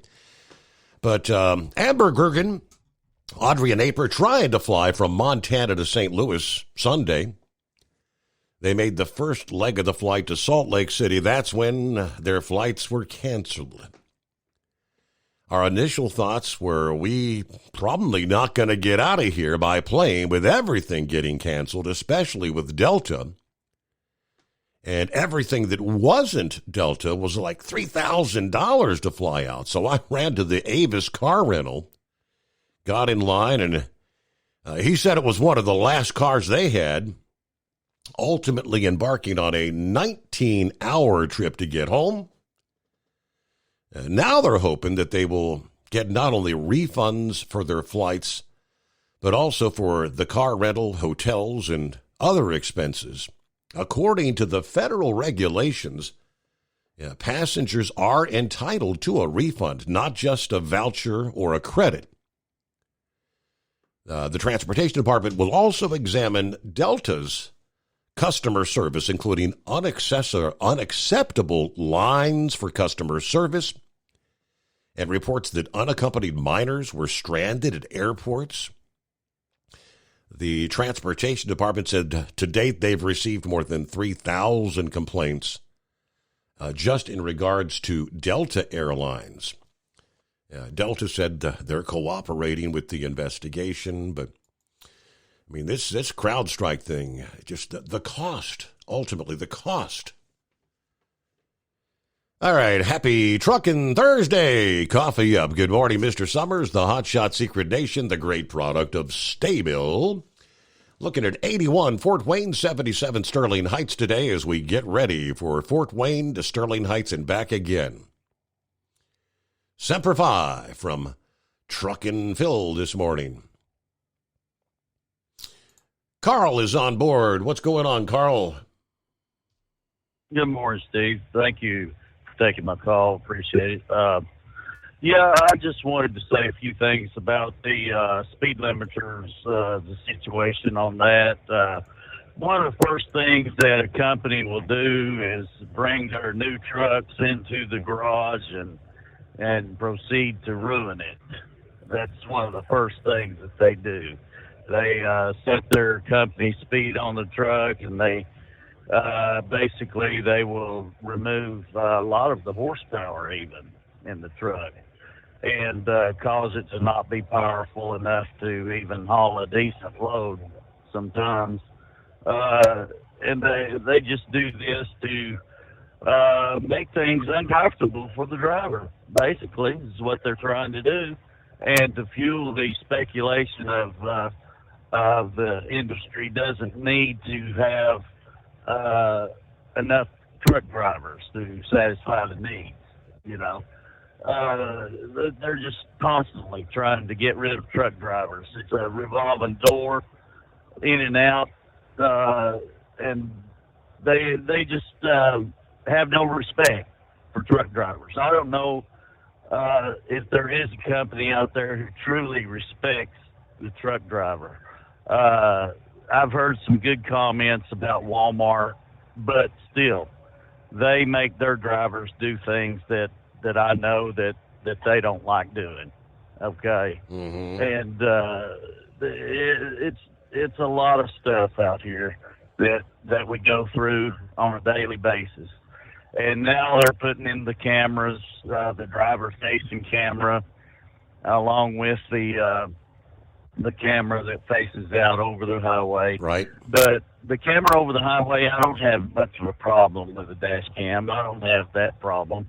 But the camera facing the driver, it just seems to be another way to needle the truck driver, you know, and just aggravate.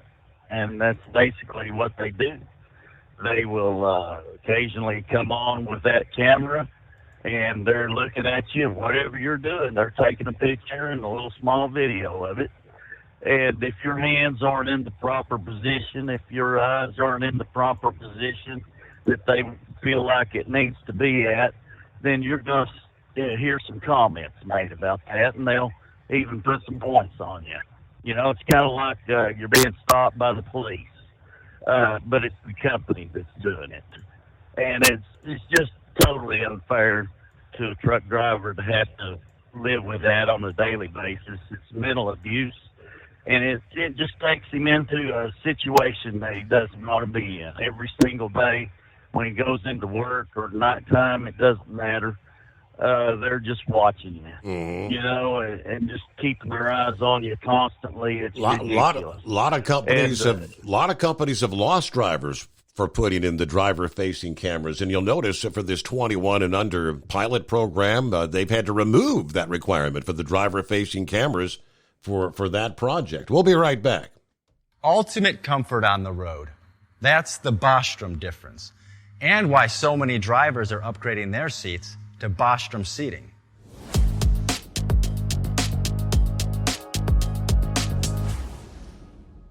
With roots dating back to 1935, we know seating. We've developed a full line of high-quality products with the right seat for your application, all made right here in the USA.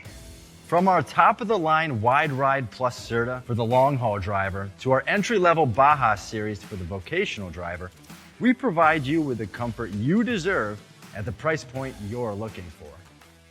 We know you're busy.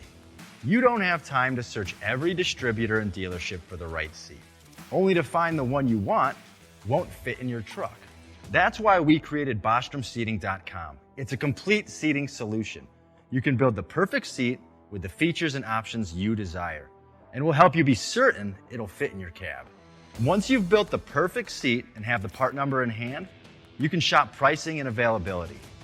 Our Where to Buy feature allows you to pick up a seat right where you are or anywhere along the road you'll be traveling. When you install a Bostrom seat, you become part of the Bostrom family. A family that includes other drivers who recognize this is more than work. It's a ride, one that requires the next level comfort and support only Bostrom can provide. Go to BostromSeating.com to design your ride with ultimate comfort for the open road. Hands on the wheel, hands off invoicing. At Transcap, we're built for high speed and service, just like you. Our fast freight factoring helps you make more money, not chase it down, because we handle all the invoicing BS and back office work. Apply for fast funding at transcap.com/getcash. It takes just 60 seconds. Or call 888-250-TCAP. That's 888-250-TCAP. From Feature Story News in London, I'm Nina Maria Potts for the latest world news. US President Joe Biden has told the American people that the best way forward is to pass the torch to a new generation just days after he withdrew his re-election bid. In a primetime address from the Oval Office, his first publicly televised remarks since bowing out of the 2024 presidential race, Joe Biden offered a defense of his record, as Benji Hire reports. Nothing can come in the way of saving our democracy. That includes personal ambition. This was a soft, yet stoic, sobering, somber speech, one centred on selflessness from a man who's served the public for decades. President Biden said doing this job was the privilege of his life, that he's given his heart and soul to the nation. But democracy, he claims, is at stake. And whilst he didn't admit it with the eyes of America on him, the reality is that voters were becoming increasingly concerned with his fitness, his ability, his health. For his side to beat Donald Trump, the decision was that Joe had to go, as the nominee at least. The president will continue in post for another 6 months, during which he'll focus, he says, on civil rights, on foreign policy, tonight attempting to instill confidence that he's still up to the task by listing off his achievements and legacy. The power will soon be out of his hands and into the hands of the American people. The choice is theirs come November. Benji Hire, Washington. Israel's prime minister has called on American lawmakers to supply more weapons for the war in Gaza, vowing his country will defeat Hamas. Addressing Congress on Wednesday, Benjamin Netanyahu said Israel will fight until all hostages taken on October 7th and are still being held in the Strip are released. Sally Patterson has more. Inside Congress, Benjamin Netanyahu was met with applause, cheering and standing ovations. Outside, a very different picture, with protesters turning out en masse against the ongoing war in Gaza.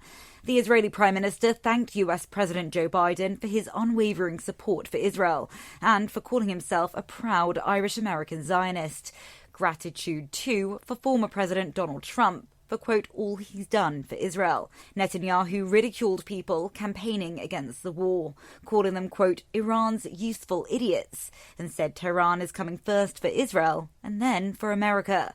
His address comes as the war in Gaza rages on, with more than 39,000 Palestinian deaths, according to Hamas figures, and thousands more people left without food, water and shelter. Sally Patterson, New York. At least 2 people are dead and hundreds injured as Typhoon Gaemi hits Taiwan. The storm is bringing intense winds, rain and storm surge and has forced the closure of schools and businesses for a second day. From bureaus worldwide, this is FSN.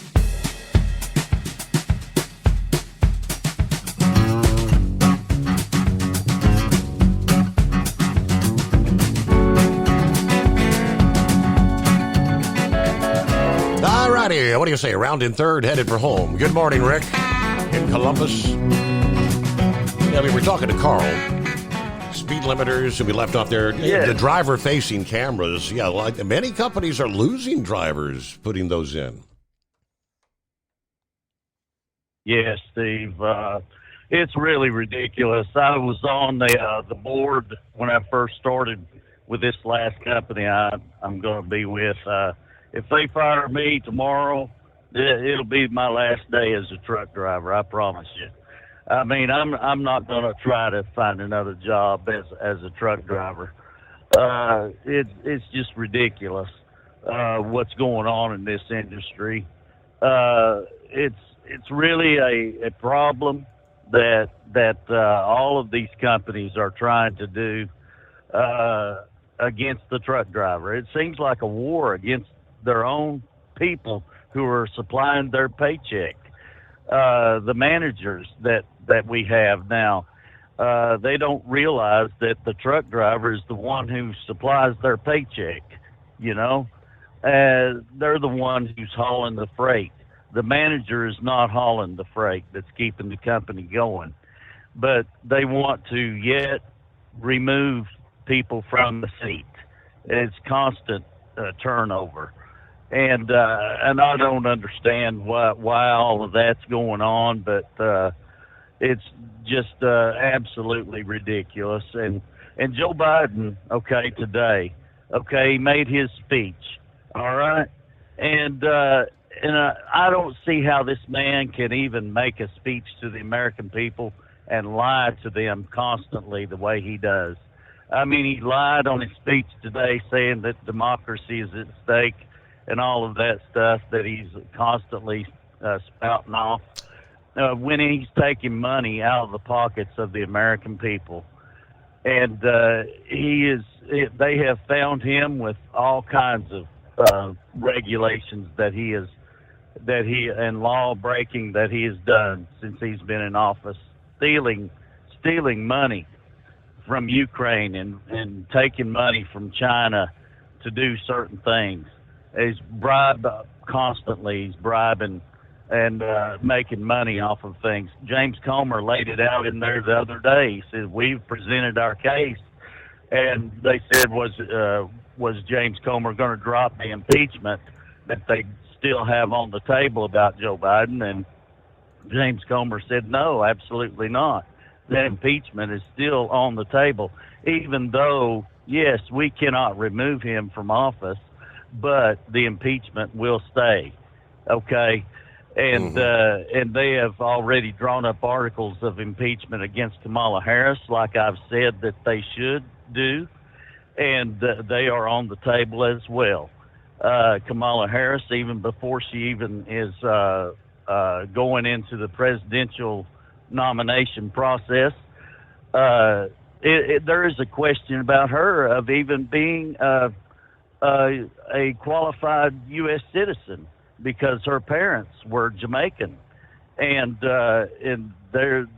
she's got the same problem that Obama had with trying to identify whether or not he was a United States citizen when he was born.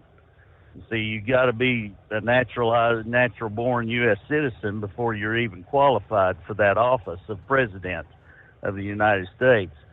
But there's some questions going on about her on that. Plus, she was the border czar, and all of that has been laid out in the articles of impeachment against her already. It's on the table. And like I mentioned last evening, it's on the table, but it's not going anywhere. It'll be the same as Alejandro Mayorkas. I mean, okay, it'll be a blemish on the record if it were to pass the House, and I don't know that enough Republicans would even go for it.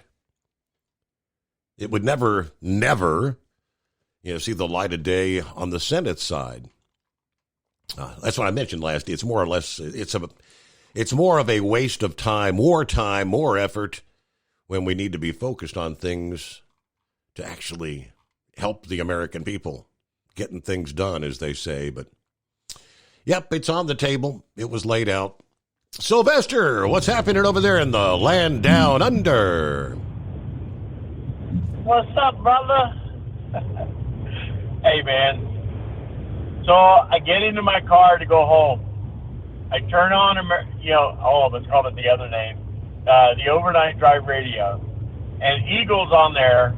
And look, dude, I get it. It's, it pees me off every time anybody does that to the flag as well. But you know what? If we give them the time of day, because it's already been decided by the Supreme Court that that's protected speech, if we give them the time of day to get angry and get upset and argue, it just brings us down to their level. So what we should be doing is we should absolutely attack them with the facts. First off, I've got a dear friend of mine over here who is just excited. We've got because the Olympics have started. She was so excited that she drew the Palestinian flag when we've got this little pool, how many people win, medals and how much they are and all that stuff. And she was so excited about winning the Palestinian flag. Wow. And I wanted to say to her, you realize Palestine is a made-up country. It's not even a real country. It was made up in the early 1900s when, England divided up the Ottoman Empire, essentially. But I didn't do that because some people are so wrapped up in their ignorance that they make the choice to gravitate toward that bullcrap. It's like the whole thing with the First Amendment, right? So the First Amendment protects freedom of speech. Okay, burning of a flag has been considered an expression of freedom of speech. And multiple times, at least 4 in my lifetime, they have decided that it is protected speech. I hate it. One time driving through Franklin, Tennessee, I stopped my car in a construction zone. People behind me were honking their horns like I was some kind of idiot, giving me the finger, yelling and screaming, "What the hell are you doing?" And I stepped out of my vehicle, walked to the front of my car, and I picked up an American flag that had fallen off somebody's vehicle, and I held it up and I showed them what I was doing. I'm not going to, and I still have that flag, right? I strongly believe that. My father gave me an American flag as a wedding present, right? So don't even start telling me that I'm not a firm believer in what it stands for. But I believe it entirely. The Constitution is important. If we pass a law, if the Congress passes a law that inhibits freedom of speech, it is directly non-constitutional. Because the First Amendment says that the Congress shall pass no law abridging the freedom of speech. That is what it says. Period. So when the Congress does that, they are violating the Constitution. We can hate it, we can dislike it, but unfortunately it is protected. I took a vow when I joined the United States Navy in 1983 that I was going to protect and defend the Constitution of the United States from all enemies, domestic and international. That's paraphrasing. And I never took the vow away. It's still there. I see what it's like here, where there is no First Amendment. The law states over here that your speech is protected by the government as long as it is legal, what you're saying. In other words, they can write a law that says you can't use the word Christian, you can't say Jesus, you can't say whatever. So if you want to start abridging the Constitution of the United States, this is what you're going to get, people. Suck it up, hate it, and then do something about it.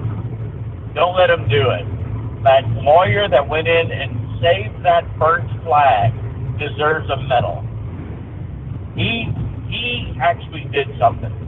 He actually went in, grabbed that flag, put the fire out. It's destroyed. But you know what? That means something. That man needs a medal. Right? If you don't defend the Constitution as it is written, it will become worthless. Now, in saying that, and I know you got to go in 15 minutes, I promise not to go on for too long about this. The United States of America is not a democracy. I keep hearing it from idiots that are running for president. And I got news for you. It's not just Biden and Kamala. It's also Trump. He refers to the United States as a democracy.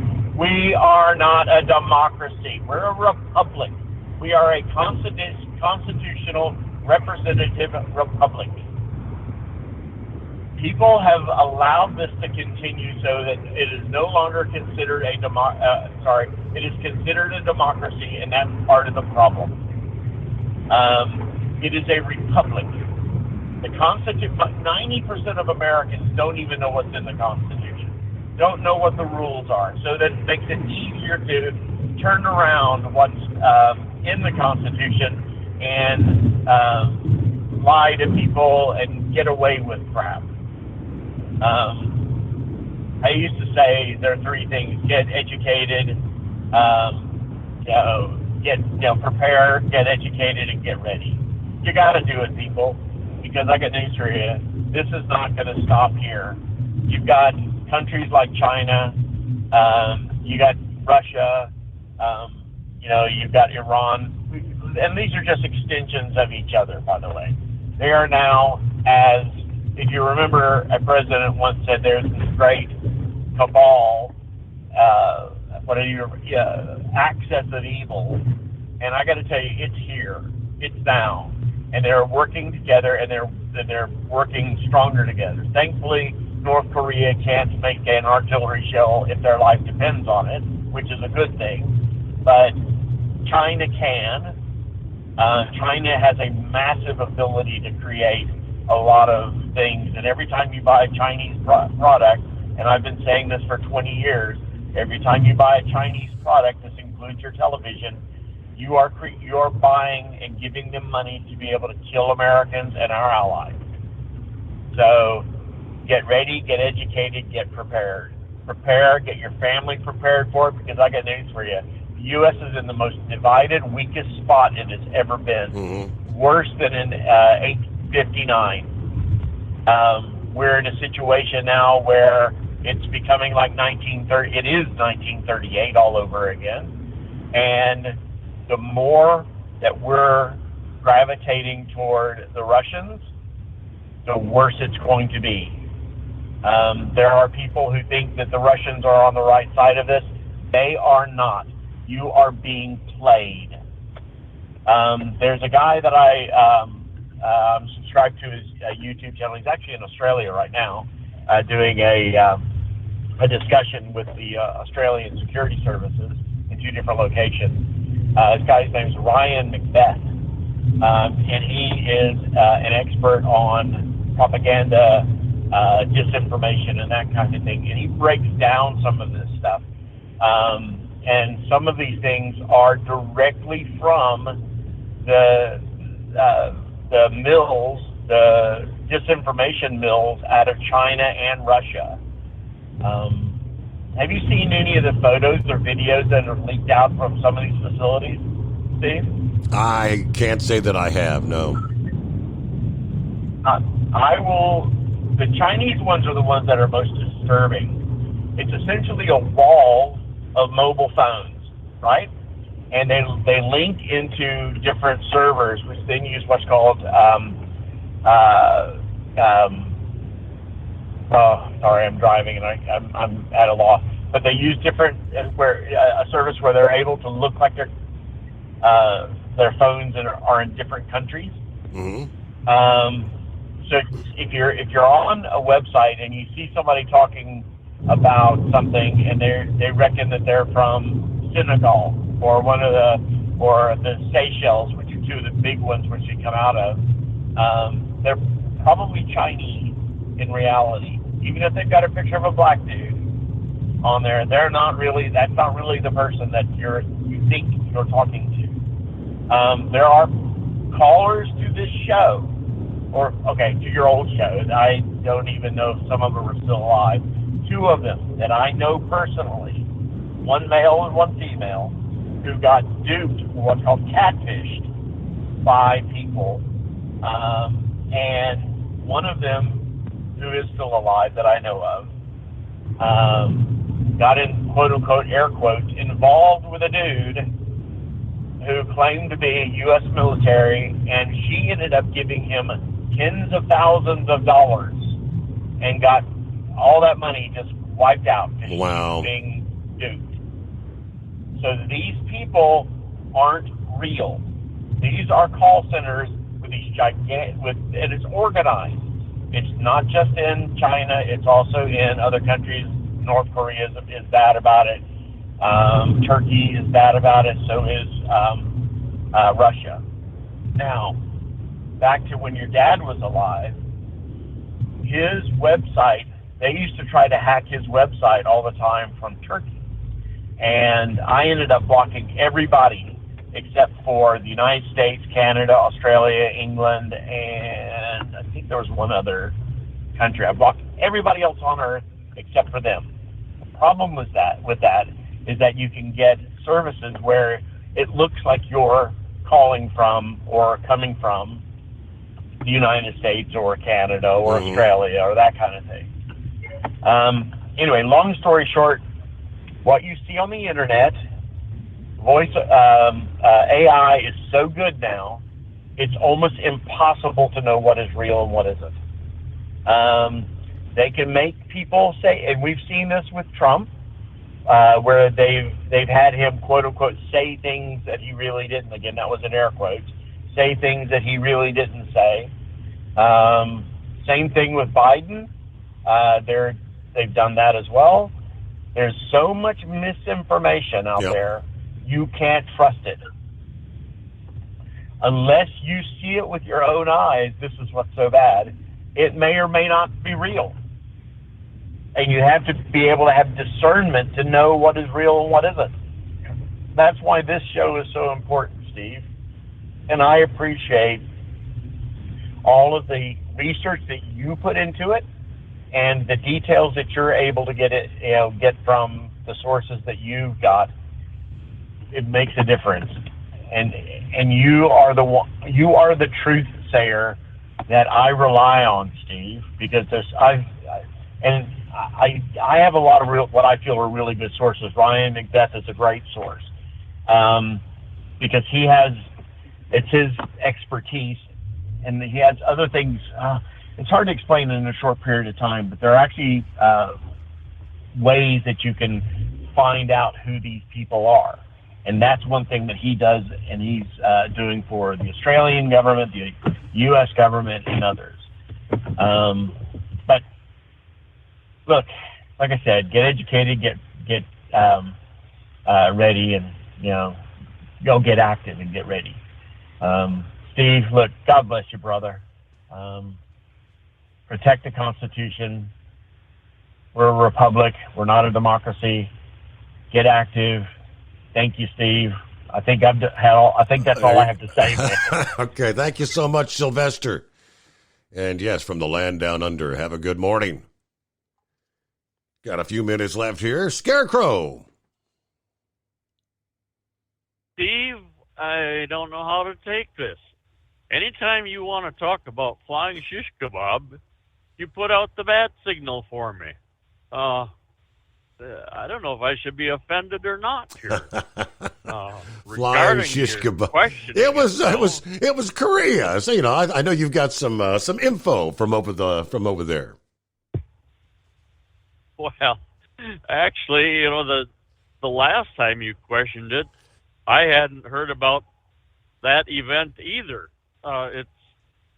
Steve, I think it's such a common occurrence that I'm guessing this time the only reason it made any news or such, did you say it was near the president's home or something like that? Or Correct. The Capitol? Like the presidential palace or whatever? Yeah.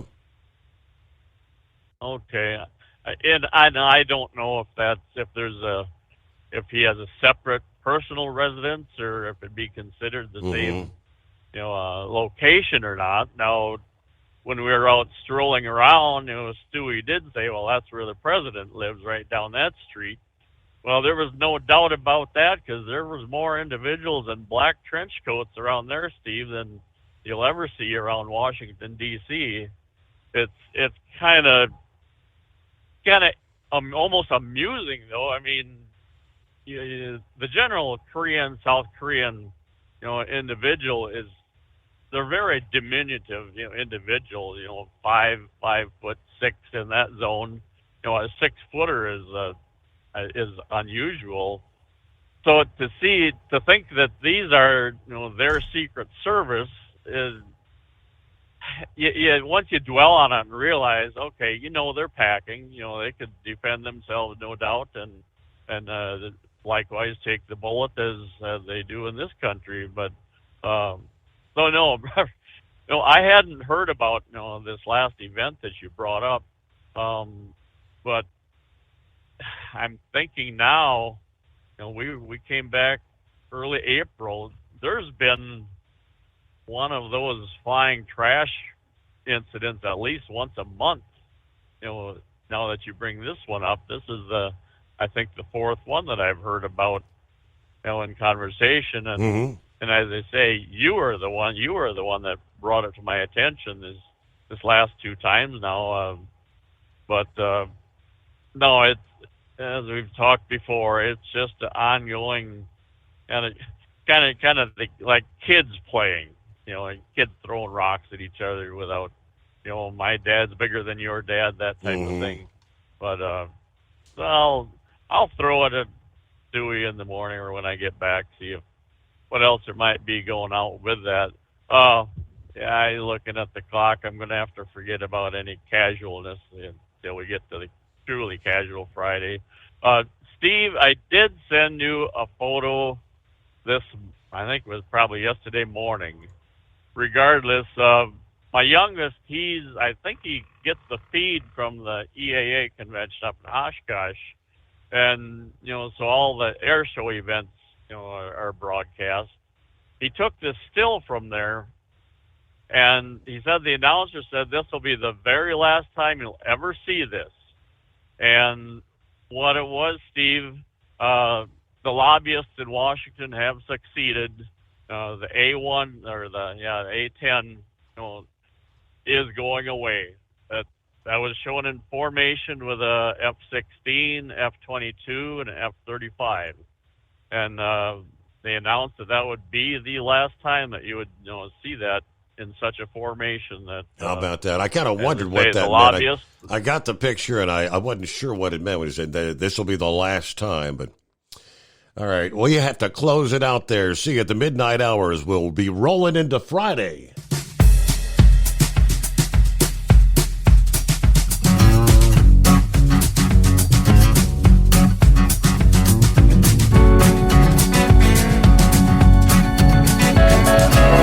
Never guess the places that I've been.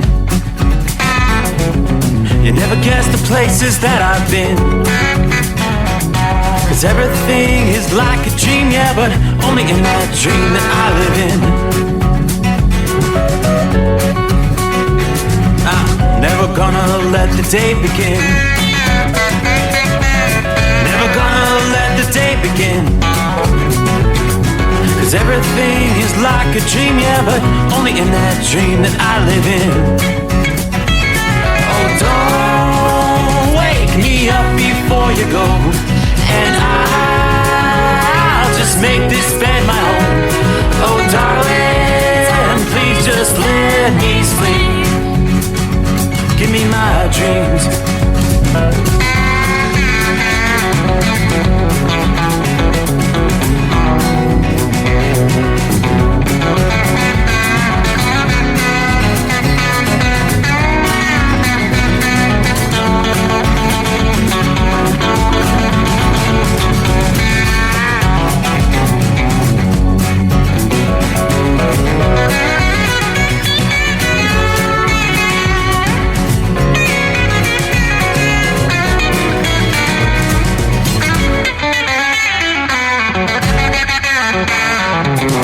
Never gonna come down from above, 'cause everything looks better from above. Nothing's ever as it seems, yeah, except in that world that I dream of. Never gonna lose the ones I love. Never gonna lose the ones I love. 'Cause everything is like a dream, yeah, but only in that world that I dream of. Oh, don't wake me up before you go, 'cause I can't face this day alone. Oh, darling.